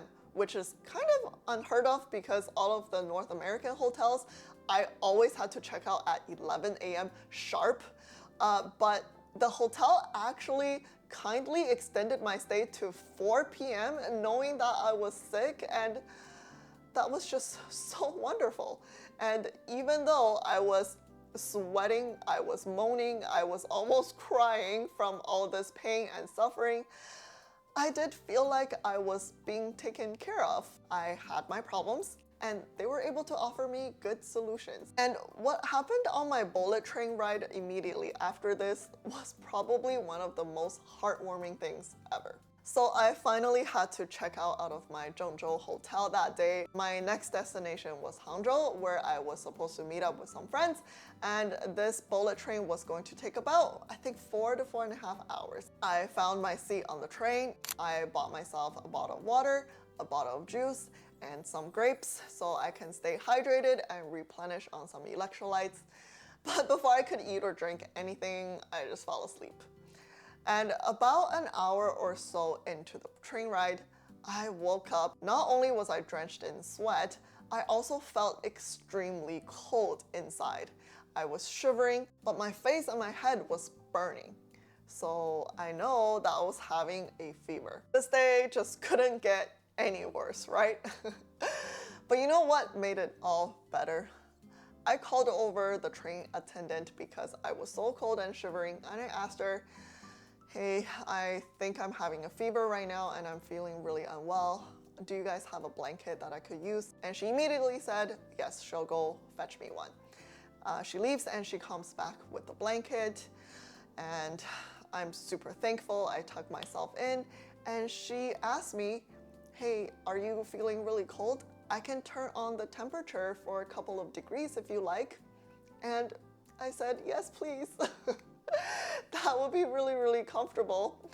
I think the current temperature, and it's really funny, they actually have the temperature reading going through on a little screen on top at the front of the train. So I remember the current temperature was 23 degrees. She turned it up to 25 degrees, which was nice and toasty. I know it's kind of warm, sorry everybody else, but it was very comfortable for me. And after she did that, she came back, she grabbed my box of grapes that I bought earlier, and she went to the kitchen and she washed them for me.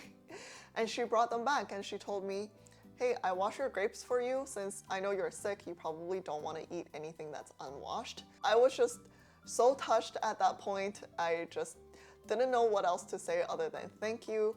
And she also kept everything super professional and kind, and she just said, yeah, no problem, and she left. All right, at this point, you are probably thinking, wow, Aina, you've had enough happen to you on your trip already.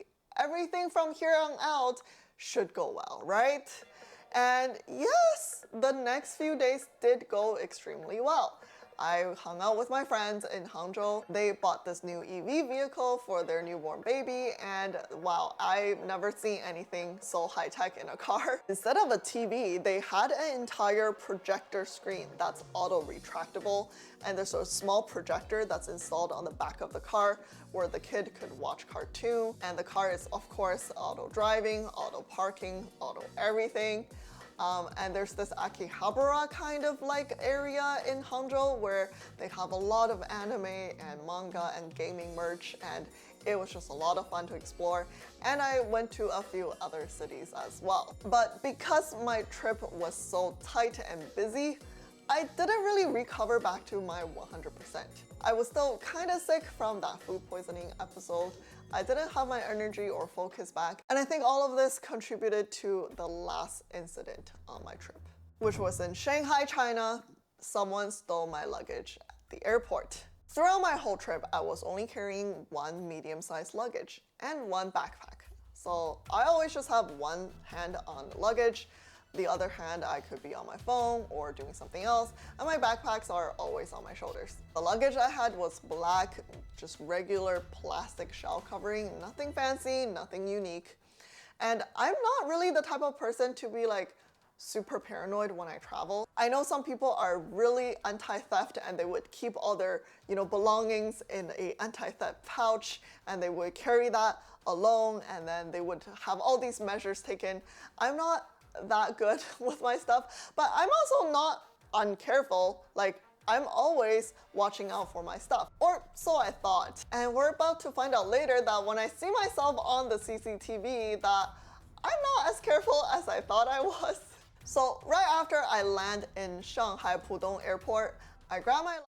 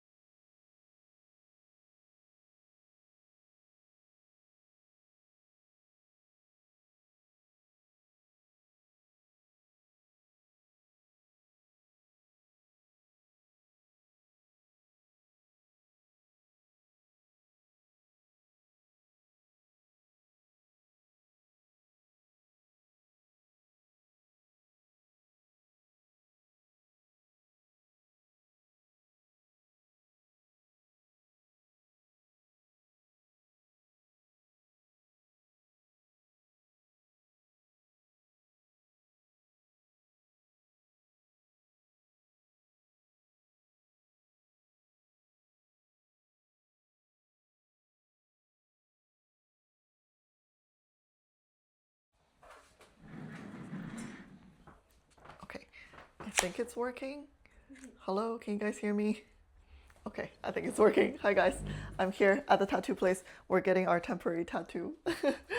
So you don't want to be on camera, right? So I'll set it here, and then I'm gonna sit here. Yeah, sure. Okay. Please. Okay. Just want to can you confirm where you're gonna?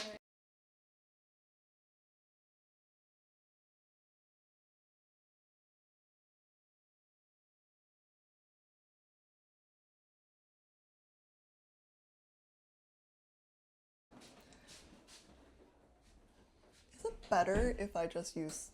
Let me try just using data. Maybe it's better. Oh, it's not working? It's just oh, I think it's okay.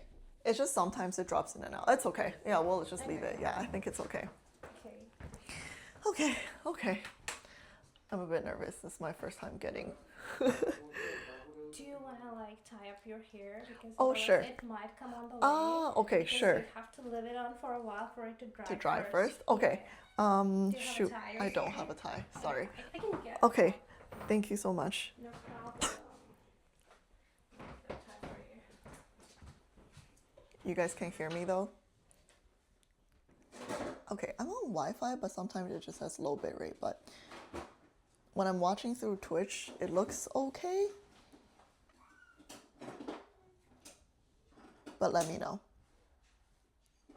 Gucci? Okay. You're nervous? A little bit. Okay, I told her that I just want made in China, like simple, and then she's like, we can have a fancy design. So we're actually gonna do a fancy design.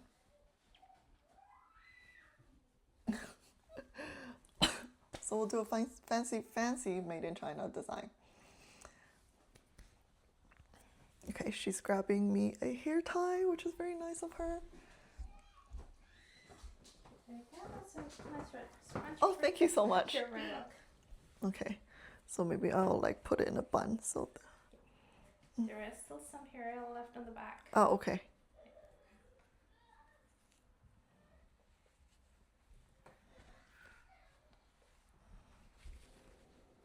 That's perfect. Is it good? Yeah. Okay. Yeah. Is it tight enough? Just making sure it's not gonna like open. It's in the middle. Okay. Yeah, maybe I do one more. Yeah. Yeah, I think that should be good enough. Okay.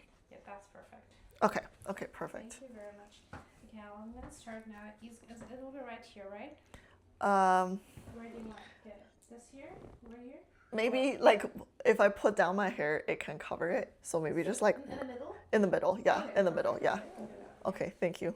Should I remove this? This might come on the way. Okay, I'll remove it. No problem. It's possible. Yes, no problem.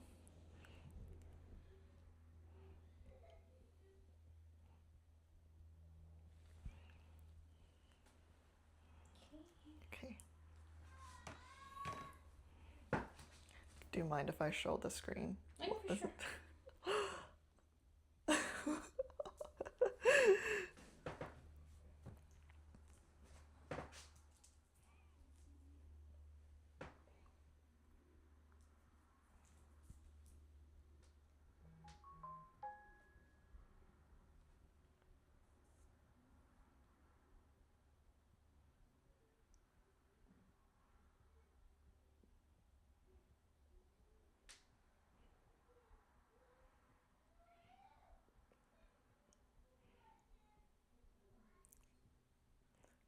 People really like this design.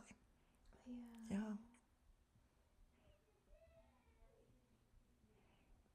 That's the universal symbol. You'll find it everywhere. Yeah. Made in China.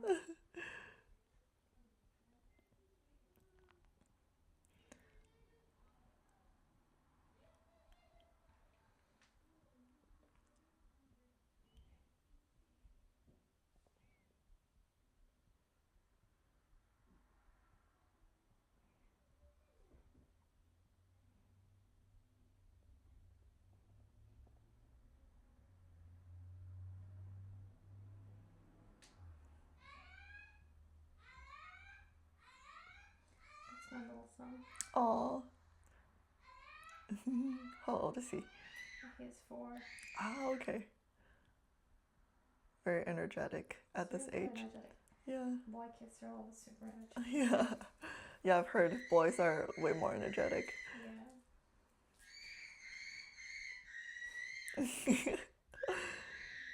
Maybe he's trying to look for you. Yeah, that's like his short tantrum. How do I feel for the first time getting the tattoo? I feel not bad, knowing that it's not gonna stay forever and there's no pain. So I feel kind of excited actually.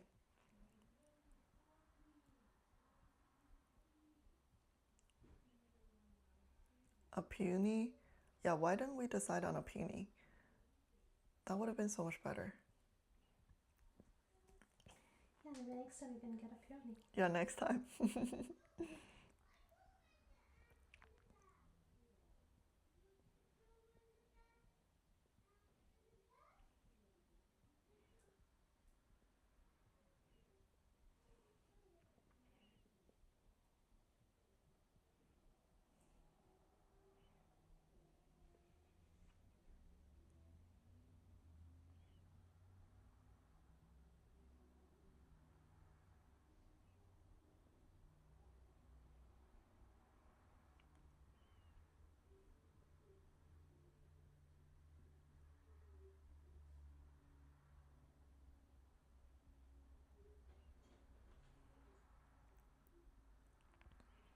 Next subathon we'll do it on the forehead. No, absolutely not. In China will be fun, yes. That sounds so much fun. We need to get our IRL tech to work though. Hey, that's your job. It's a little bit ticklish.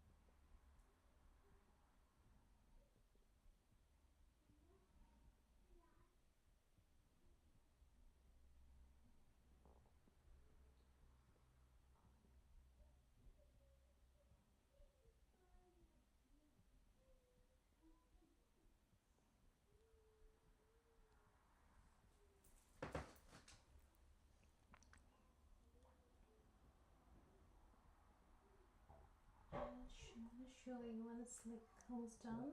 I'm gonna show you the whole thing. Okay, awesome.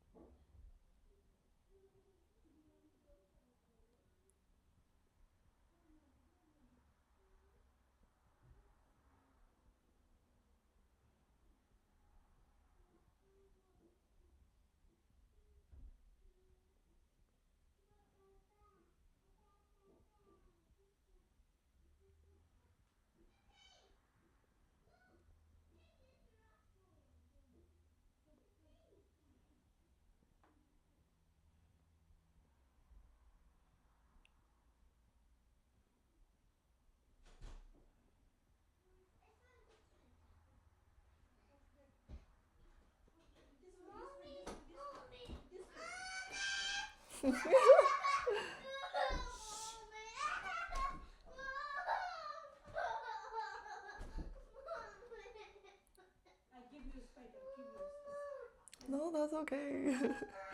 It's cute. They're all like that when they're young.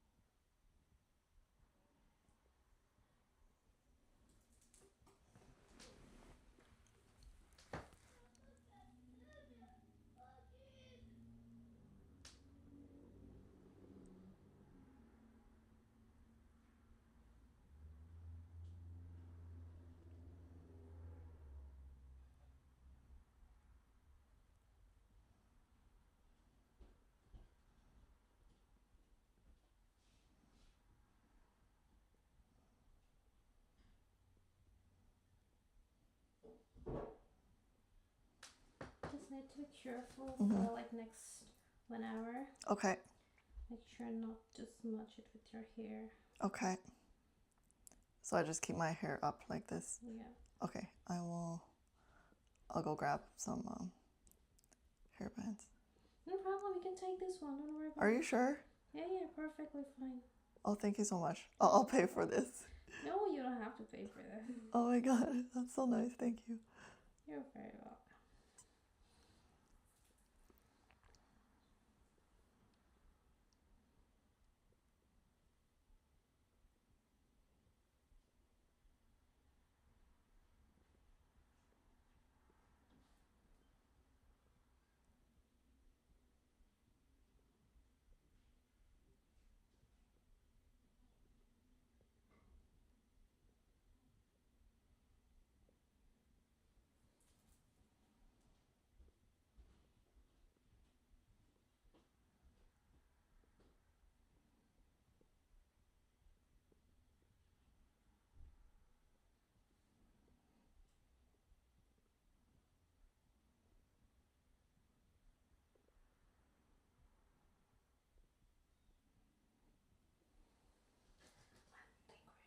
Yeah, okay.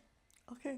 I'll take it You can. Back. Sure. What you can do is so now this is just the back camera, so you can shoot. Here we go. Okay. Can you see that? I think so. Sorry, there's just a bit of a delay. Yeah, probably. I want to see. Oh my god, you drew this by hand? Yeah. That's so amazing. Wow, good job. Thank you. Thank you so much. You're very welcome. Thank you. Okay. I will.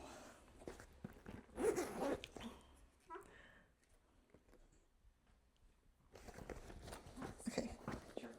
Sure.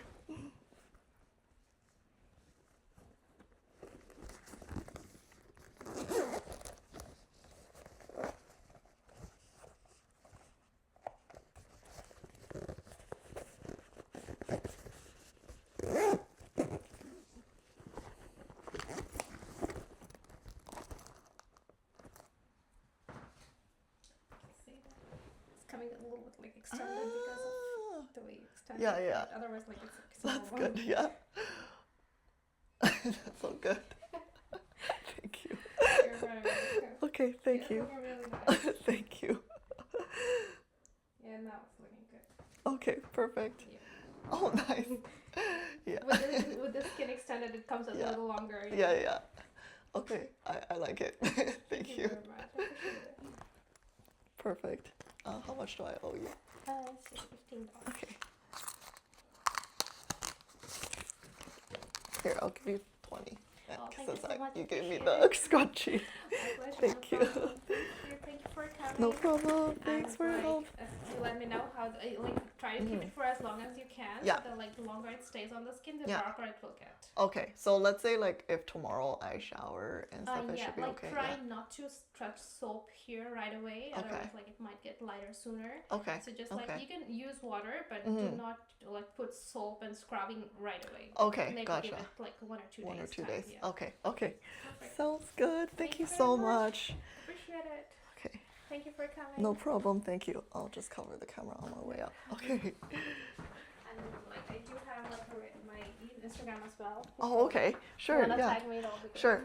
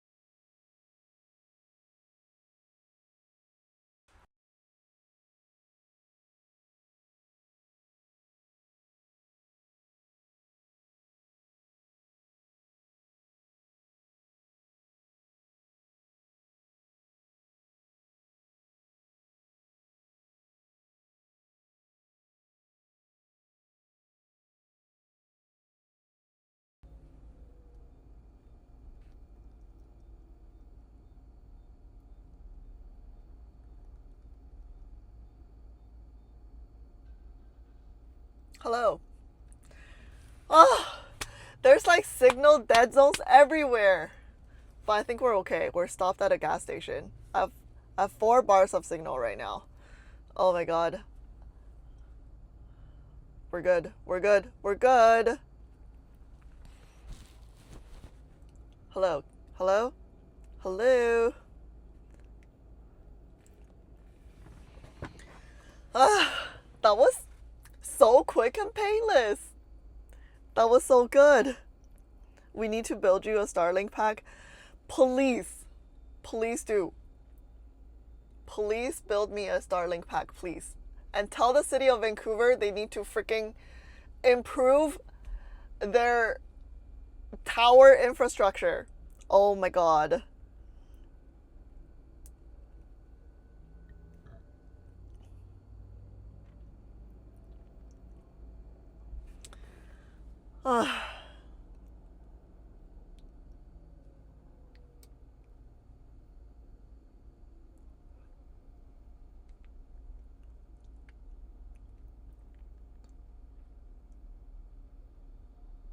Okay, I see you guys as well. Wow. Hey, someone made a picture overlay on my stream. Who did that? Who did this? Is it really that logo? Well, let me show you.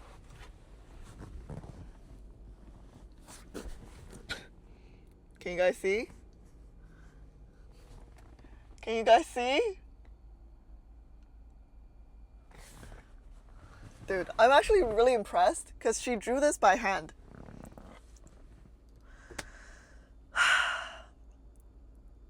She drew this by hand. Isn't that kind of impressive though? Isn't that kind of impressive? But it was a really good experience. Honestly, she was so nice. She's so good. She gave me a scrunchie so I can put my hair up because I obviously didn't come prepared. No idea what I was doing. And then when I first went, should I wear my necklace? It's a pretty expensive and important necklace. I don't want to lose it. It's okay. I have it in my camera bag, so I think I'm okay. But I kind of don't want it to get in the way of this before it dries. Okay. Yeah, so she was, I told her that I lost a bet. I don't know if you guys caught that part because signal was bad in the beginning, but I told her I lost a bet and I have to put Made in China on my neck. She didn't even flinch. She was like, oh, okay. And then she started Googling, right? She started Googling and she started showing me pictures. She's like, what design do you want? Do you want this? Do you want this? And I was like, oh, like I was happy with just the words. Honestly, I was happy with just the words. And she's like, oh, might as well make it fancy. Might as well make it fancy. So then she showed me this design that you guys have on on the overlay right now. And she's like, do you want this? Do you want this design? And I was like, okay, sure. Why not? Why not? You guys happy now? I have to show up to work like this. And now I sound like a mad person because this is a pretty busy gas station. There are people looking at me, banging on the steering wheel. You know what? I should just compose myself. You want me to show up to work like this? Is it what you want? You want me to show up to work like this? My gas a bit low. Should I just get gas? I hate getting gas though. It's like my least favorite thing. Actually, taking out garbage is my least favorite thing. Getting gas might be my second least favorite. Should I get gas? It's really busy. Nah. It's okay. We still have one bar, one grid. What's that called? We have 1 bar left. We have 1 bar left. We're good. We're good. We're good. We're okay. Okay, so we need to find dinner, and I thought since we are in the area, I'll take you guys to what we call the food street. In the city, the food street. It's literally a street full of Chinese food. Full of Chinese food. Chinese people, we call it 食街, 食 as in food, 街 as in street. And we can walk around and we can pick what we are gonna eat for tonight. Okay, let's go. Okay, I think this way is easier.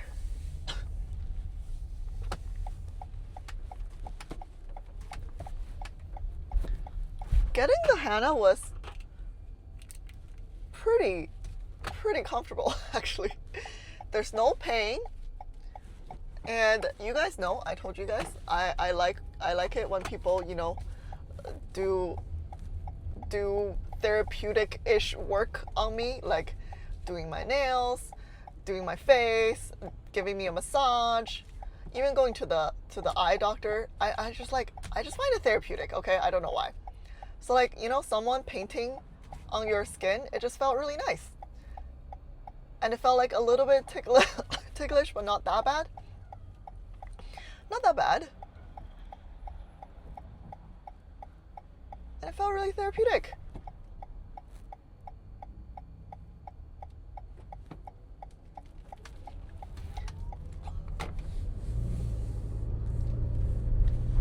Felt really therapeutic.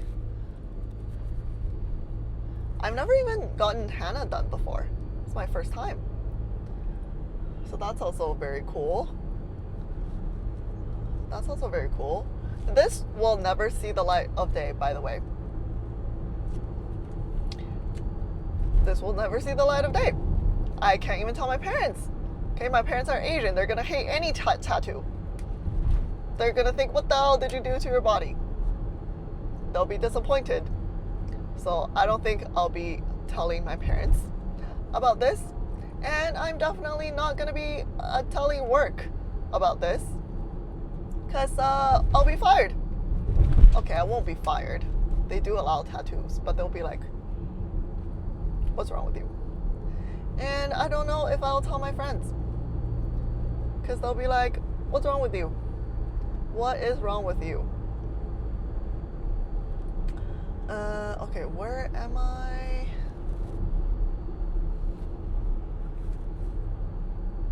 Shoot, do I turn left or turn right? I think I turn,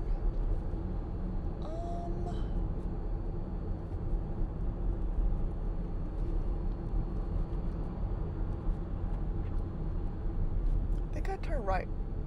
Wait, no, I don't turn yet. It's okay, we'll figure it out. We'll figure it out. Don't worry, we'll figure it out.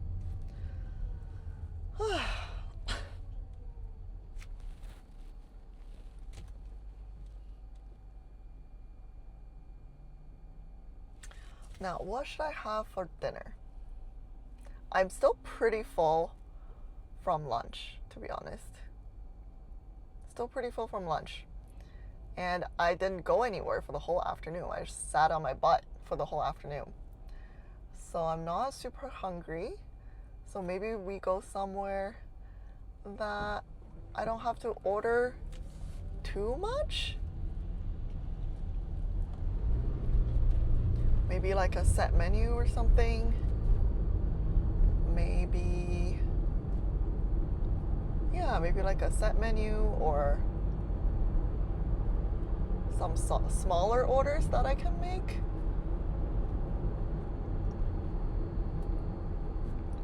Okay, I'm not worried though. That whole street is filled with, like, every shop is a restaurant. And actually a lot of people from like Seattle or cities nearby, they will come to Vancouver to go to the street to eat food, because it's very authentic Chinese food, and every single province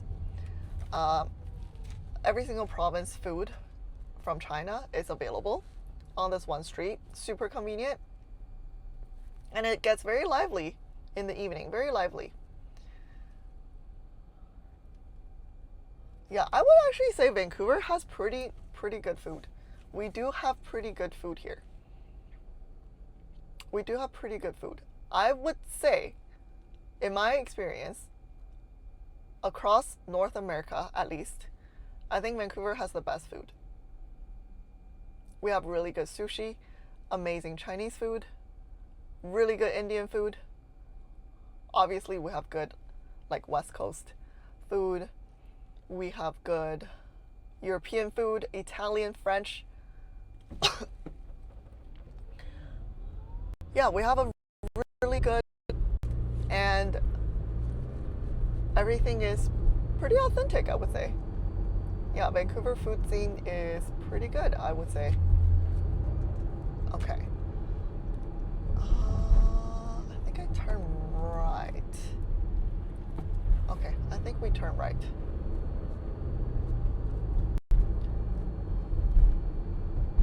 Do we turn right? Yeah, okay, I think we turn right. Turn right.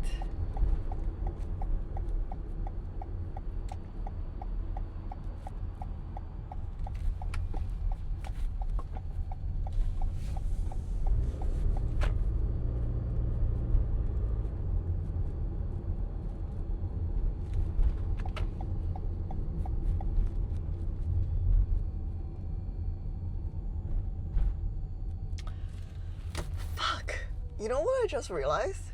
She told me I can't put my hair down for the next few hours before it dries. So my tattoo is super visible. And I have to go eat at a restaurant. Fuck. I did not think this through. I did not think this through. This is not great. And I have like a bright red scrunchie on my head. Which doesn't really go with the outfit. And I'm gonna be talking to the camera like I'm a crazy person.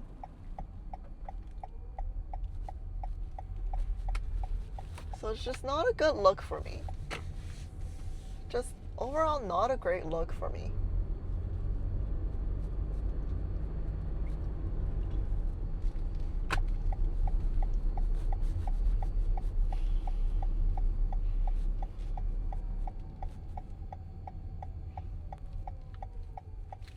I didn't know henna has a smell, but I really like it. It's like eucalyptus, herbally.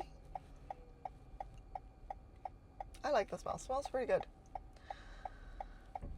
Oh, I did not think this through. I can't let my hair down today. This is awful.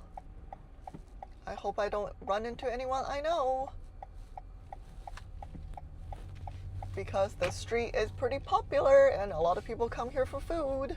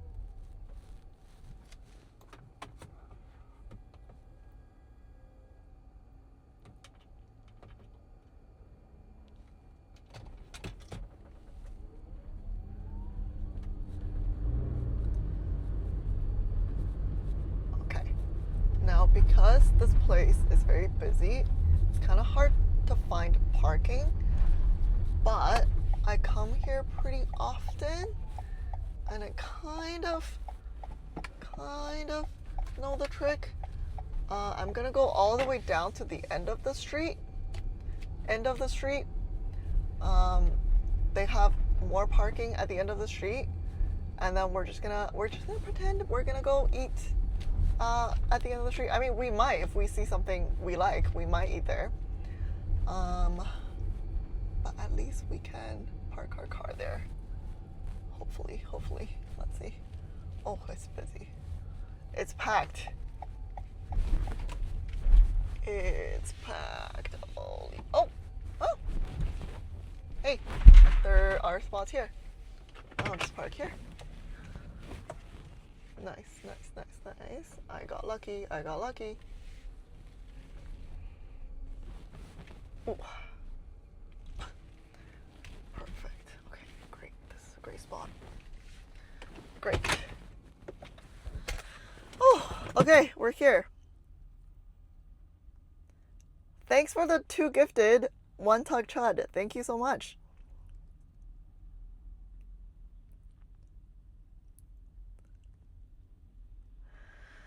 All right.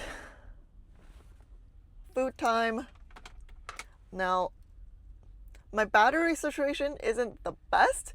My regular phone has 66% battery and my streaming phone has 64% battery. I do have a external, what's it called? A battery pack? A charger? Anyway, I have that, but it's not the most convenient because the cable's really short. I don't know why it's designed like that. So we'll see. We'll make it work. Now, am I going to ruin this by putting on a jacket? I think I should be okay.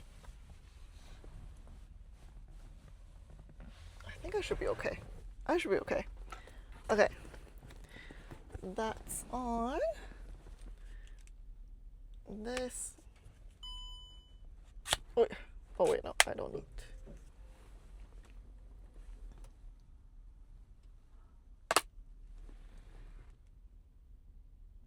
Haha. Okay.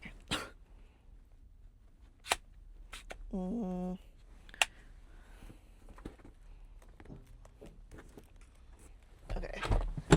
This way. Oh. Okay, I'll show you guys what's here.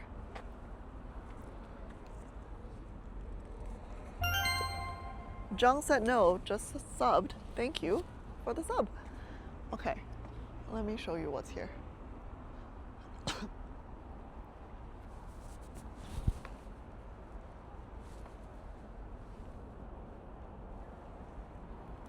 Okay, there's a restaurant right at this corner.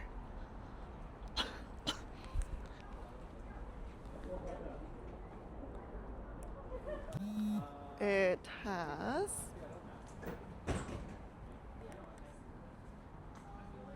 what?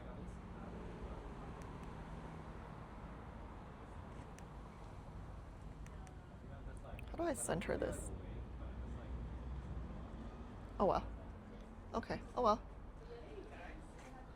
They have kind of like Hong Kong style food. I don't feel like Hong Kong style though.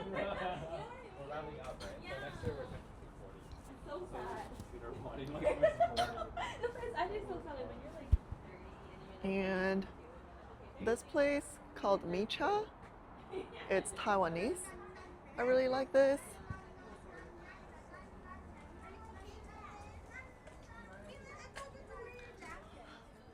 This is a fancy Japanese place. What's this place called? Tsukiji. This is Tsukiji. Yeah, they have fancy Japanese food. I don't really feel like fancy Japanese food today though. Okay, so nothing in this square, but we did our mandatory, round because we parked here. We don't want them to think we're parking and flying and they'll ticket or tow my car. That cake place, Dango Cake Lab. The owner was a pharmacist. Yep, he's a pharmacist, but his passion is in baking. And I think he was in like a national, you know, those like TV baking competition. I don't know which one he was on, but some sort of a baking competition in Canada. And then he won, and then he opened his own cake shop. And it's really good. It's really cool. He used to be a pharmacist. I hope it's not getting on my jacket, but I had to wear a jacket because it is kind of chilly at night. Okay, there's more food here. We have barbecue chicken. It's a Korean fried chicken place. Korean fried chicken.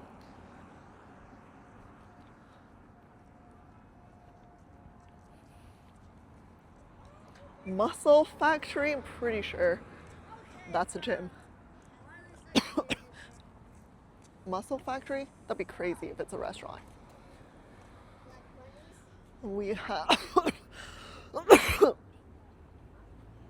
Bon Pot. It's another hot pot place. Don't feel like hot pot again. This is I don't know what this is, but it looks like a Hong Kong place. Ooh, there's Deer Garden, which is a Vancouver favorite. Huh, kind of feel like a Deer Garden. This is Peaches. It used to be like Korean, but I think they rebranded. I don't know what they have anymore. Okay, let's go across the street. There are lots of good stuff here. See, they have like Korean branding on the, oh wait, I'm confused. Oh, these are two different restaurants. I've always thought it's the same restaurant. So this is still Korean, and that's, I don't know. And then over here, we have Vietnamese. I don't know why I'm coughing so much. I think Li Zhi gave me whatever he had before he died. This is Pin Yi Pin. This is a dry pot, really famous dry pot. Let's walk around here. Lots of good food here.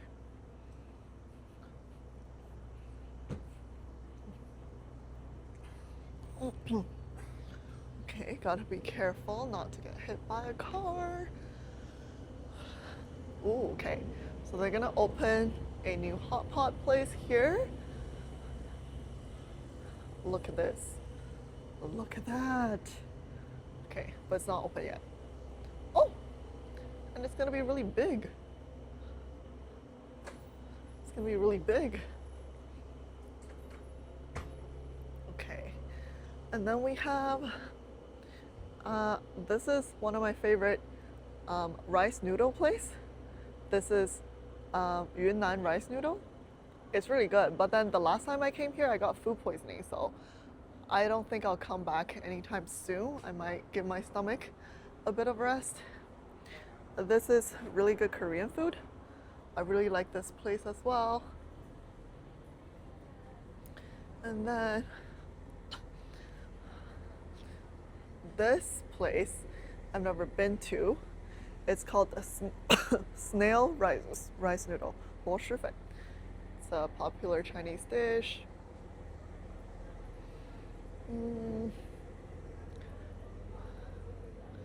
Some beef ribs, all you can eat. Okay, that's too much for me.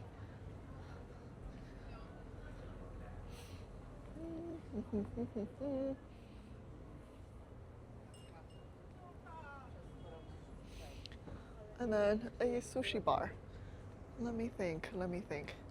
Maybe I should just get, okay, Okay, I've decided. I'm gonna go for Deer Garden. My favorite. It's like pick your own noodle. And you can never go wrong. They have like the classic soup noodles. You can pick what kind of noodle you want, pick your meat, pick your veggie. It's gonna be great. Now the question is, do I walk up I guess I should walk up or the cars go up because I don't want to lose signal if I go in the elevator. Okay, let's not get killed by a car. Okay, for a second I thought they were closed. I was worried for a second, but they're open. Yay. Let's go. And if you ever come here, there are some restaurants that may be cash only, but good thing I brought cash today for the henna. See, even up here, there are a few different restaurants. We're gonna try Deer Garden, but this is a skewer place, and then there is a Korean place. Okay.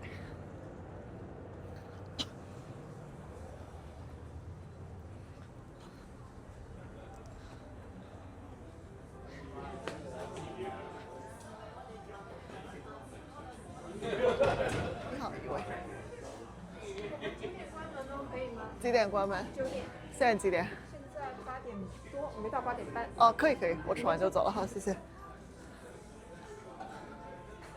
好，好。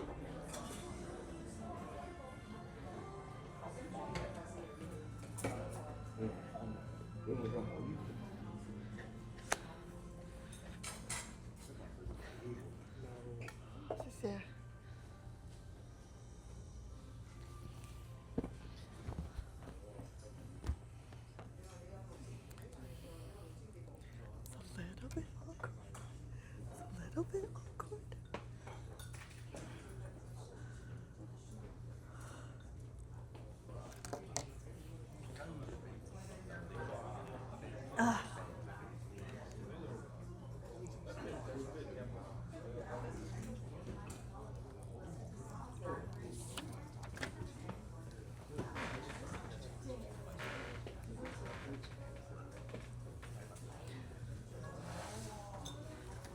So what you do is you order on this sheet of paper. I mean, they do have menu, but I know this place so well, I know what I want. I don't need to look at menus. Okay.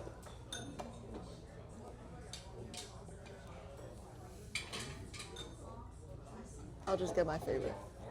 I always get tomato and pumpkin fish soup. Now, I know it says fish soup, but it doesn't taste like fish. Okay? It doesn't taste like fish. I'm gonna get hot lemon with honey because I'm coughing and I want to preserve my throat.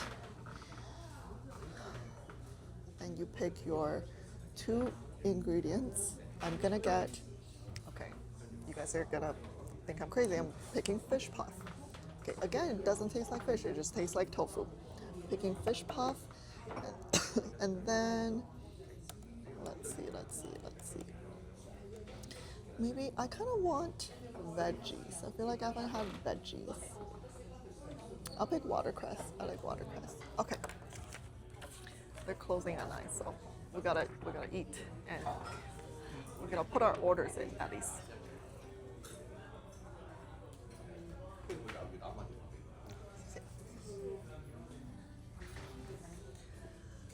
And then what's perfect is after we eat,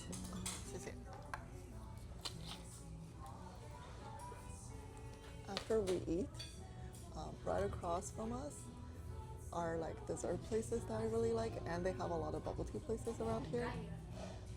We can have shaved ice. Okay, 可以。We can have shaved ice, or there's a new taiyaki place with ice cream that's really popular. So, yeah, See, this is why I like coming to the street. There's so much to choose from. And maybe I put on earphones to pretend I'm talking to someone on the phone, but it might be too late because I've already been talking for the past 5 minutes without the earphone. So it might be too late, but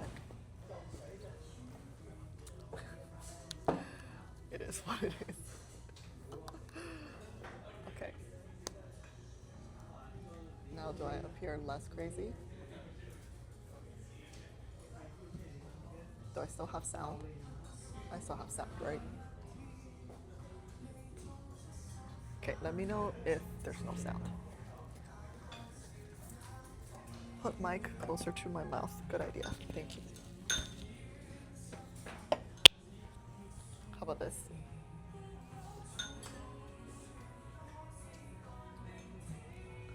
Is this better? Is this better? Is this better? I'm sorry. I just don't want to talk in a regular voice because it is just simply too embarrassing.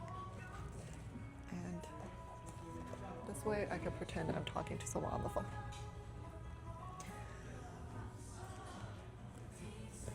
Totally less crazy tattoo. You know what? The good thing is I'm sitting against this wall. So hopefully nobody can see my back. Okay, so you get a free drink. You get a free drink. And I could have picked something more exciting, but I went with hot water and lemon and honey to preserve my throat. Maybe just hold the mic. You can't really hear it clearly. Oh, my bad. I'm sorry. I'm sorry. How about this? Is this better?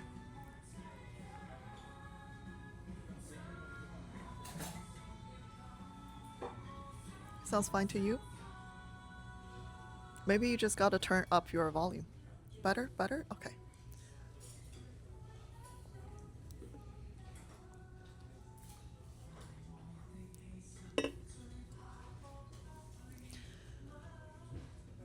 So, this place, wow. Look how crazy I look.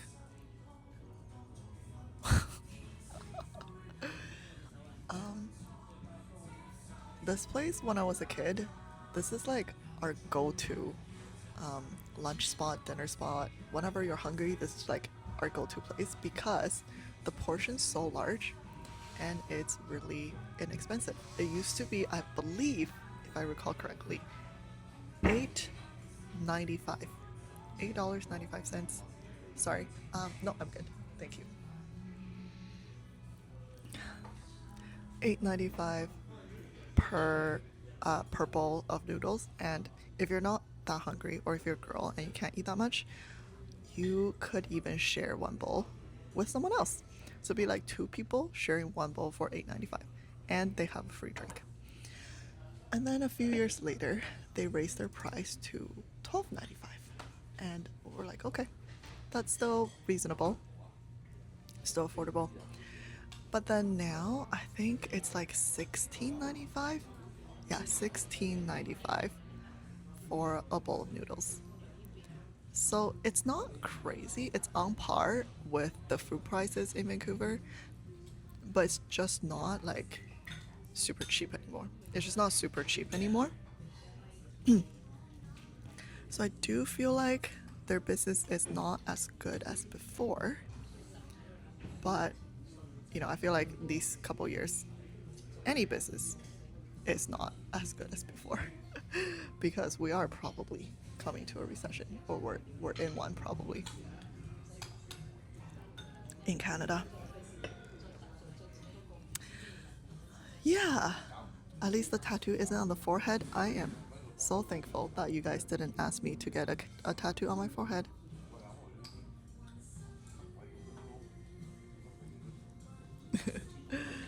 Yeah, it's very not affordable. Very not affordable.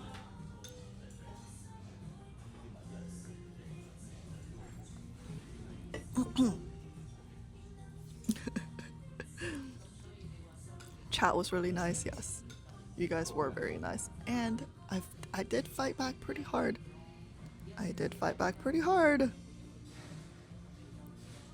I was like, please, I need that tattoo to be somewhere I can hide, please. Please. Please. Yeah. Okay, when the food comes, I will have to clip this on my shirt again. So maybe you guys just up the volume or something, if that works.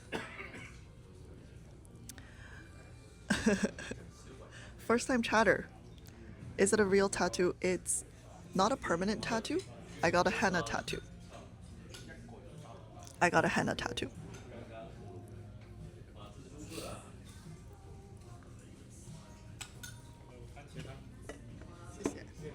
Oh, my food's here.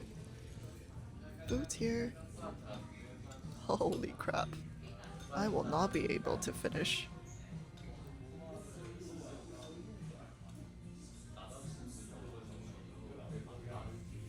Look at how big this is. This is my face. This is how big the food is.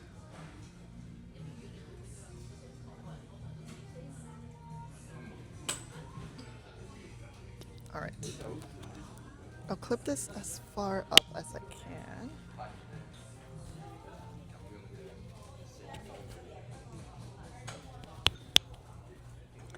Thing is though, oh shit.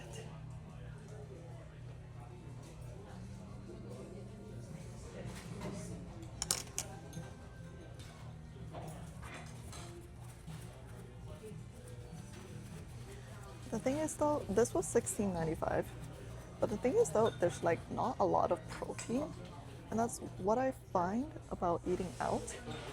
There's not a lot of protein, a lot of carbs.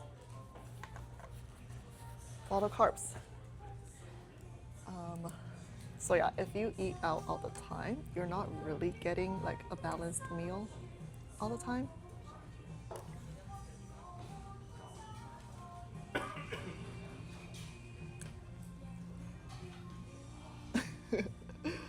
Perry missed the tattoo. Don't worry, you'll see it on screen.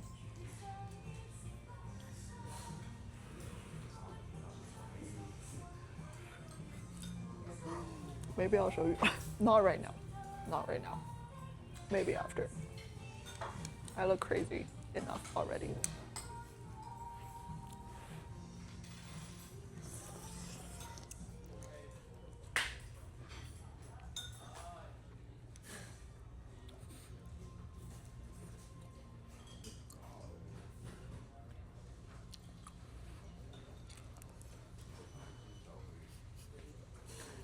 Where did you guys get that image? Holy crap.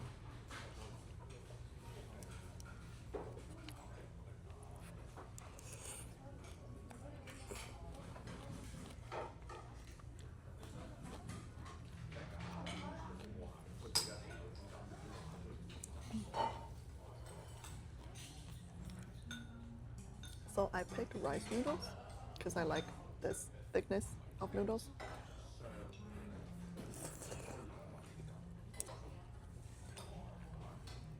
And the soup base is tomato and pumpkin.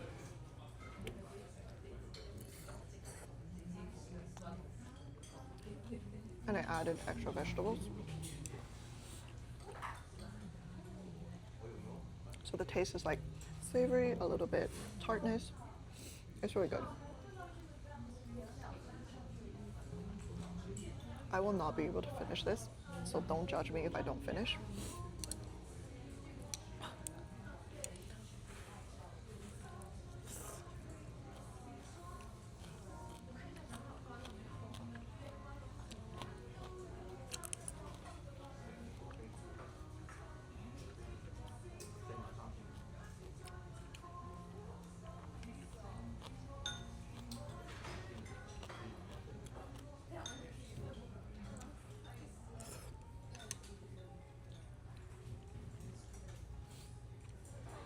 This is the fish puff. It doesn't really taste fishy. It just tastes like a tofu puff.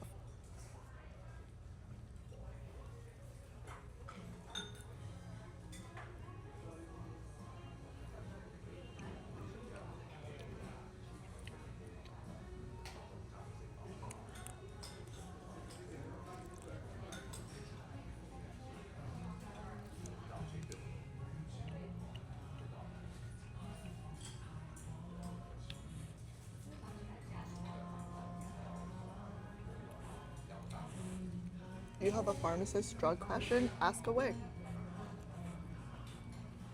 I think soupy noodles is like my comfort food.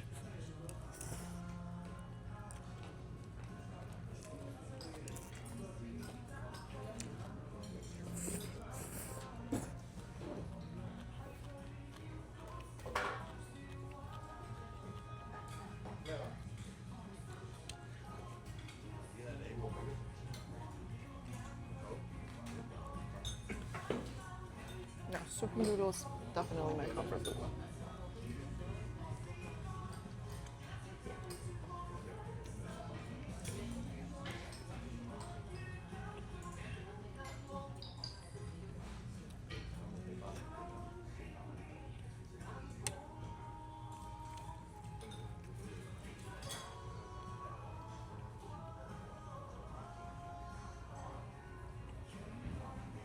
Okay, Cooper has a pharmacist question. What is Pepto-Bismol and what is the generic drug name? Australia doesn't have Pepto-Bismol. Well, at least I've never seen it except on TV. Oh, the generic is called bismuth subsalicylate. Bismuth, B-I-S, wait no. Yeah, B-I-S-M-U-T-H, and then sub, S-U-B, salicylate. Do you guys have generics of that?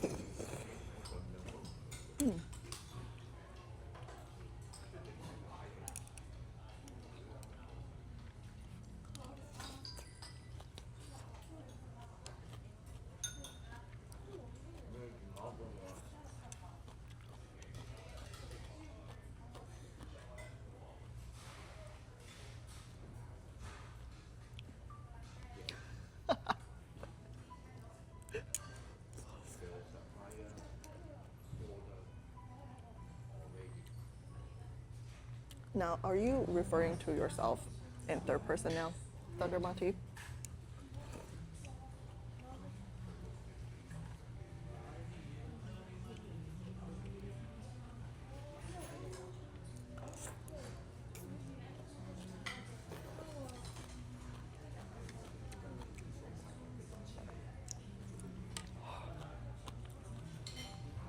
Very hot.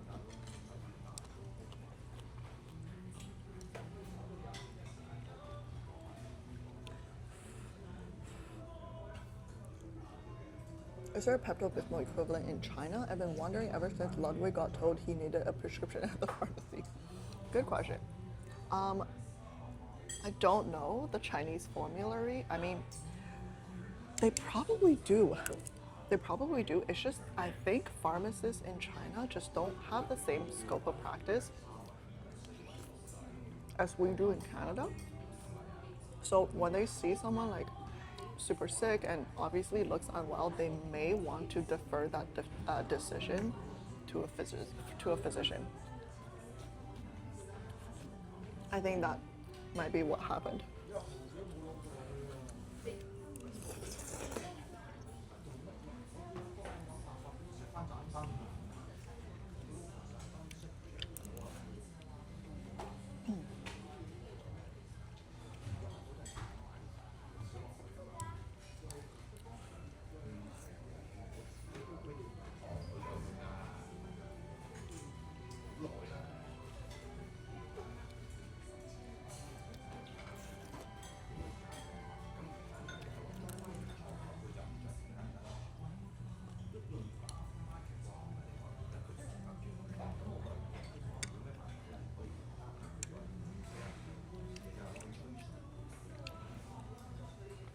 New York Knicks won 29-point comeback.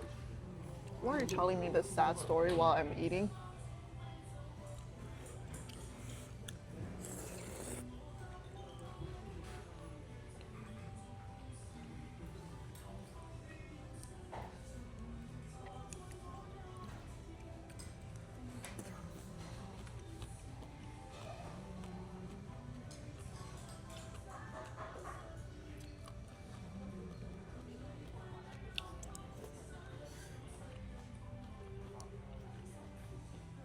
Why are you trying to make me sad when I'm having a nice dinner?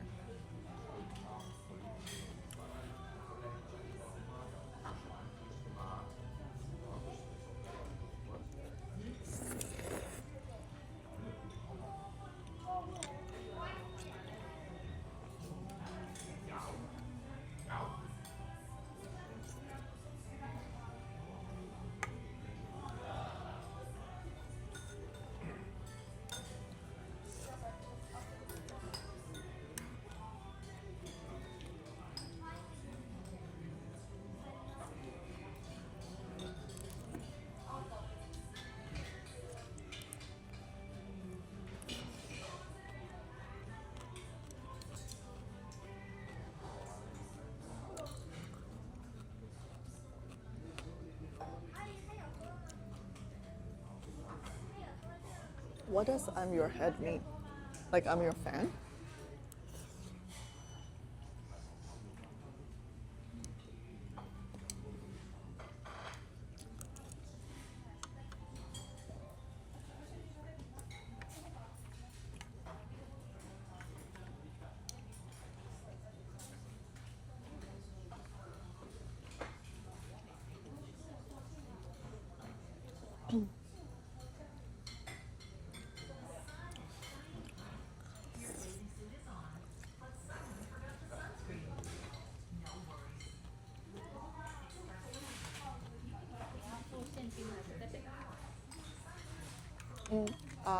我看一下我有没有现金。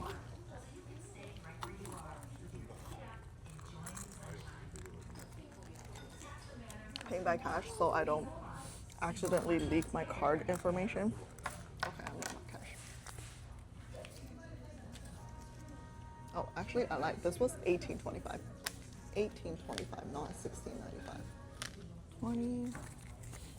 I got a tip.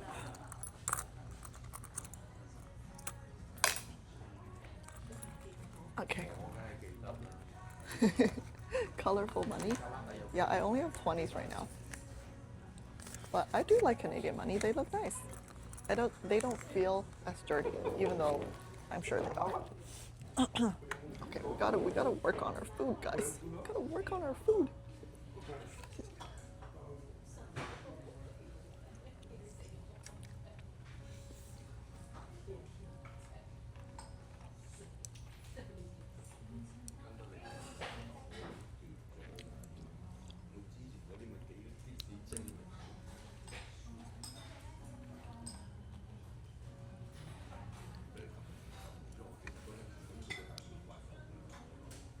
The bowl content barely reduced. I'm trying.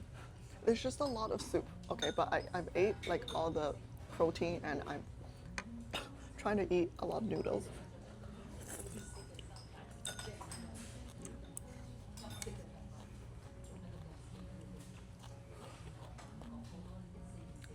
This bowl's like 80% soup.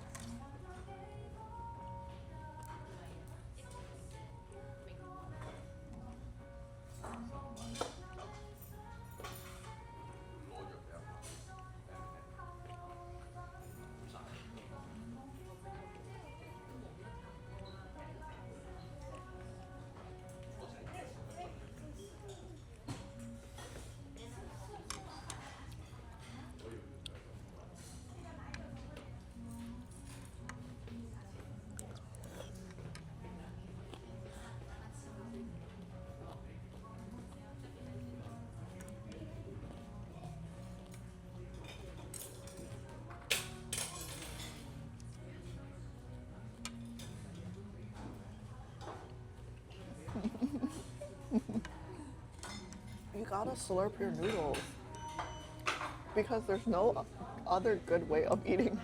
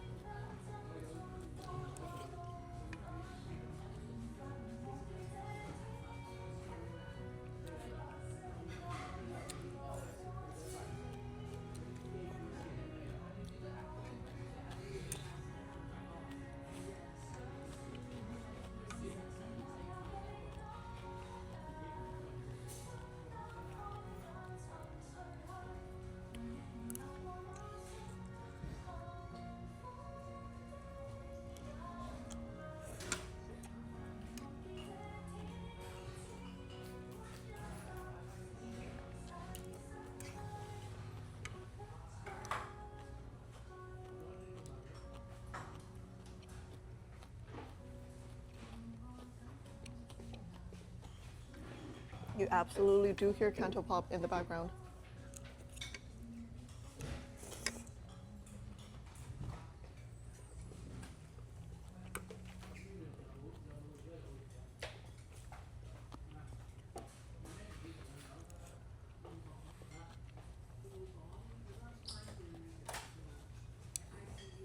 Hello, first time chatter.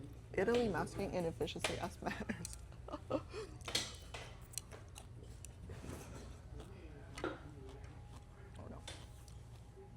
We gotta eat fast, we gotta eat fast.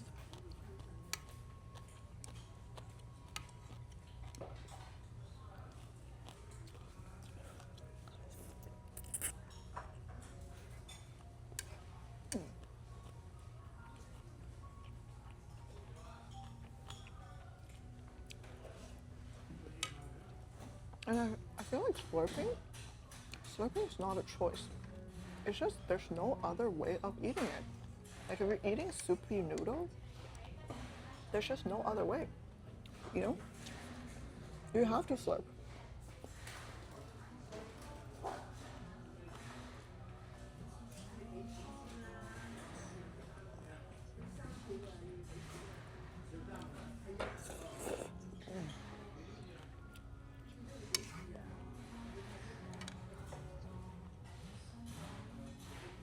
I'm getting like almost 100% full. That's just a lot.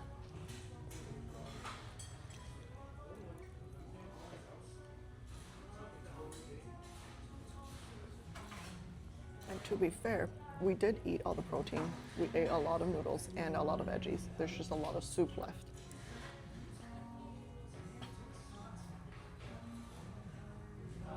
You can eat this without slurping. I don't think that's physically possible.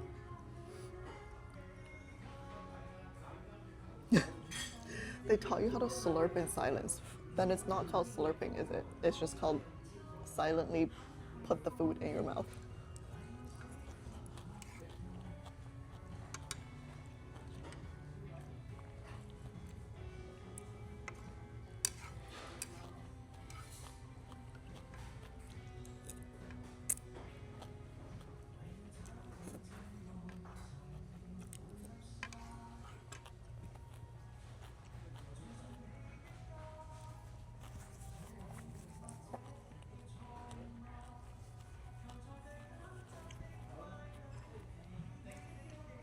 Oh my god, so full. Have I played Subnautica yet? Not yet. That will be a future stream. I think I need to be mentally prepared for that.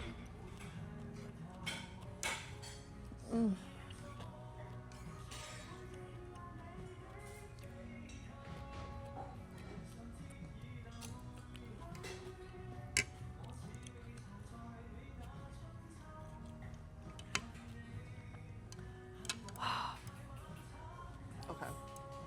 I really don't think I can eat more.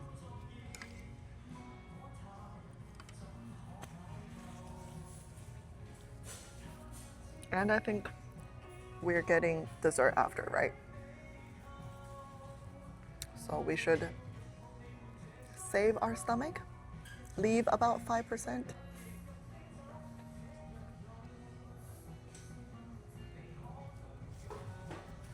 Subnautica is a terror game? Where were you when we decided on this? Okay. I'm full.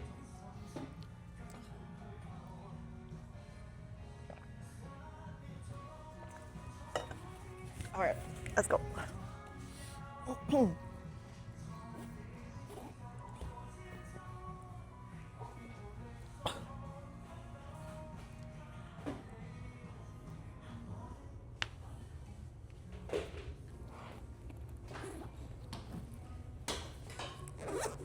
Whoops. ABZU is more stressful? Holy shit, I've been talking so loud after I removed my earphones. Holy shit. I gotta get out of here. I gotta leave this place.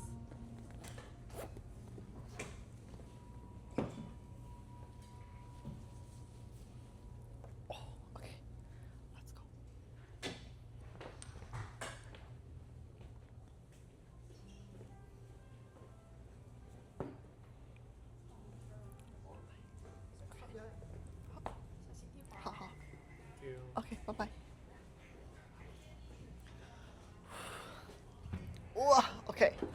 Oh, oh my god.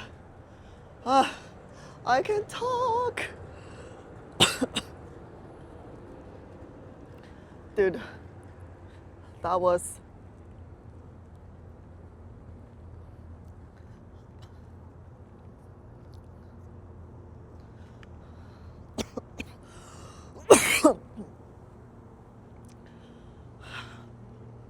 that was a very quick meal.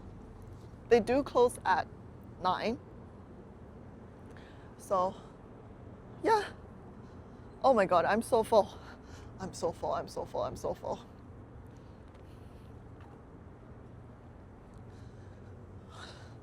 I am so full. Okay, I was gonna go across the street to check out the dessert, but the problem is I'm so full right now that I don't think I can eat dessert right away. So what we can do is, did you guys watch my video on the night market, the Chinese food night market? And then at the end, I said there's a square called Diabetes Square in Vancouver because they have so many desserts and bubble tea places that you can get diabetes after visiting that square. So let's go to that square, and then that's like a nice area to walk around as well. So let's walk around so I don't feel that full. Whoa. Hey, is this osmanthus? This smells super, super fragrant. This smells really good. And it smells like it could be osmanthus, but I can't be sure. Oh my god. It smells so good. Oh, very nice. Yeah, so we're gonna go to that square where they have lots of bubble tea places and dessert places. And then we can walk around a little bit so I can digest my food. And then, yeah, hopefully we'll make some room for dessert.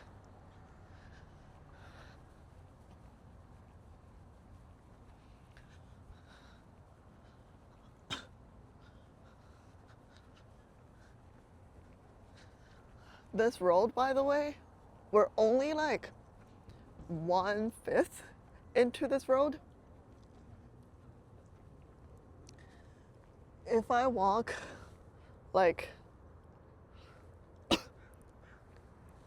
that way, if I just keep walking that way, there's so much more food. The entire street is just like filled with restaurants and establishments.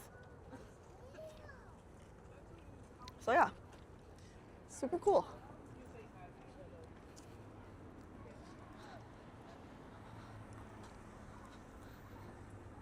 Yes, car is still here. Amazing.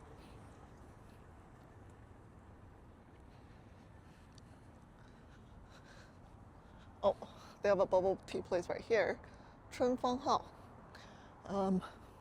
But let's go to that square so we get more variety.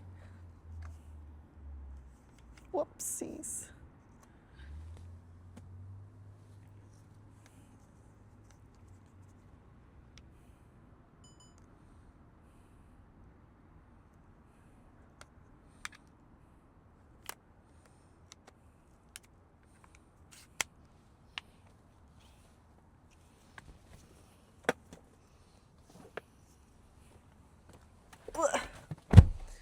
Okay.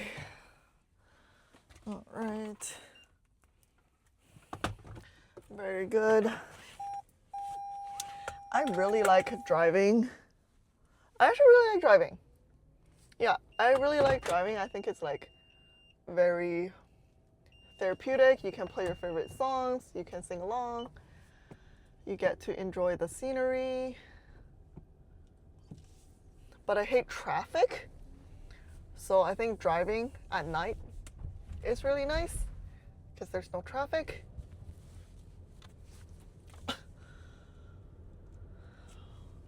I'm only doing this because of the tattoo.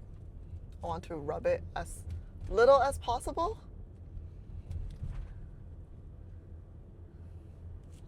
Yeah, so like driving around this time of day. Oh, stop sign! Hidden behind a tree. Okay. Okay. Yeah, driving at this hour is very nice.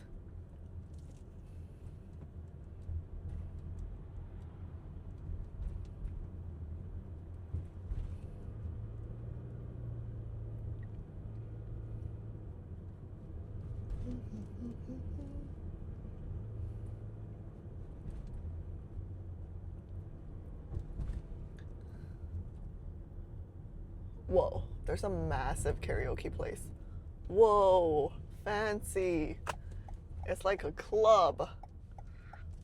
They have like neon lights and everything.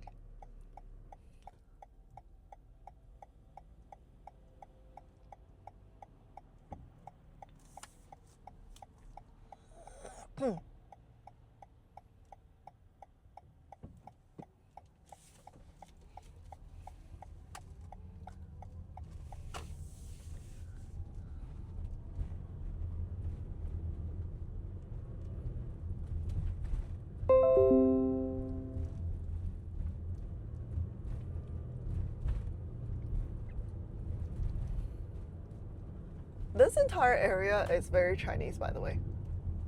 Actually, this entire city is very Chinese. Wow. Holy crap. Oh, shit. I've been driving really poorly. Sorry. And there's a car, like, behind me. I think he's mad.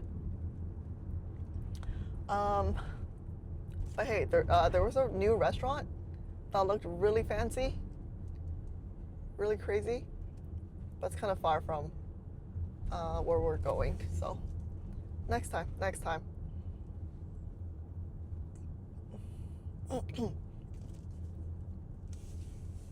This was the mall that I drove in and then lost signal and just never came back. Definitely don't want to go in there again.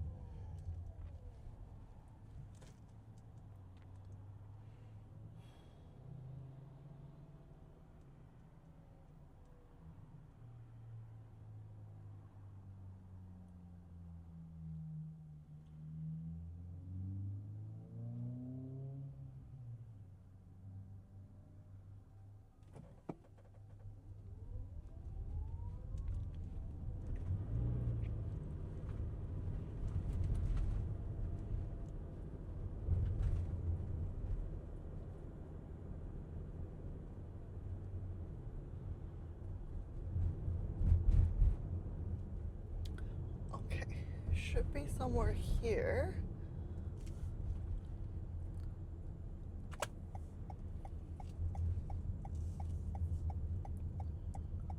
Let's turn in. It's gonna be busy as well. Oh shit. I think my back wheel hit the curb. What does this mean? What does this mean? Hey, the car in front of me just stopped. I want to park in this spot though. I want to park in this spot. Oh, it's a pretty tiny spot. Okay, maybe we find a different spot. I think the car in front of me is doing Uber. So it wanted to just stop in the middle of the street. Okay. Okay. Maybe we go this way? We go this way to find parking? Okay. Cool. Lots of parking here. Lots of parking here.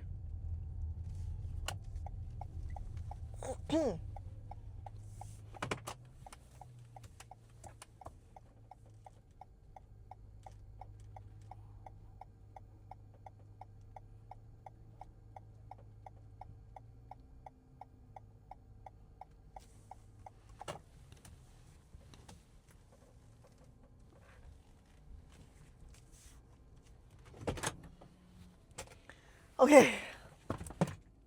Parked.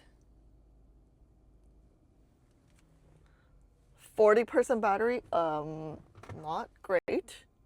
But I think we'll live. I think we'll live. Huh. Signal's kind of shit. Am I losing you guys? Am I still here?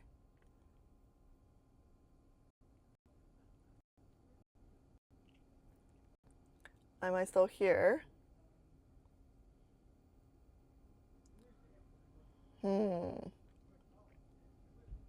Signal's kind of bad. See what I told you guys? See what I told you guys? It's fine for now. You can hear? Okay. Okay. We'll deal with it. We'll deal with it. Okay. Now, I think what happened? Oh, oops. I didn't turn off ignition. My bad.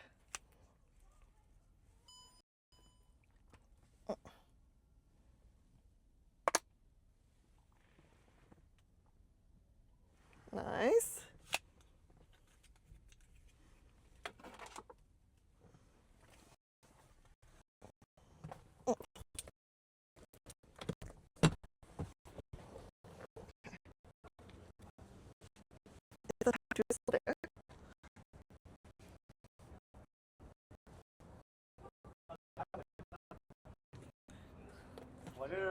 Is this warm enough to walk around?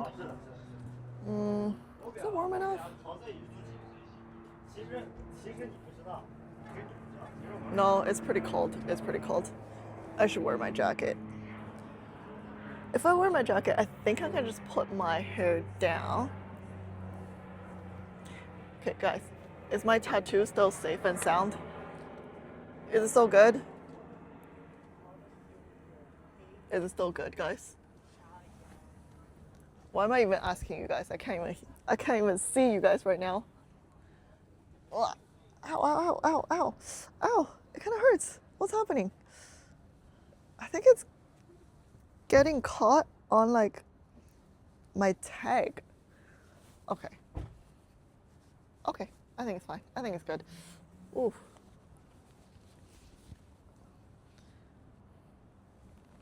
Okay, I think it's fine. Let's see. Let's see.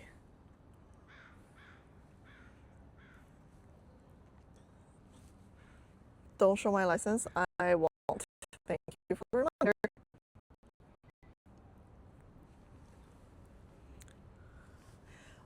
It's sticky. Don't cover it. Don't cover it. Oh. I know, but like, it's kind of cold. Yeah, I think like all this is getting caught on it. Would my hair be okay? I guess not. Okay, I have to wear this bright red hair scrunchie. Okay.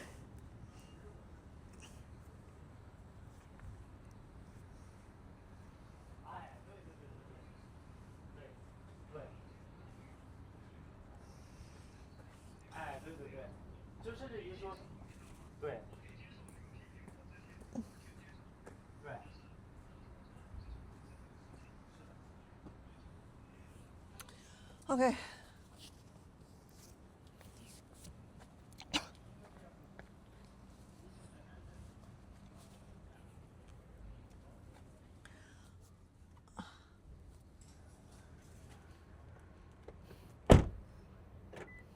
Did you think I was gonna leave without you? No, I wasn't. Don't worry about it. I just had to look at my mirror. Let me cover this, and then I'll do this. There we go. Let me show you guys what's here. Our first bubble tea shop.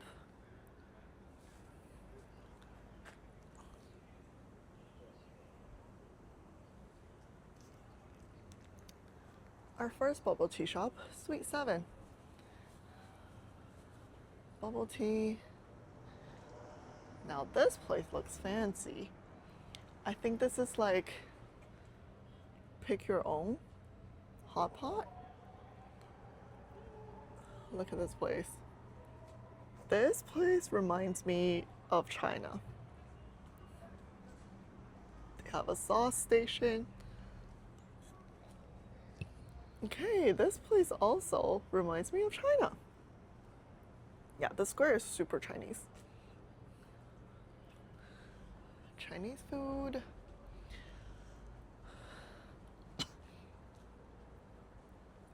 This one also a Chinese restaurant, but it's more like those that you have those like fancy round table dinner. Okay.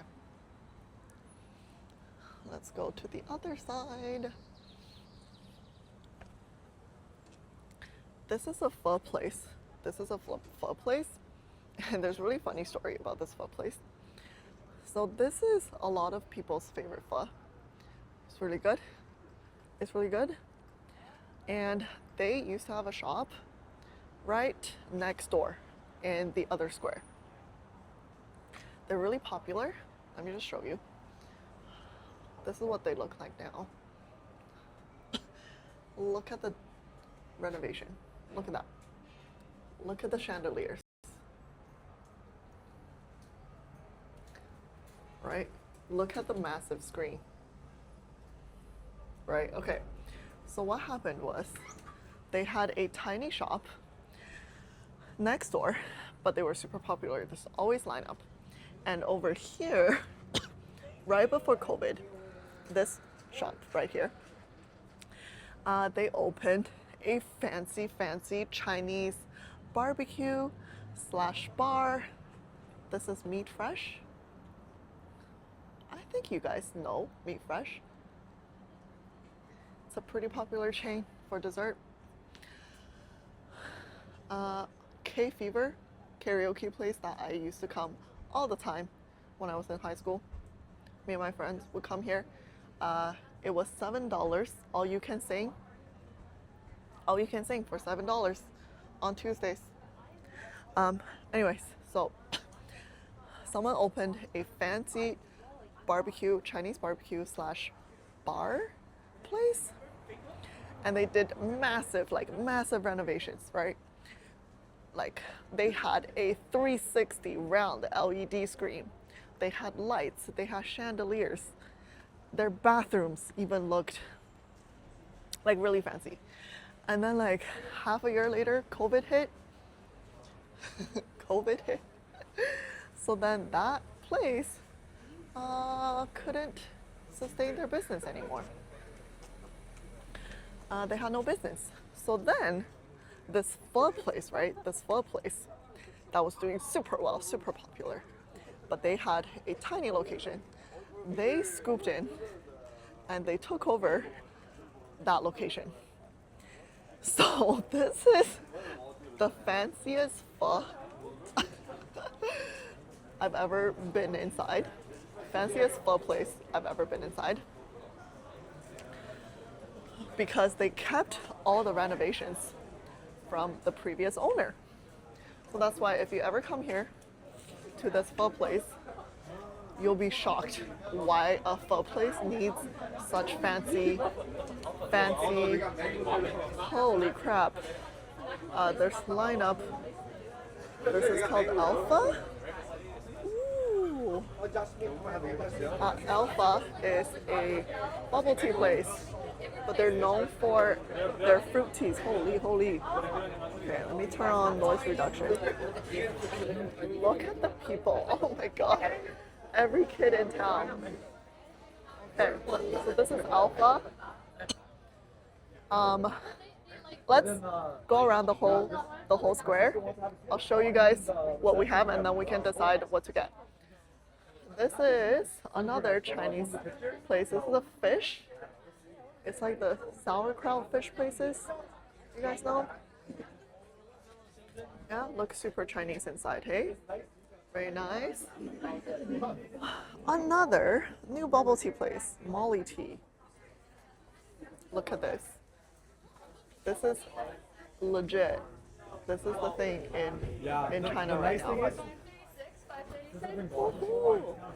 And Don't ask me how I know this, but they have a Love and Deep Space collab going on right now, but only in China, not in Canada.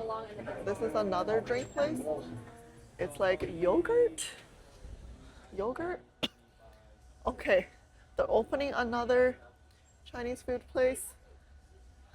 Okay, it's coming soon. And then, okay, let's loop around.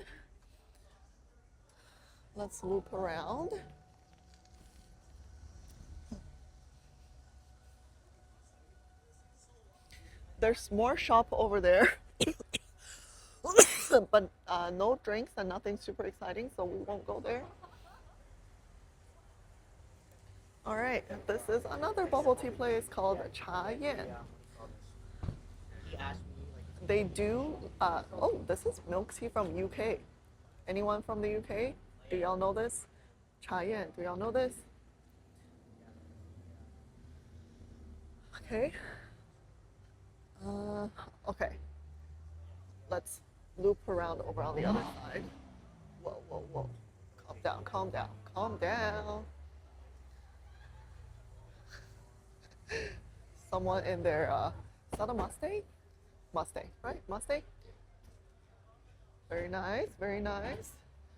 Look at the people on the other side. Holy. Okay. Okay, another noodle place. 18T. Oh, this is Chongqing noodles.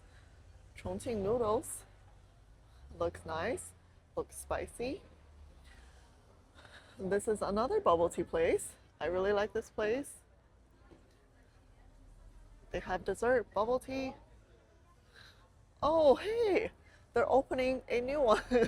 Another bubble tea place. Cha Bai Dao. Oh my god. Oh, I think I missed this one. Bingo ice jelly. That's a dessert drink place. Okay. Okay, there's more over there. Are you guys impressed by the selections we have? Why do we even need China, honestly? Why do we even need to go to China? Really? Just come here. Just come to Vancouver. We have everything. Okay. All right. Let's loop around here. This is, oh, I think they sell mystery box. Oh, what are they called? Like blind box. Yeah, they sell blind box here. Like Labubu and stuff. This is a nice Japanese restaurant here. Okay, couple more drinks place. We're not done yet. A couple more. This is Coco Bay, another pretty popular chain in China. Coco Bay. This is Coco Bay.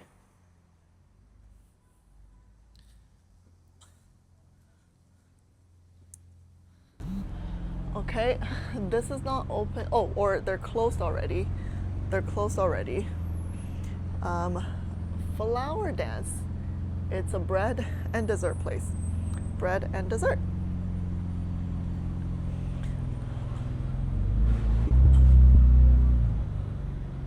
And Haiti. Okay, for some reason, every time I come to Haiti, they're closed. I think they just close really early. Sunday to Thursday, they only open till 9.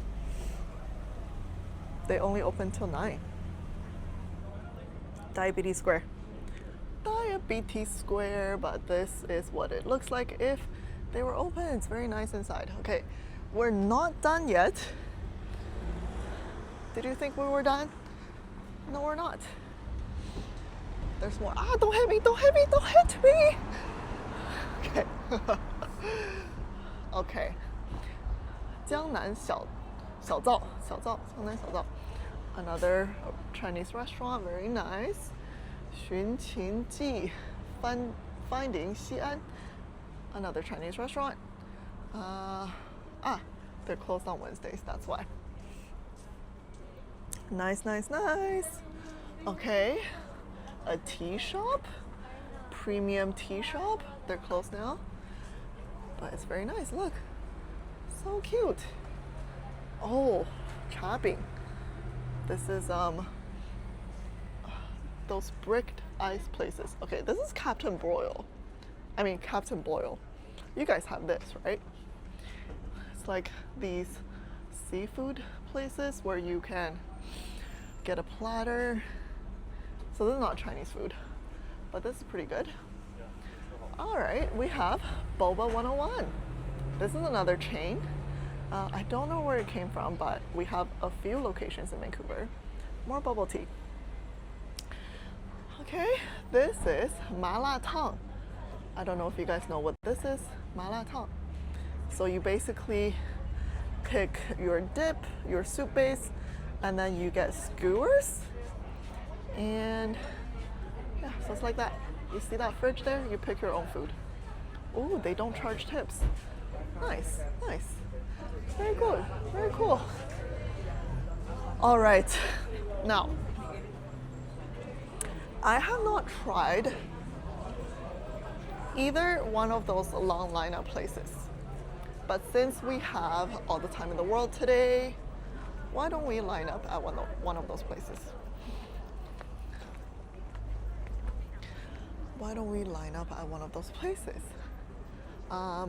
Okay.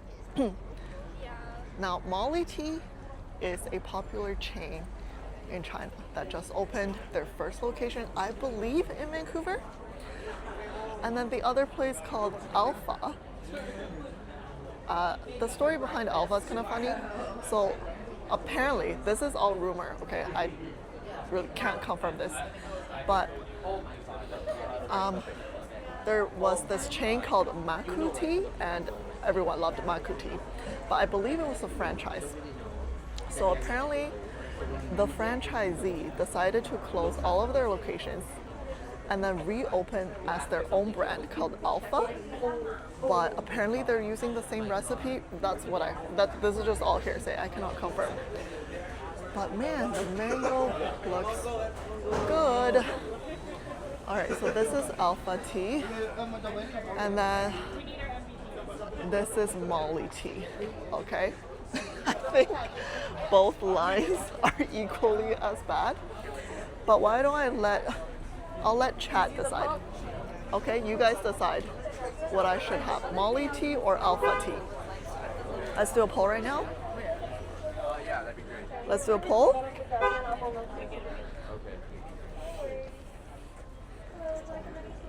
Let's do a poll. Should I try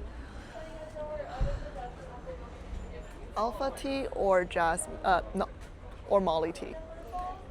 But just FYI, it is quite late. I'm not gonna get anything with actual tea. I'll just get like a fruity drink. Both. I couldn't even finish my bowl of noodles. You think I can finish? I can finish 2 cups of bubble tea.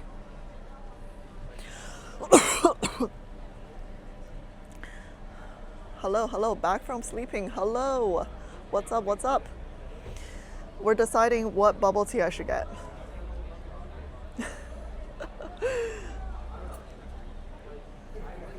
Okay. It's either Molly Tea or Alpha Tea. Really, you guys have never heard of any of them? Come on. Molly Tea. Ooh, okay, Molly Tea 1. All right. Well, that's perfect then. We're in line. And for those of you that just joined, look at the lineup. Look at the lineup for Molly Tea. Okay, we're in line. Nice. I got raided by Midnight Sumo. Thank you, Midnight Sumo. Thanks for the raid. Shout out to Midnight Sumo. Molly Tea is lit. I went there last week. Wow. All right, I'm excited then. The lineup's always so long that I've never just even tried. But hey, I feel like live streaming is like the perfect. Okay, you know what? There are people behind me, and my fucking tattoo is on my back, and I don't have a jacket, and my hair is up. Would you like a menu while you're waiting? Unfortunately, we're sold out of the jasmine apple milk tea today. Oh, okay. Hey, would you like one as well? Sure, thanks so much. Unfortunately, we're sold out of the jasmine apple milk tea today. Okay, no problem. Thanks. Menu.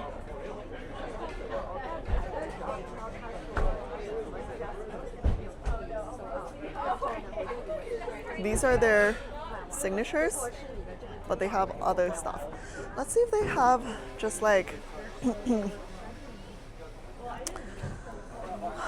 just fruit drinks, but it looks like everything does have tea.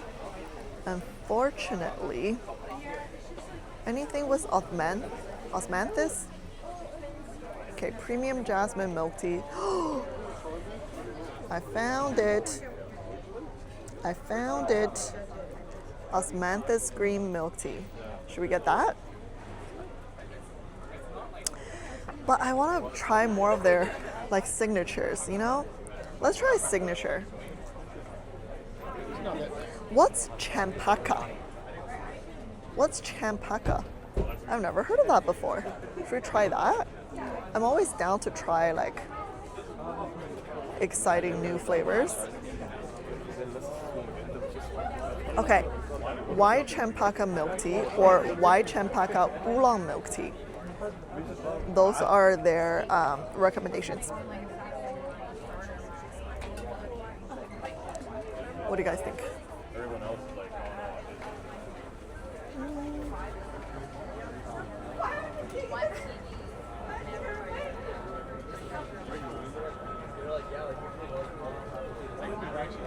I think I might get the white champaka milk tea. That sounds really interesting.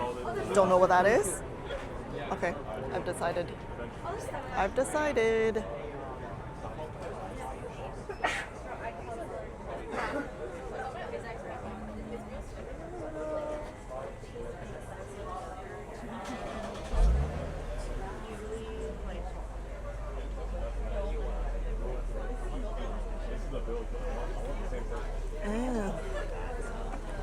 Let's watch this ad. Very interesting. Oh, I remember. Ooh. Hey. You get, what is this? Is this like a Labubu thing? I don't know what this is. Top up bonus? Oh, I think you probably need to like get a card from them or something. That's okay.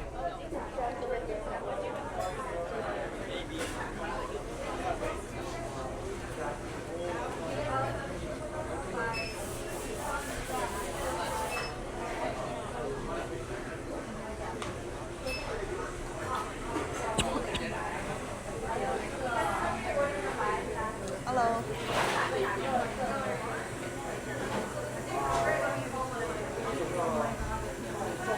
Hi， 你好，要一个白蓝。对，然后不加冰。不加冰，全糖。啊？你们推荐是全糖还是7分糖？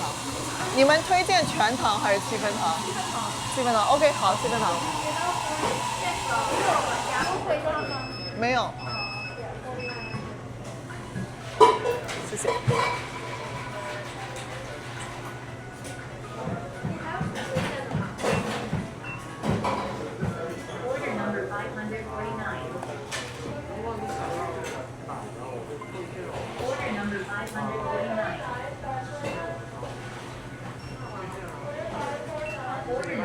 好，谢谢。大概现在是多久？我可以10分钟。OK， 谢谢。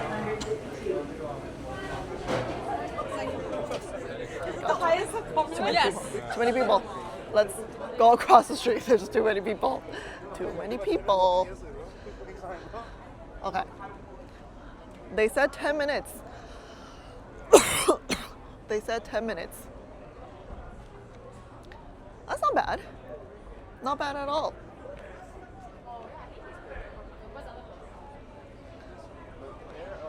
Not bad at all. There's a lot of Chinese menu, by the way, here. Hey. Let's find somewhere to like sit down. Oh, this is nice. Oh, airplane. Okay, let's sit here. And let's sit here while waiting for our bubble tea. Oh, okay. Nice.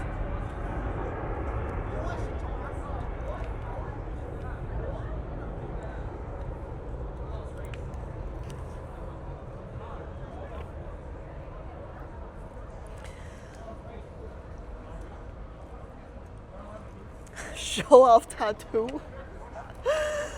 Okay.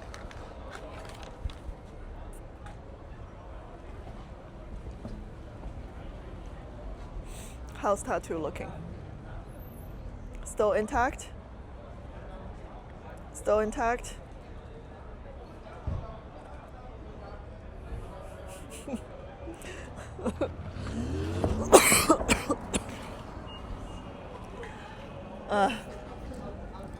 Yeah, that was for how many subs? Much larger than expected. Yeah, because she drew it by hand.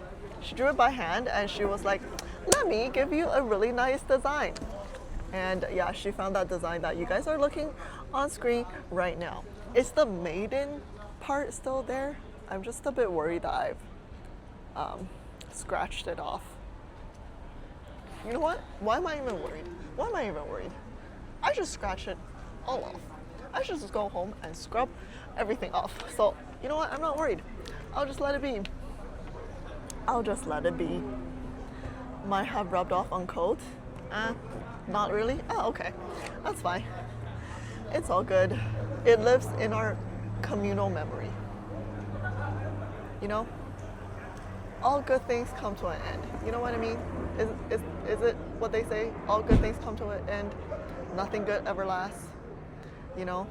天下无不散之宴席. You know? Okay, guess how much the milk tea was? Oh, I guess you guys don't need to guess. You saw the menu. It was $7.75 plus tax, so $8.15 was the total. It's not that bad. $9, $13. No, it's not that crazy. You know what I think? I think what's crazier than my tattoo is this bright red hair scrunchie. I think this is making me look more crazy than the tattoo. Like if you have a tattoo and, you know, unless people come really close to you and they see the words on it, they can't really tell what it says, right? But this bright red scrunchie, on the other hand, is making quite a statement. Making quite a big statement, unfortunately.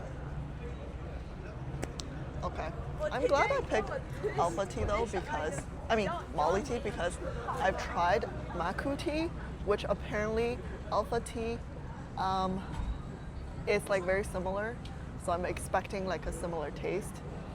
So yeah, I've never tried Molly tea and I don't even know what I got. Bailan, I don't know what flower that is. Why do we have a cough counter? This is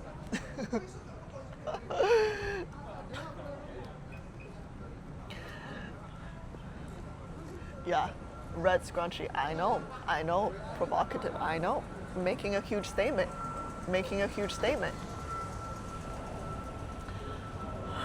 Okay.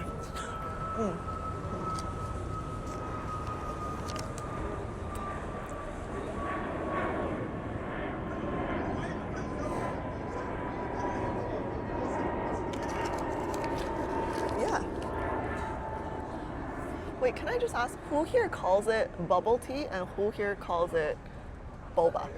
Is it just Americans that call it boba?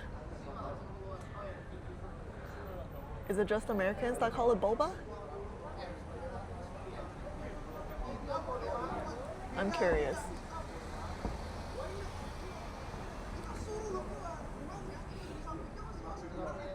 Very curious.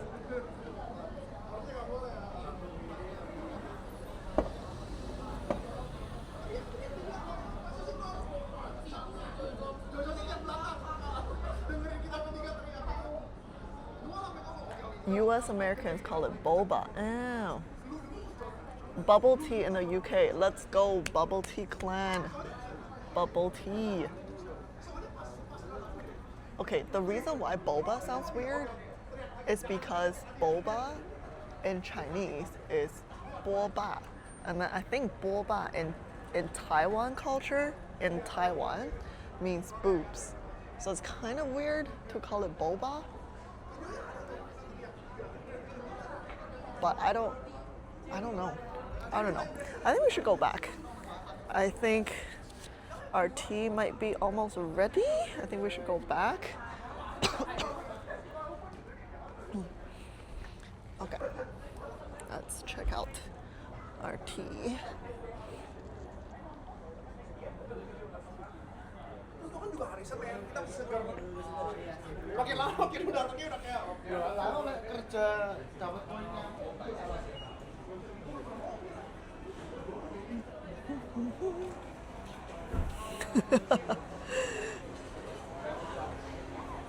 Booba tea? No.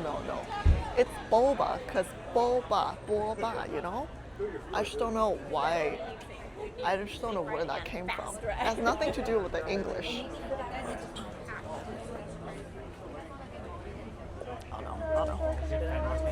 Oh shit. Where did my slip go? Damn it. What was my number? Oh, okay, thank God. I have it.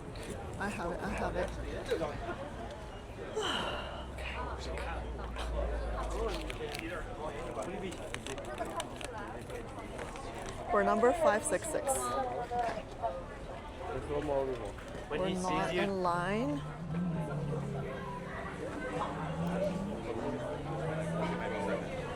Okay, let's kind of stand in the corner a little bit because there's too many people. Just too many people.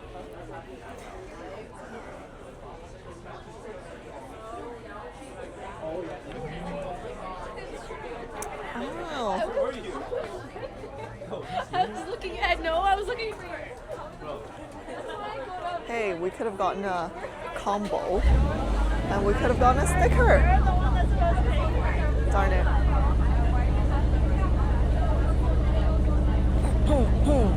Okay, this is getting loud. It's really loud.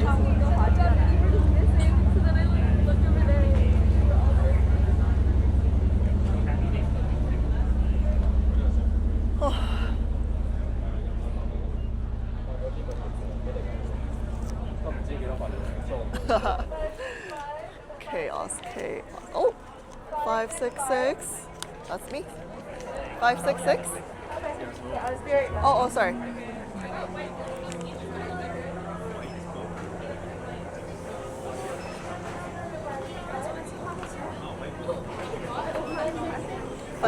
Thank you. Sure, thank you. Good night.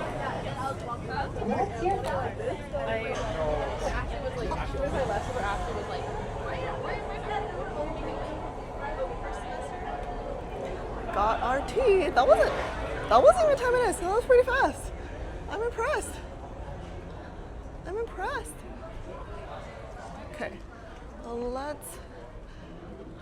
Okay, I'm gonna go sit in my car just because it's getting a little bit chilly and I want to charge my phone so we don't die. In a bit. Oof, okay. Okay.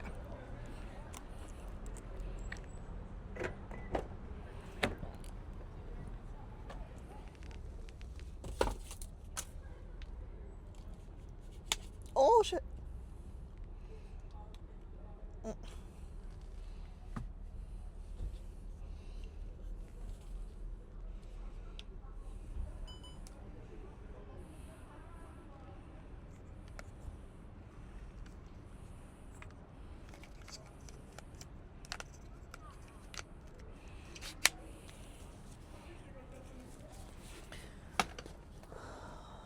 Okay.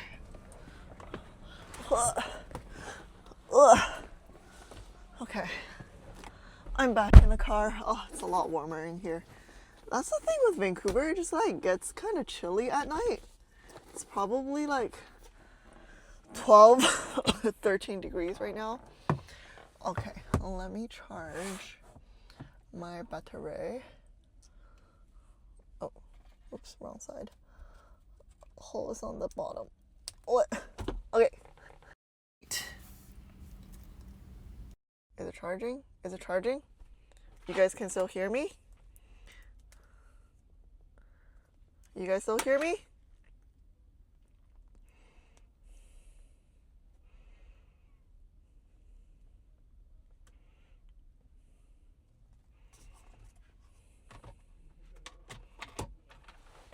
Okay, we have our tea. We have our tea.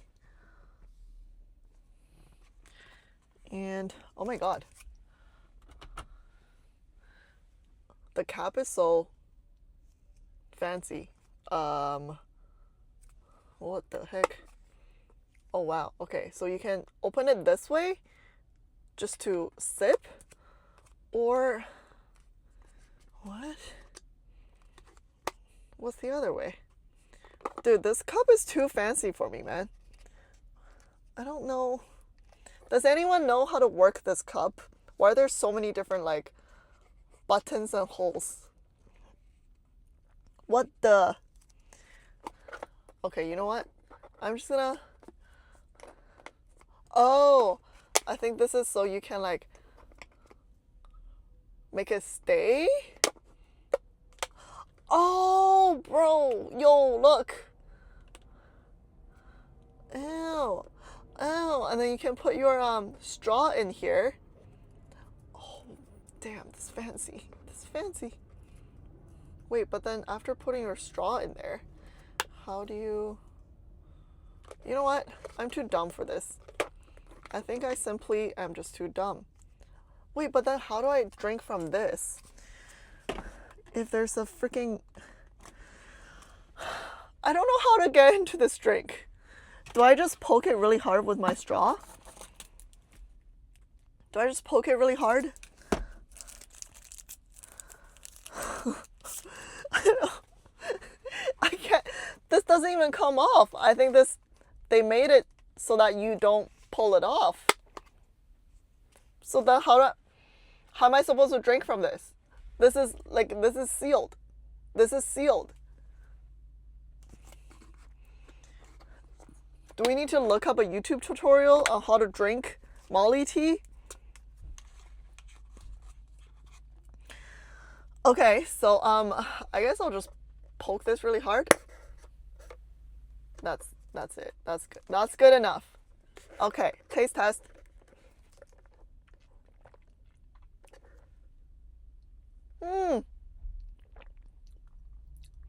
This is so good.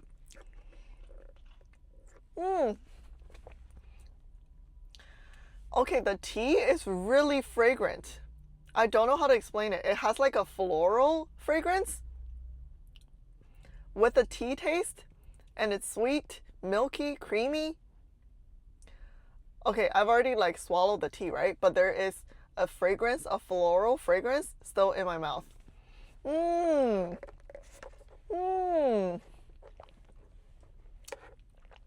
Yummy. I like. It's good. Wow. And they recommended 70% sugar, which I usually go for 100%, but I think this is pretty good. It's pretty good. Now, I do have one issue is I'm beginning to feel like I have to go to the bathroom. And I'm wondering where I can go to the bathroom. Because pretty sure Molly Tea's not going to let me use their bathroom. It's probably staff only. All the other restaurants, probably not okay unless you eat there. And I kind of don't want to go home yet. because I kind of want to walk around, but I don't know where I can go to the bathroom. Maybe a McDonald's? Wendy's? Bathroom time? Now, the other problem is if I leave my phone in a McDonald's or Wendy's, it's probably going to get stolen, right? It's probably going to get stolen.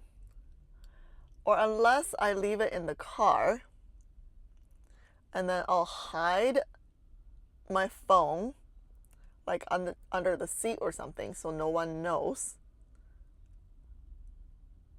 So no one knows. So they won't smash my car.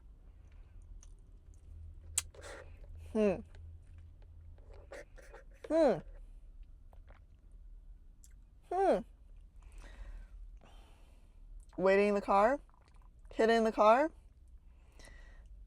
Okay. So if someone smashes my window and take my phone, you guys will scream, right? You guys will let me know? Okay, let's go find... Where should I go, though? What's the closest McDonald's? Oh, we can go back to... Let's go back to the food street that we were in. Because there's a McDonald's there. Okay. Yes, there's a McDonald's there.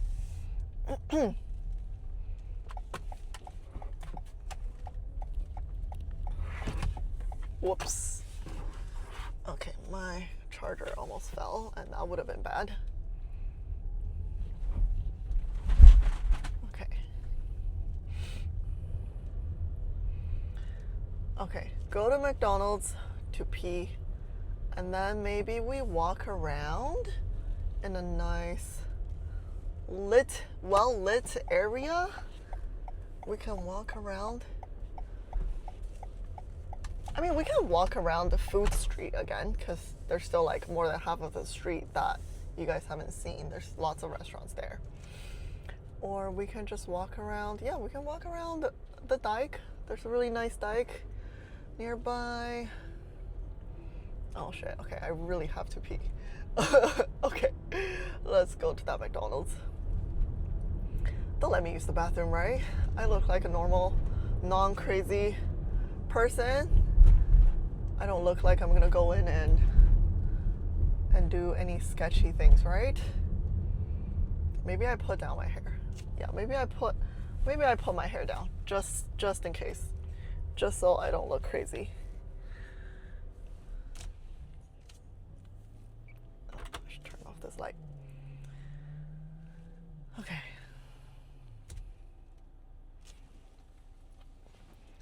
So then I will just, I'll just hide my phone, and then I'll hide you guys. I'll hide you guys under the seat or something. Okay. And then I'll leave the mic. I'll leave the mic in the car too. I'll leave the mic here.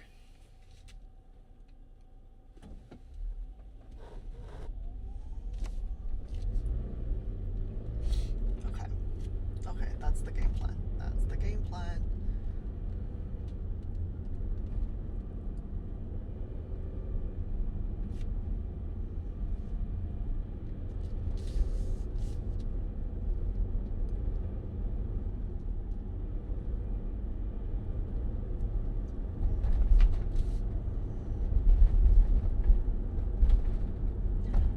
Yeah, and I think we can even,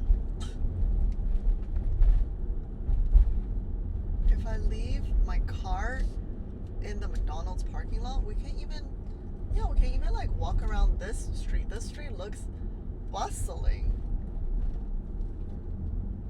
This street looks bustling. Okay. Sounds good. Sounds good. We're almost there.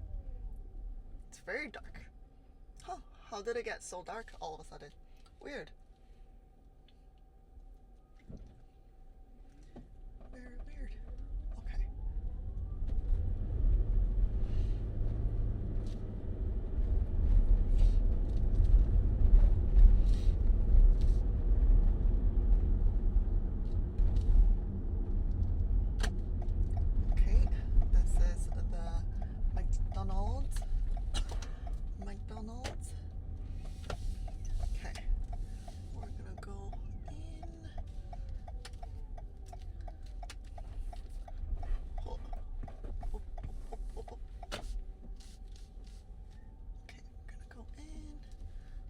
we'll just leave our car here. And then I'll hide you guys under the seat.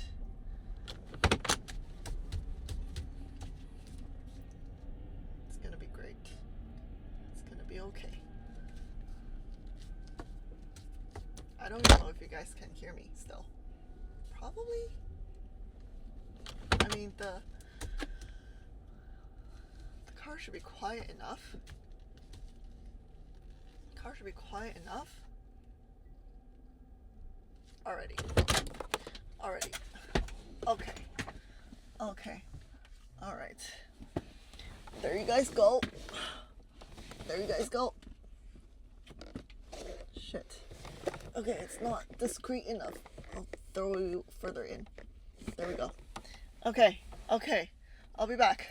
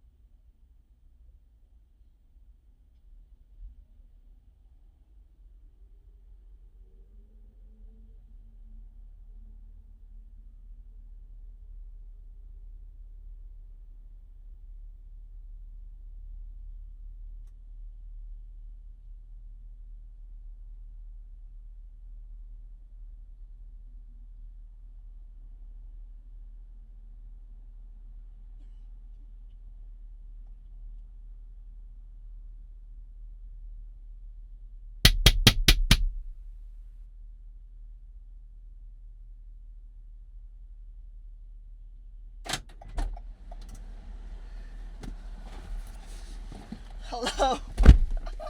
Did I scare you guys? Did you guys hear that?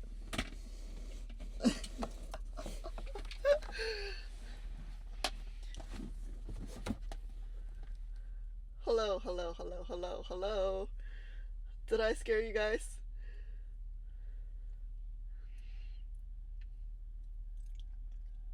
I'm sorry if I did. I'm sorry if I did. I thought it was funny.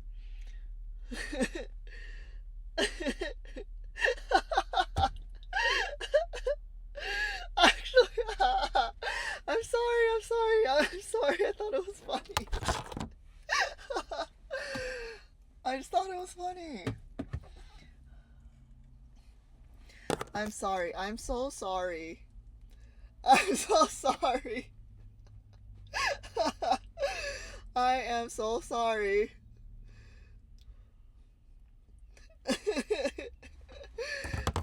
Okay. I think I figured it out. I'll let my hair down. Oh my god. Fuck, there's the police right in front of us. Do you think the police saw us banging on this car door and thought we were trying to break in? Fuck. We're okay, right? We're okay. I think we're okay. Okay, act natural. Act natural. I think what we're gonna do is we'll just let our hair down, and then so our hair can act as like a smooth, natural barrier, and then we'll put on our jacket so it doesn't like snag on our tattoo. I'm sorry, I will have to wear a jacket because it is kind of chilly. Fuck, the police car's still here. What's the police car doing here, huh? What's the police car doing here? Maybe they just want to get a vanilla cone from McDonald's. Maybe they just need to get a cone from McDonald's. Let's not think too much. Let's not think too much on this. Okay. Okay. I have some battery charged. Plug.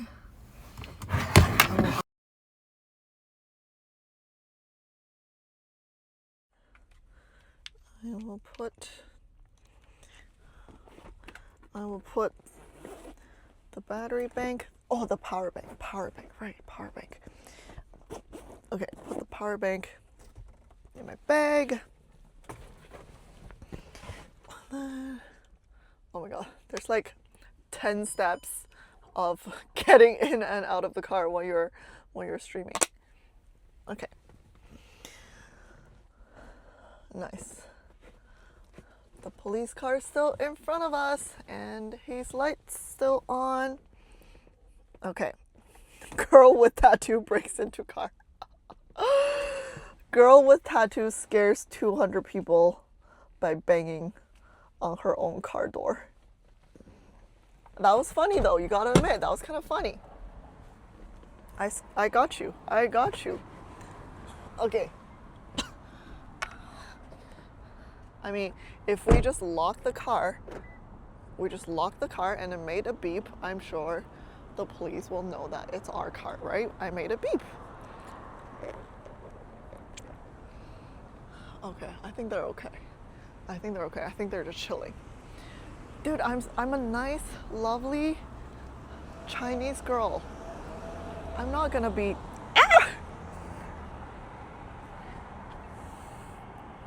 What was that? I think that was like a spider web or something. Anyway, I'm a nice Chinese girl. I'm not gonna break any laws. Okay. Let's cross the street. Oh, let me show you guys this fancy ass karaoke place. We're back on the same food street, by the way. Back on the same food street. Look at how fancy. They have a bouncer. Holy fuck. Shit. They have a bouncer. This is the karaoke place. It's too fancy. Too fancy for me. Let's go. This is a sushi place. Happy Tree House is a skewer's place. I used to like going to Happy Tree House, but recently I went. Their quality kind of shit, I stepped on something. Their quality kind of went downhill, and didn't taste as good anymore. Okay, all right. Yeah, Happy Tree House, a skewer place. It used to be the place, okay? Like back when skewers weren't as popular, they were the first ones. They were the first ones to open a skewer place. And there's lineup every day. There'll be a lineup every day. But then now it's popular and there's skewer places opening left, right, and center now. So I feel like they have a lot of competition and their quality isn't as good as before, sadly.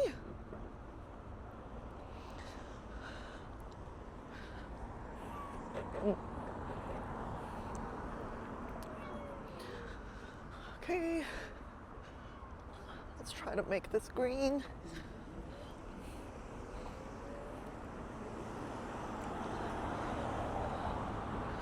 Okay.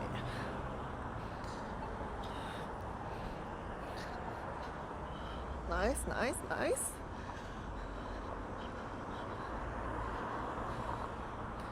Okay.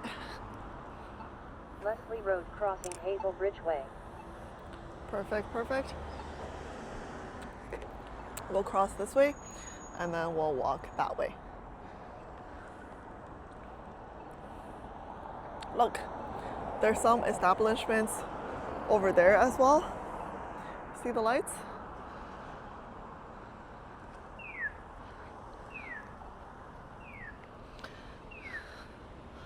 I would say, yeah, this area for Canada, it's pretty lively at night. I mean, we're not in downtown Vancouver, right? Downtown Vancouver, there are areas that are lively, you know, until like midnight. But this is pretty far from downtown. Ooh, look at this. Isn't this cute? It's a bao place. Better Bite. It's a bao place. So cool. Hey, I didn't know this place existed. That's really cool. Okay. Yeah, and I don't really like walking in downtown at night, especially now. Yeah, it's like after 10 p.m. now. Because it's kind of sketchy. Not gonna lie, it's kind of sketchy.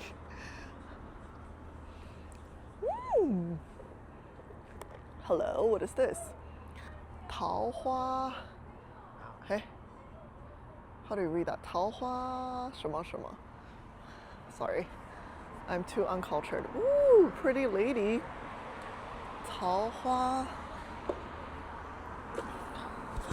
Oh no, my teeth fell. Hey, nothing dropped.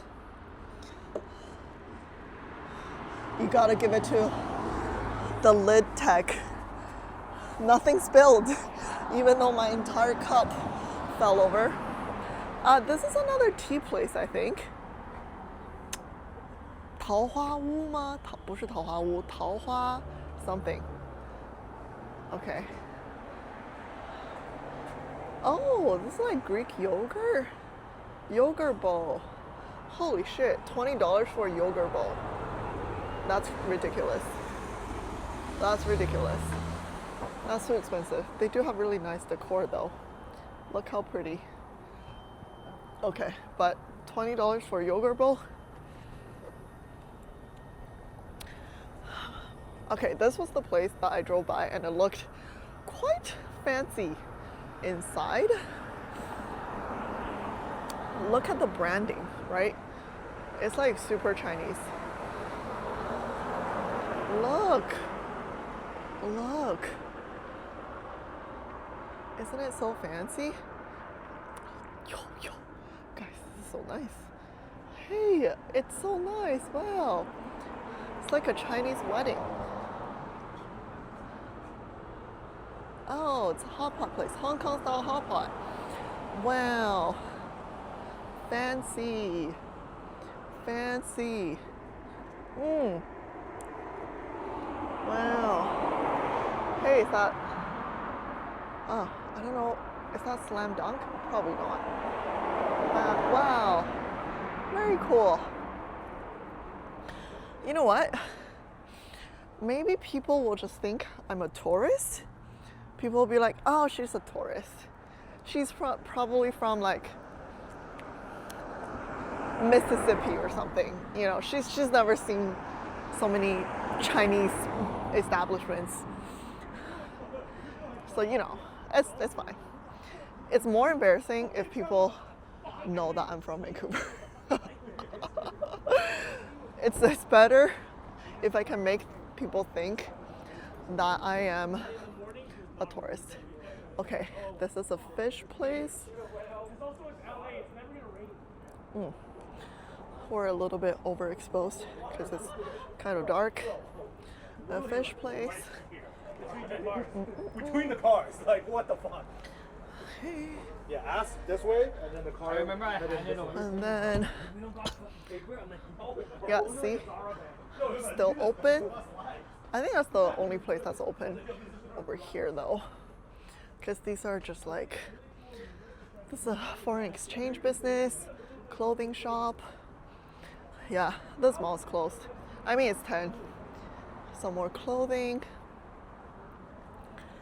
but a lot of food places are still open, which is quite nice. Yeah, I think when I first came to Vancouver, oh, this is another rice noodle place. Yunnan rice noodle place. I used to come here a lot, actually. Look, see? You get your own, hello, that's me, your own plate of little side dishes, a pot of boiling soup, and your noodles, and you just dump everything in. Super fun. What was I saying? Oh yeah, when I first came to Vancouver, everything closed super early. Like, things would close at 5 p.m. Malls closed at like 5 p.m. or 7 p.m. Latest 7 p.m. I think. And then wasn't until like fairly recently that a dessert place. Looks nice, but it's closed. Yeah, wasn't until recently, maybe like 5-10 years ago, that places started to open later.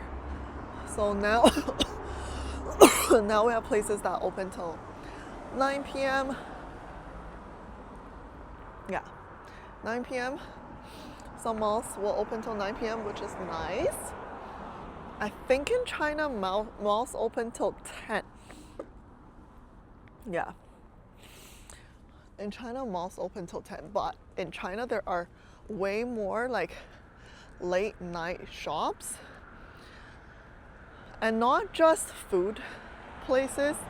Like, there will be more entertainment places that open till late, and these can be places like let's say like paint night, or right now there's this thing called, what's it called? 什么豆? Something 豆.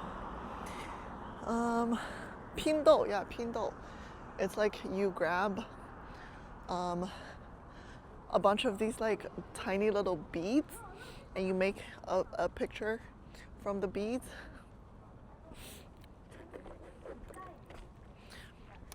This is a Korean barbecue place that I really like.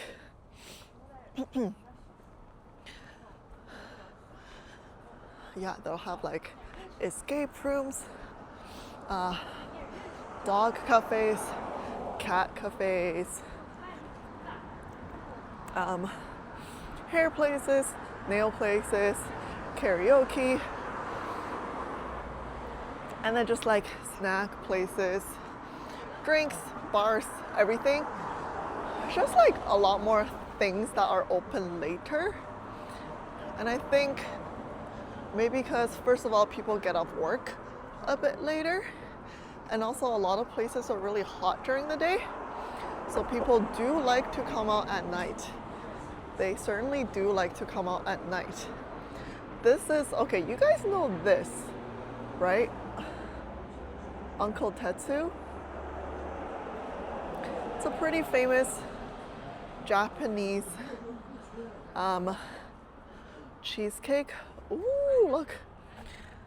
It's a popular Japanese cheesecake chain. Oh. Yeah, they make cheesecake in this. Yeah, Japanese cheesecake chain. Yeah, this mall is really nice. I was gonna take you guys here to buy the calligraphy, but there's no signal inside.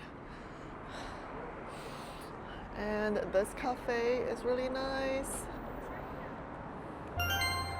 This cafe is really nice. They have like afternoon tea and stuff. Very nice.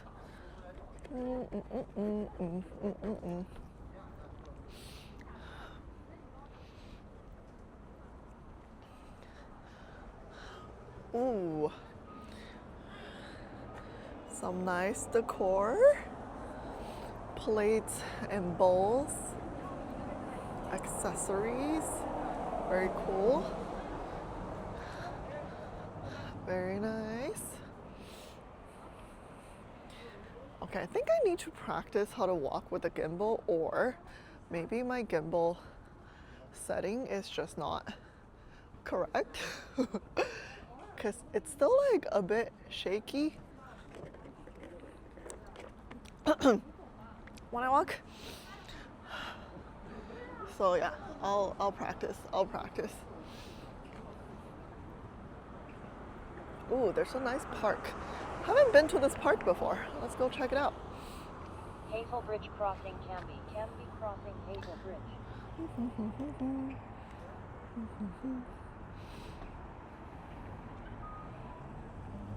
Nice.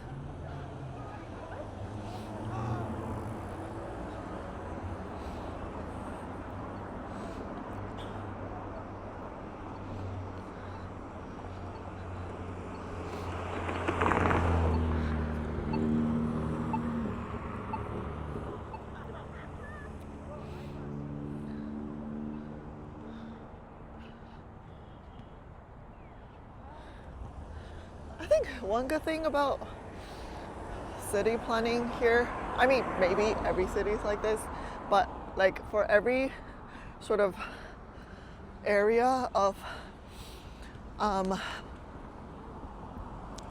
like condo establishments and stuff, they'll have like parks and community centers. So it's nice. There's people playing basketball. Okay, let's grab a seat here. What?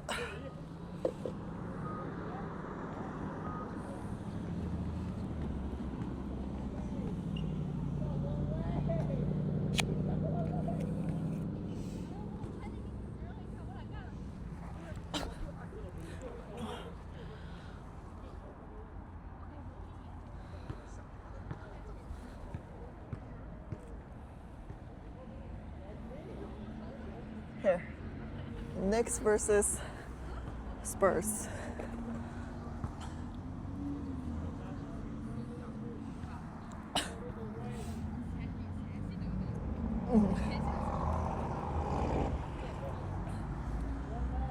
All right, front row seats. Knicks versus Spurs. Okay, let's check my phone.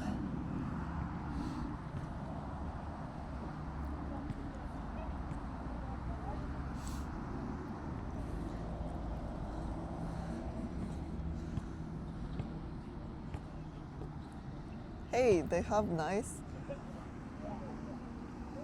Mandarin rap music going on. That's nice.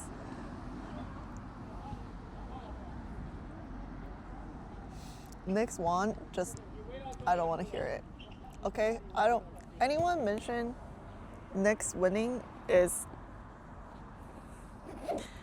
gonna get kicked out. I'm just joking.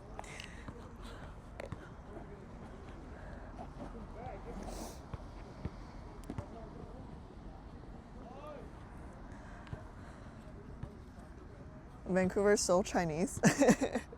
I think it's literally just like the part I'm in is very Chinese.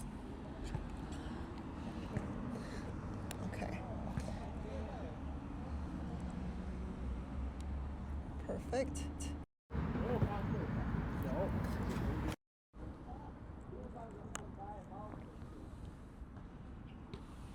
Nice. Okay, nice.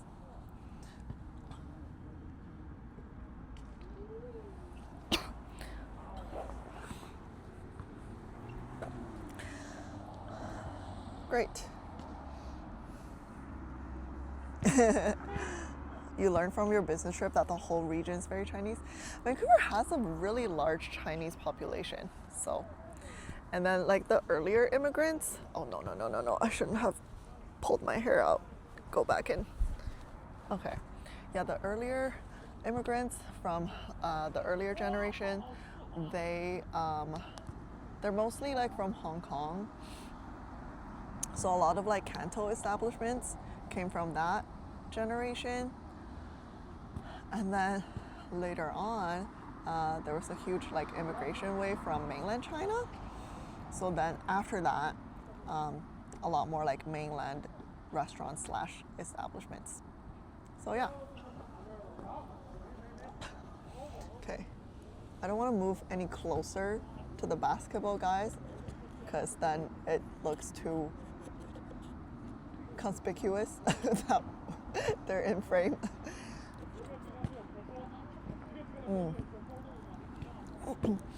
Is Vancouver considered little Hong Kong or something? Probably. It's like little everything. Little Hong Kong, probably little China, honestly.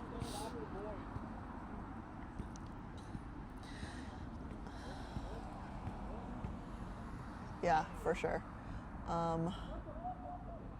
Yeah, we have a Korean town as well. And then I don't think we have a huge like Japanese population. We do have like a lot of Japanese, but I just don't think there's like a Japanese town or like a Japan town. There's definitely lots of okay, sorry, there's a bug. There's a lot of Chinese, Korean, Vietnamese in terms of Asian immigration. I don't really know about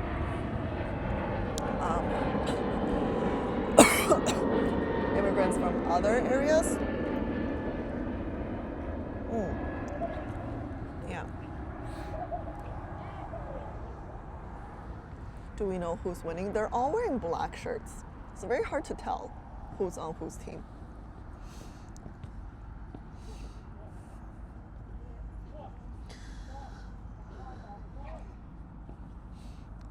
Yeah, super cozy.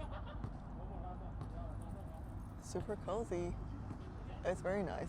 Also, like, generally in this area, I feel safer than downtown. There are a few areas in Vancouver that are like super safe and it's like more vibrant, good nightlife. Downtown has good nightlife, but just like kind of sketchy. Now downtown, okay, we have like West End downtown and like East Side downtown. So downtown East Side, there used to be like a pretty clear line. Downtown East Side was like you cross the street and then like bam. Downtown East Side, kind of sketchy, kind of not somewhere you want to hang out alone at night. But then like recent year, I think since COVID, right, homelessness got a little bit worse. So then I feel like the line kind of blurred. And then now there's like more of that, like coming into like sort of the main businessy / shopping areas of downtown Vancouver. Yeah, so I don't really like hanging out downtown late at night. If I'm driving, that's totally fine. If I'm driving to like a restaurant or to an event and then just like getting out of there by car, that's totally fine. Or if I'm walking around, like there needs to be like at least one guy or like guys in a group. Otherwise, yeah, it's a little bit sketchy. Waterfront is better. So like waterfront is downtown Vancouver, but like closest to the water. That's better. But if it's just like shopping area, business district downtown, still a little bit sketchy. Still a little bit sketchy. How's Victoria Island? Victoria Island's really nice. I don't have good memories of Victoria Island because I did my pharmacy practicum for 3 months in Victoria, and it was really tough. And I had to like rent a place, live by myself. Nobody was with me, and there was a lot of work. I was stressed. It was like dark at 3 p.m. at night. So I didn't have like a good time there, but Victoria's really nice. People in Victoria are a lot nicer than people in Vancouver, I will say. Like people in Victoria are a lot friendlier. You get that like small town friendliness. Like people will say hi to you on the street. Okay, in Vancouver, you walk on the street, no eye contact, right? Someone walks towards you, you guys like don't make eye contact normally, and you just like go past each other. In the elevator, nobody says anything to each other. But in Victoria, everyone will say hi to you walking on the street. The hospital, I did my rotations in Victoria. Everyone's super nice, very friendly to new students and newcomers. But in Vancouver, the big hospitals, I have heard horror stories of hospitals being kind of mean to their students, kind of condescending. I mean, maybe it's, you know, in the sense that like they want you to get thicker skin, they want you to grow. So they're really like harsh about it, right? Like they have like the tough love, you know what I mean? But then Victoria, everyone's super nice and supportive. So yeah, it's different. It's a little bit different. And Victoria is like a lot smaller. Downtown Victoria, basically, I don't know, a few blocks. Downtown Victoria, there's also like waterfront, really nice, and they have the Parliament building, because Victoria is the capital city of BC. Parliament building, yeah, it's not super big. I feel like Vancouver has more like different areas where you can hang out. Yes. Yes. Okay. You would love to live in Vancouver or on Vancouver Island? It's expensive. Just warning you. I think Vancouver Island's probably not as expensive. Vancouver is expensive.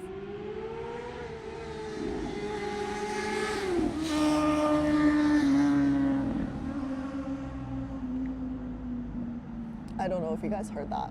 There's a crazy motorcycle going by. Hello, good morning. Good morning, good morning.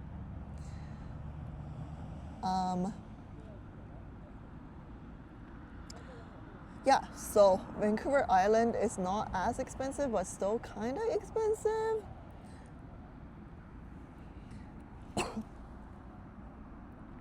Still kind of expensive. So I know there are people that had to move away from Vancouver because of the expense, and they moved to Vancouver Island. And I think depends on your like career path. You could sometimes make more in a rural area, I think especially in healthcare. because there's always like a shortage of healthcare workers in rural. I mean, Vancouver Island is not rural, but like just away from city center. They'll usually have like a wage bonus, incentive, and stuff like that. Oh, I think the basketballers went home, so we can center ourselves. Okay, now, I think, so we have 7 hours and 30 minutes on the timer. So there's a chance that I go home and sleep tonight. The timer might run out. There's a chance. Let me tell you the plan for both, okay? Let's wait till the plane passes. Maybe I should turn on noise canceling.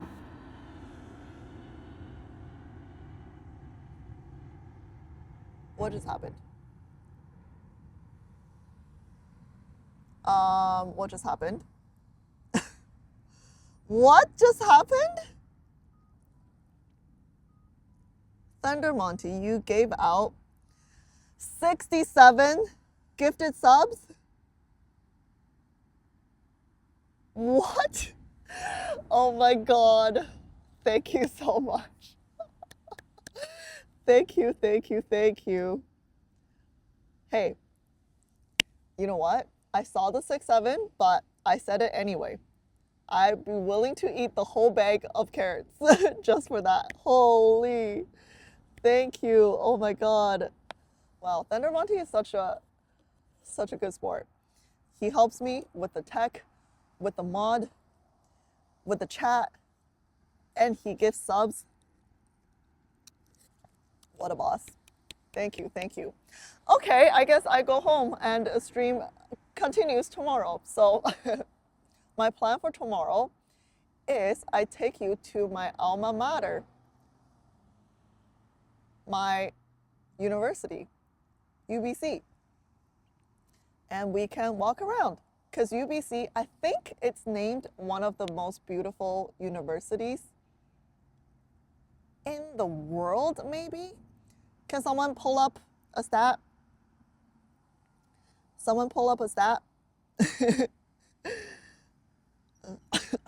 26 more subs to Soup. Nice. Oh my god, crazy. Oh, hype train started. 13%. Nice. Okay, UBC, someone look it up. I'm pretty sure I saw this. It's like either top 3 or top 5 most beautiful universities in the world.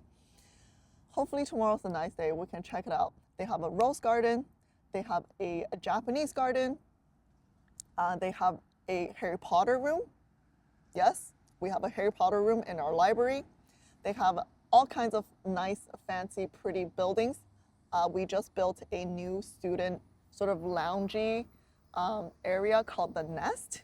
It's really state of the art, really, really pretty. So I can't wait to show you guys. Yeah, Thunder Monty the #1. Yay! Oh my god. Amazing. Yeah, okay. You know what pisses me off? When I went to UBC, it was like shitty. There's construction everywhere. Okay? There's construction everywhere. It was like mud and dirt and blocked off roads when I went to UBC. And I guess, you know, years later, the current students get to enjoy the beautiful campus that we have now. Anyway, we can go to UBC and I'll show you guys what it's like right now. So, okay, I guess we can make another announcement on stream. I wasn't sure when to announce this, but I guess this is a really nice time, good point to talk about this. I have decided to take a leave from work for the next, let's just say for the next year for now, okay? And I'm deciding to move back to China and live abroad in China for the next year, at least for the next year. And I'm going to be doing full-time YouTube and full-time streaming from China. Yes. Yes, thank you. And I'm deciding to, talk about it now because everything is pretty much confirmed. I've told my parents, I've told my friends, I've told my work, and I've rented out my house. So like all the big things have been done. So I feel like I can talk about it on stream now. Yes, thank you so much. Oh my God, there's a huge bug here.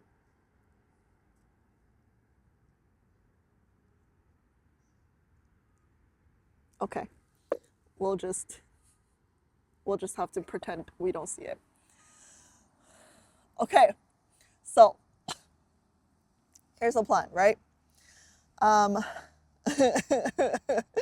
Eat it. You're joking. I'm too full. I had that big bowl of noodles. So now the thinking is, I've been thinking and talking about, maybe living abroad. Living abroad before, life, responsibilities, whatever, before you can't leave a place. Been thinking about it for a long time, but it's never, the right time. You don't have a good opportunity.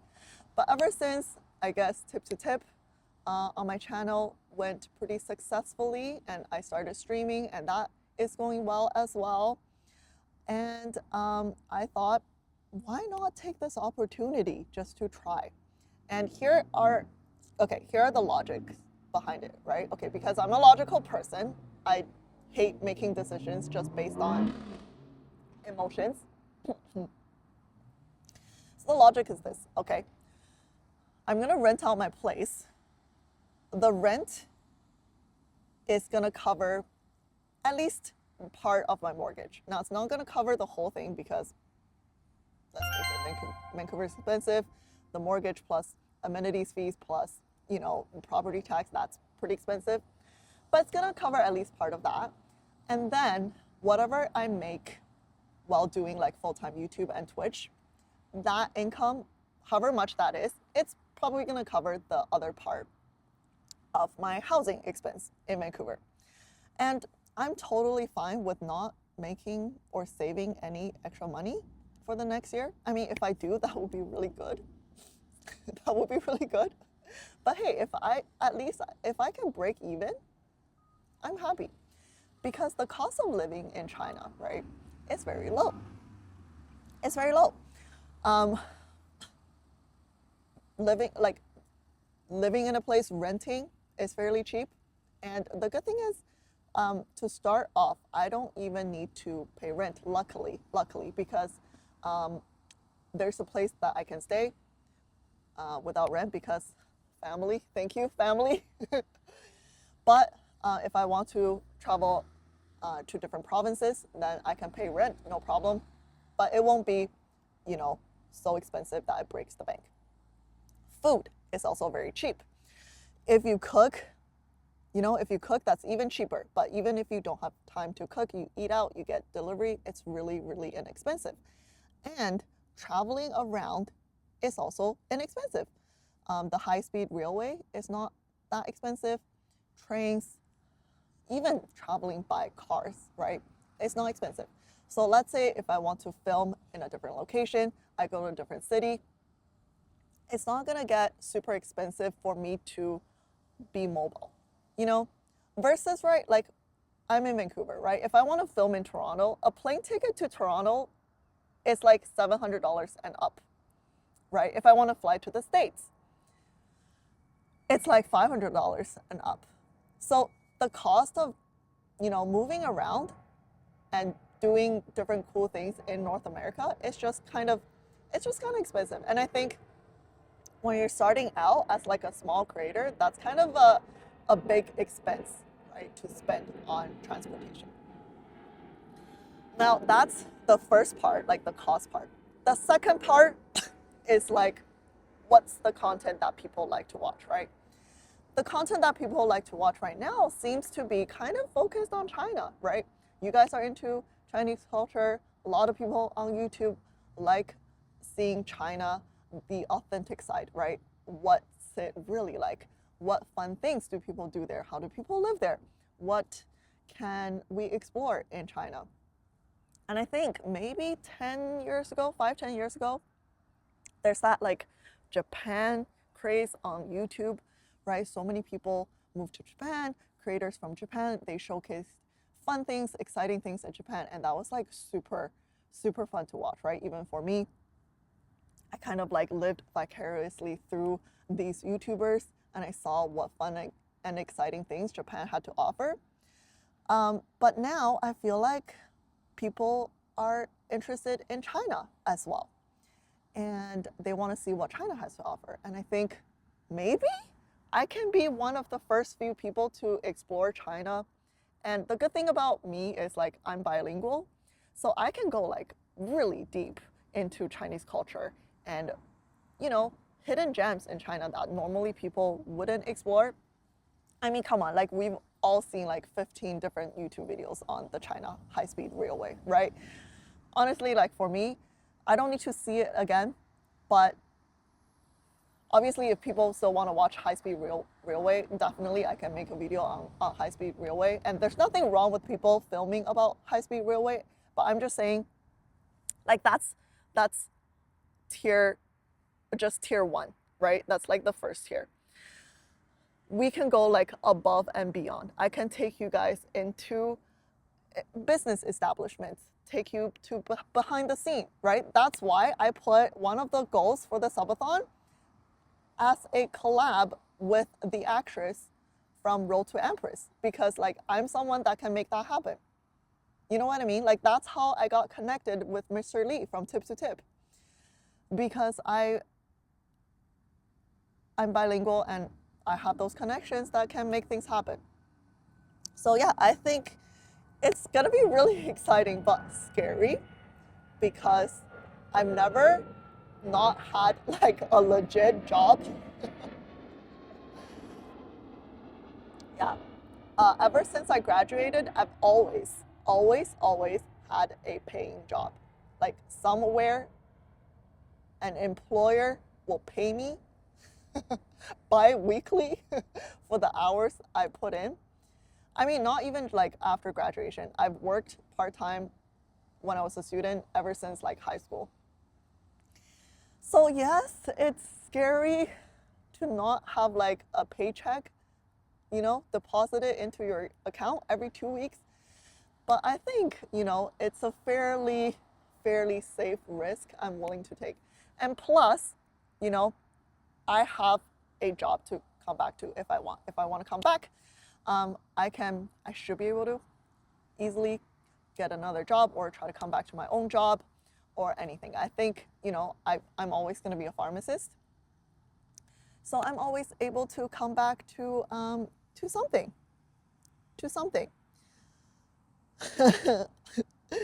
Yeah, are you guys excited? Yeah, so we have lots of cool things planned. I mean, just from the Subathon, right? We already have like, we have three RRL streams happening in China already. Fishing, tip to tip in a city by bus, and then we have hunk nail and menu nail. Yeah, so we already have three things happening in China already, right? I mean, think about like just these are like sort of bigger planned streams. Think about just like the everyday streams that I can have, right? I'll just walk around on a street. I'll go to like a morning market. I'll grab breakfast there. I'll go to a karaoke bar. I'll go to a night market. You know, like every day will be like something new and different that you guys haven't seen before, hopefully. Yeah. So it's super exciting, yes. And then, right, okay, so that's like streaming. And then obviously YouTube, I feel like, at least for now, that's still like my main, you know, my bread and butter. So I want to do more like higher quality okay, I don't want it to be like, you know, high production. I can't make it high production like Mr. Beast, right? Like, today we're gonna do this, blah, blah, blah. I want it to be like more fun and casual and not super staged, but I want it to be more thoughtful and more, how should I put it? More like things that people can't really see normally, you know what I mean? Like backstage of something, or exploring certain things that only local Chinese people can get access to. Yeah. Yeah, we'll see. Anyway, that's just all in my head. I mean, maybe I get more views by just like going on a subway or like a high-speed railway. I don't know.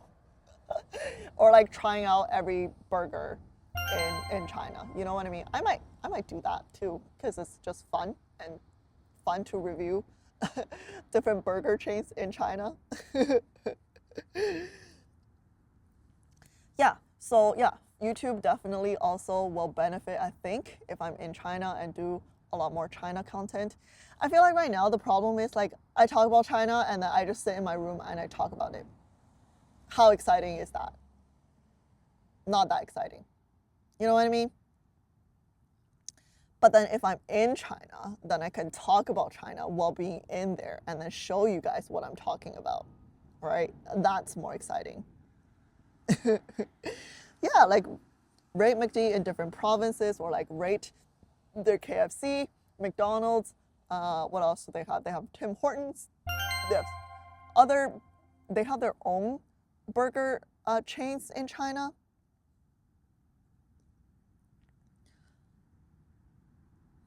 Whoa. Hey. Thank you for the 20 gifted subs. Esna, thank you. Oh my god. 16 more hours.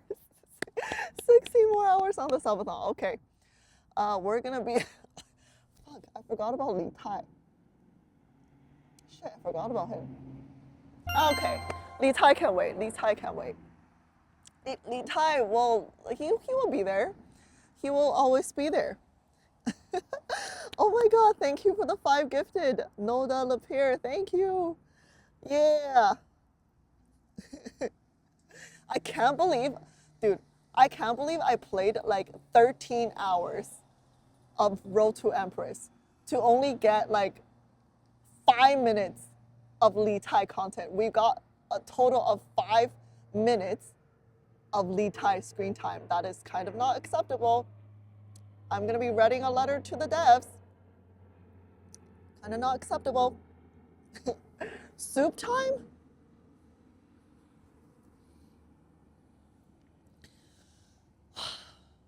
Soup time. Holy shit. We met the soup goal. No way. No way. Okay, we met the soup goal. We're gonna be making soup tomorrow. Soup and 10 spins. Oh my god. You guys.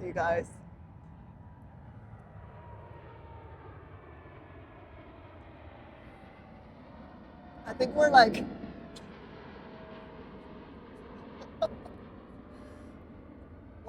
directly under the airplane path. Directly under it. You want to see UBC still? Yeah. Going to UBC tomorrow morning. I lost my train of thought. I was gonna say something.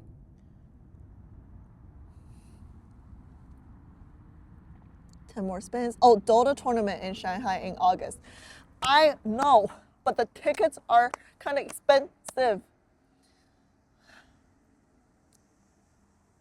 And I was low-key hoping. I was like, no, I'm a content creator now. Do I get like a media pass? Can I get a media pass? Can they like invite me to the Dota tournament, I can like make videos about Dota. You know, I love Dota. I can make videos talking about Dota. I can live stream about Dota, but yeah, I don't know that that's gonna happen. I think if I want to go, I have to buy my own tickets, and they're kind of expensive. I think they're like a few $100 USD per ticket. So yeah, when I don't have my full-time income anymore, that's kind of a lot, isn't it? That's kind of a lot, isn't it? When I don't have, when I have to live off of YouTube and Twitch income. Need to be more careful with my spending.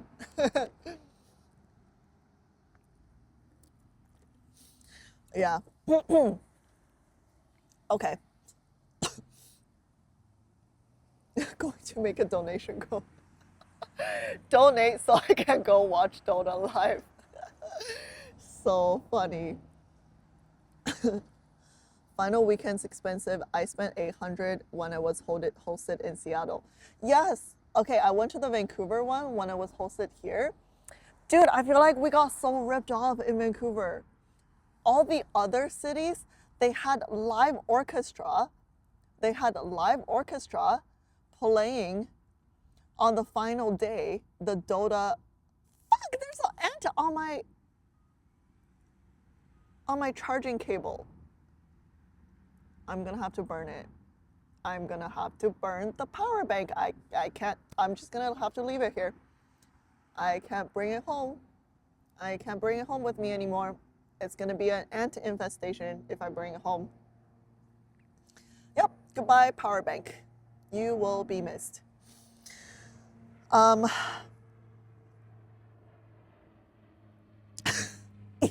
Eat the ant. You want me to eat the ant? That's not something people do, I don't think. What if they are poisonous? It'll be the new tennis problem. Dude, it stole my house, okay? What was I saying? Yeah, okay, so the Vancouver Dota tournament, they didn't even have a live orchestra. So we were ripped off of a live orchestra. And that's like the one thing I was super looking forward to because I love live orchestral music. They didn't have one. It's kind of getting a bit cold. They didn't have one. And then, what was I gonna say? Yeah, and then I just feel like the whole stage was just okay. They didn't put in a lot of effort in the lighting or like the big screens and everything. Yeah, so it was kind of like meh. Production was kind of meh. It was still like really fun to be there live. Still really fun to be there live. I have a photo with Aoi 2000.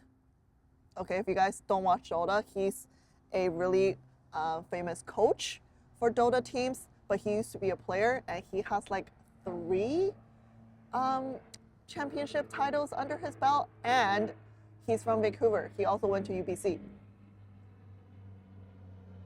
So yeah.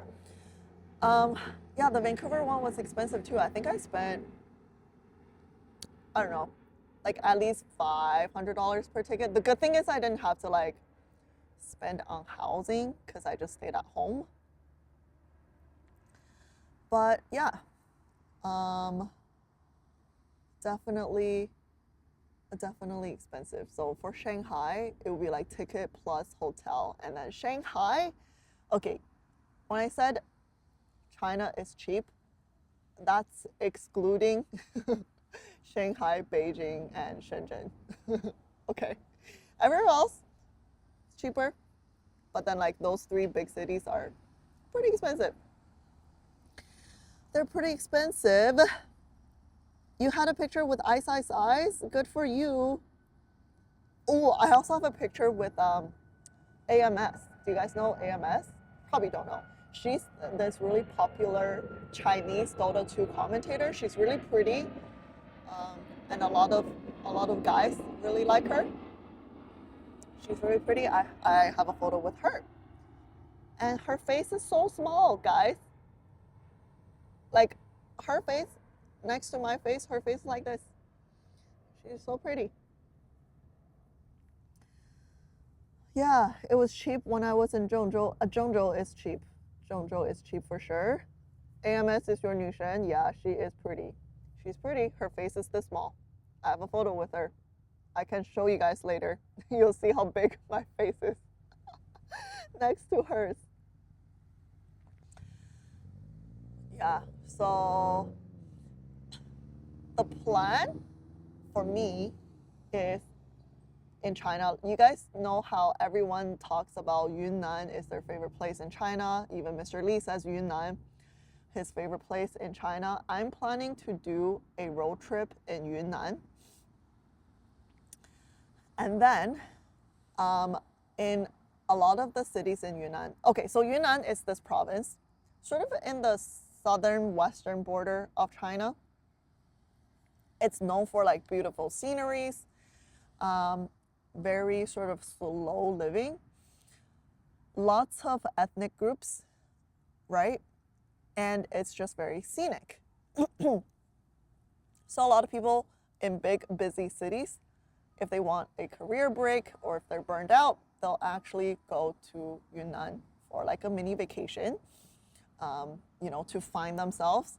It's kind of like, do we have a place like that in the States? Yeah, I don't know. I can't think of one, but it's, I don't know, like you moved to Oregon and you like lived in the trees, except Yunnan has like trees, but also has like city life. So the plan is to do a road trip in Yunnan, and then I'll see if I can like take you guys with me.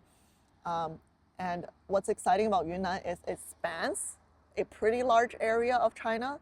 So you can go from like tropical areas to temperate weather to like snow mountains.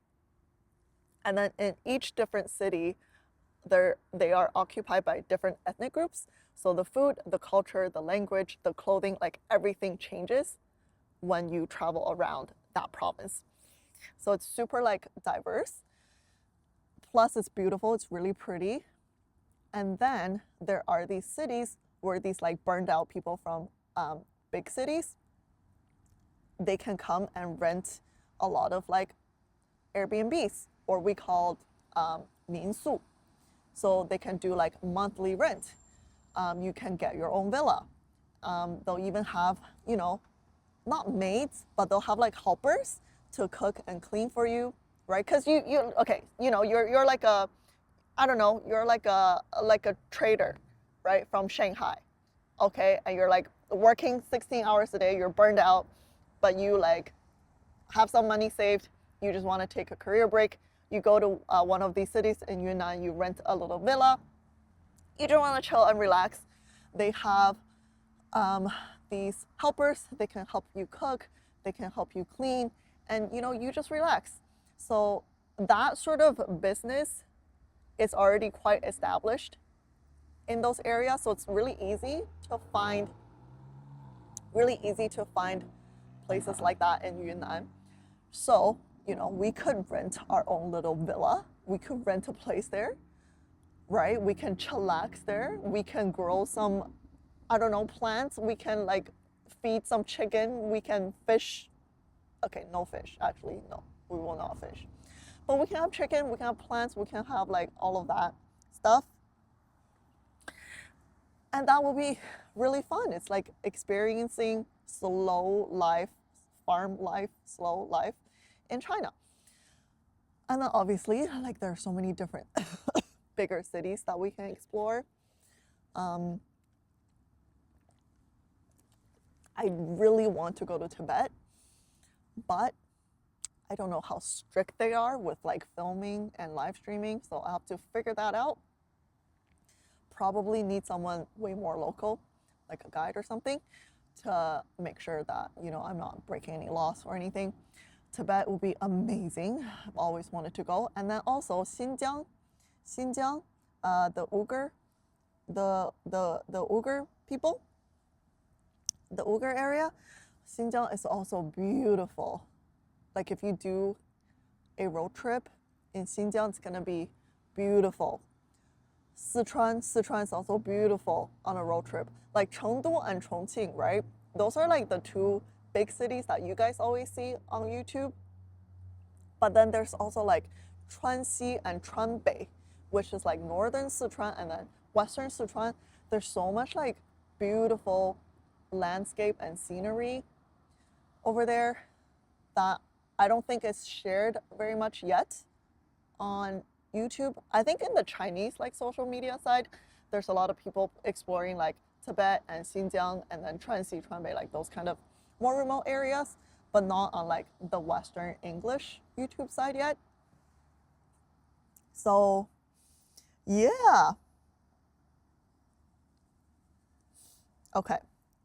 It's getting cold. I'm a little bit shivery. And it's about 11 p.m.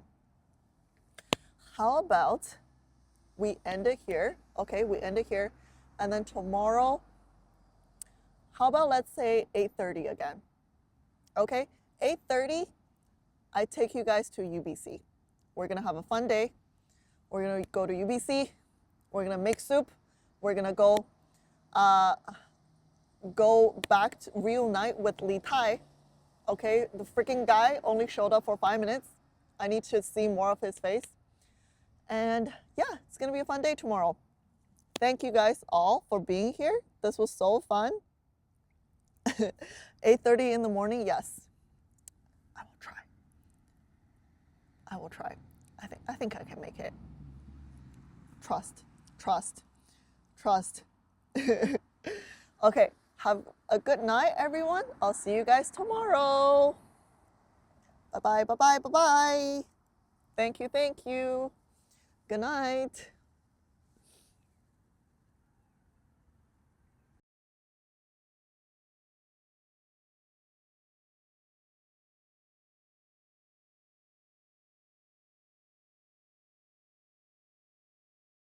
To me on this trip, I was scammed on a taxi ride. I had the worst food poisoning of my entire life. And on my last stop, my luggage was stolen. It was caught on CCTV and I ended up at the police station. You probably think I'm never going back to China, right? After all this. But I'm about to tell you that's actually not the case, because the way my problems got resolved in China were completely different from how they would have gotten resolved in Canada or anywhere else in the world. So I'm going to explain why that is in a little bit, and hopefully I'm going to give you a version of my trip that's completely unsensationalized and as honest as it can be. I know a lot of you are probably interested in knowing the countrywide surveillance camera system that they have. Is Big Brother really always watching? Is it true that China is one of the safest places on earth right now? So let me tell you what happened on my trip. My first stop was Chengdu. It's probably one of the most popular and Instagrammable places from China right now. A lot of my friends are either planning to go or they've already visited. And I went there because I was planning to film a video at one of their traditional Chinese medicine clinics where I could try acupuncture, traditional Chinese medicine. I could go visit their medicine dispensary, like the traditional Chinese herbal dispensary you saw in Apothecary Diaries. I land at Chengdu Tianfu International Airport. I get out of the airport and I immediately notice a difference. The air. So you know when you travel to Hawaii and you exit the airport and you take the first whiff of the air in Hawaii and the air smells different. In Hawaii, it smells like the beach. But previously, whenever I go back to China, the air would smell like a mixture of smog, dirt, and faint gasoline. But I don't dislike it. I mean, I grew up there, so whenever I go back and I smell the air, it just smells like nostalgia. But this time, I smelled the air and it didn't smell different. It just smelled like regular air. So that's the first thing I noticed. The second thing that I did when I stepped out of the airport was call a Didi on my Didi app.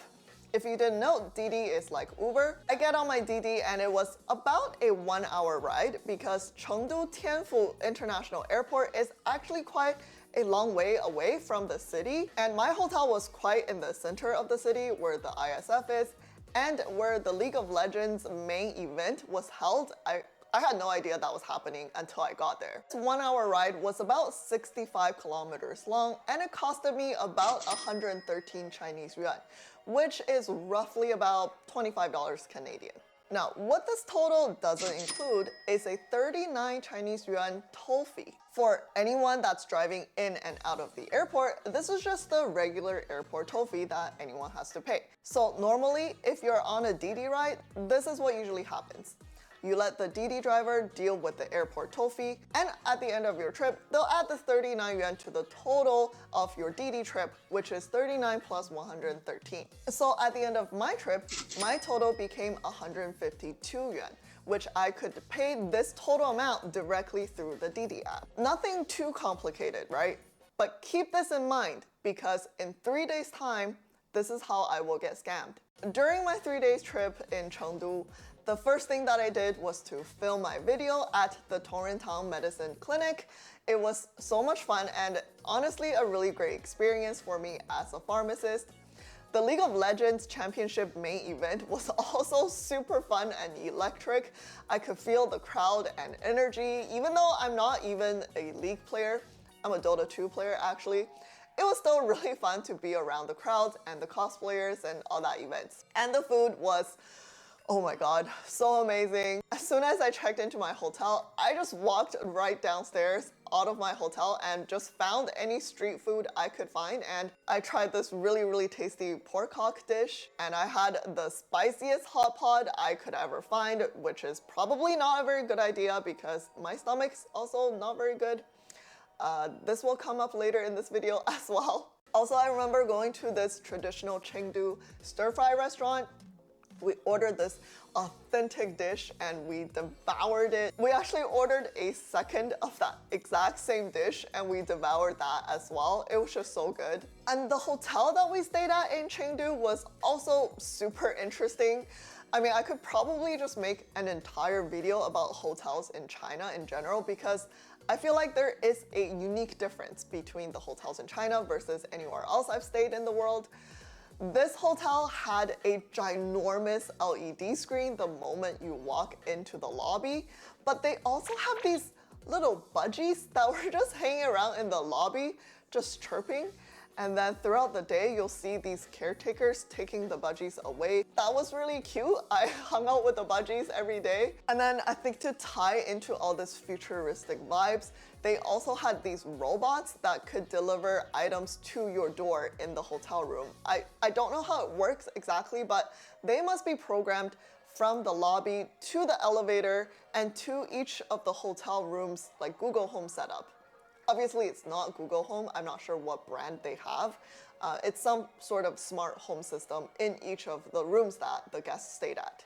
So the robots know exactly which floor they should go to. They'll press the elevator automatically.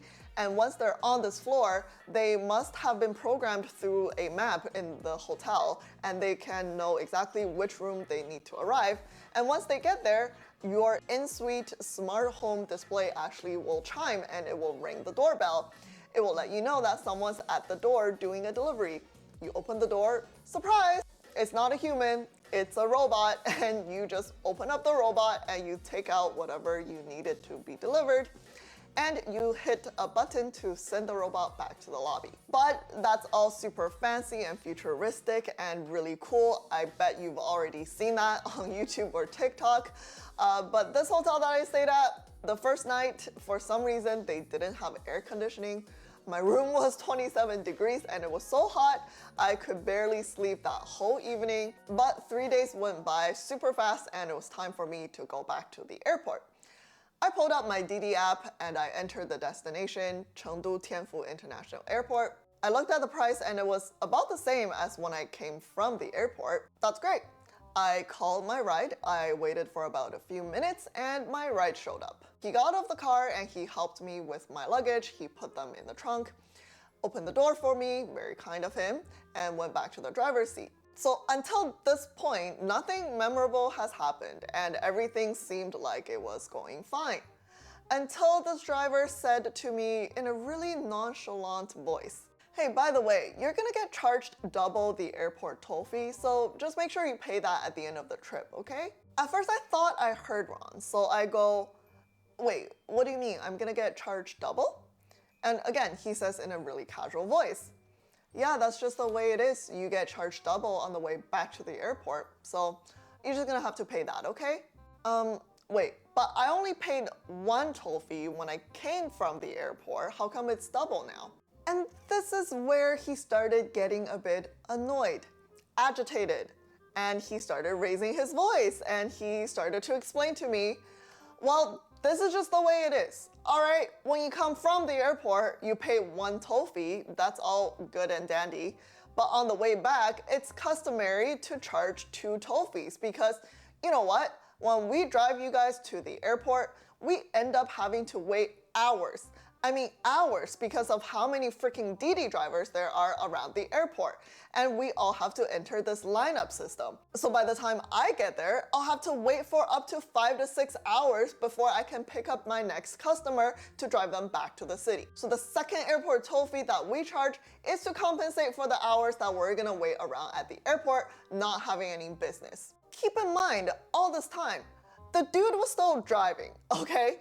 And if you know nothing about taxi drivers in China, you should watch my previous reaction video to Trash Taste talking about their DD rides in China. And let me tell you, you already feel like you're in mortal danger all the time. And it doesn't help when your driver is pissed at you and just sort of yelling at you while driving. It was super scary. I was sitting there and I was quickly running through the pros and cons in my head. One toll fee is 39 yuan, times 2, that's 78 yuan. That's about $15 Canadian. That's not cheap at all. But on the other hand, his story seemed quite believable. Like, I do believe that by the time this guy drives to the airport, drops me off, he needs to pick up another customer to drive back to the city to make his money, right? And I do believe that because there are so many people in China and there's so many DD drivers, they've got to have some sort of first come, first serve system where, you know, the mass number of DD drivers have to line up to be able to grant it a customer. Plus, that means if I say no to him at this point, I'm gonna have to get off this DD, I'll have to call another one and wait some more time, and the next driver might potentially tell me the exact same thing. And during this half a minute, my DD driver was racing on the street. My mind was racing doing this little debate with myself. My heart was racing as well. But, you know, afterwards, I just told him, "You know what, fine, I'll pay that." I still had no idea about the scam I was getting myself into. And it was not just paying double the airport toll fee. I agree to his terms. The dude calms down. And when he calms down, I calm down, and the dude becomes really normal again. And we just have this world's most normal DD ride back to the airport. And, you know, once in a while, he'll talk in his nonchalant, casual voice again, and he'll, you know, just make small complaints to me, like how hard it is for a DD driver out there to make money now, and how he has to drive, you know, up to 12 hours a day just to make a few hundred yuan. I understand, I feel for the guy. It's definitely a competitive market, so I nod along and agree with him. Yeah, our DD ride felt pretty fast, and next thing we know, we're approaching this airport toll station, and just as normal, the guy pulls out his phone and opens his payment app, and he pays for that 39 yuan toll fee. All good and normal.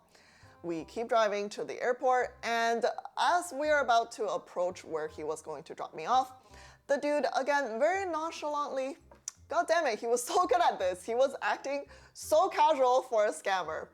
But he points to his QR code, which was printed and put in kind of like a sleeve on the back of his seat. And he points to that QR code and says, "Hey, you can just transfer me that 78 yuan. If you didn't know how payment system works in China, most things are paid through 2 apps, either WeChat Pay or Alipay. There are now some other ones out there too, like UnionPay's cloud app thing. But anyway, the 2 biggest are still WeChat Pay and Alipay. And it's really normal for drivers or merchants to have their QR code printed. And all you do is you pull up your app, you scan their QR code, and you send an e-transfer of your money. So again,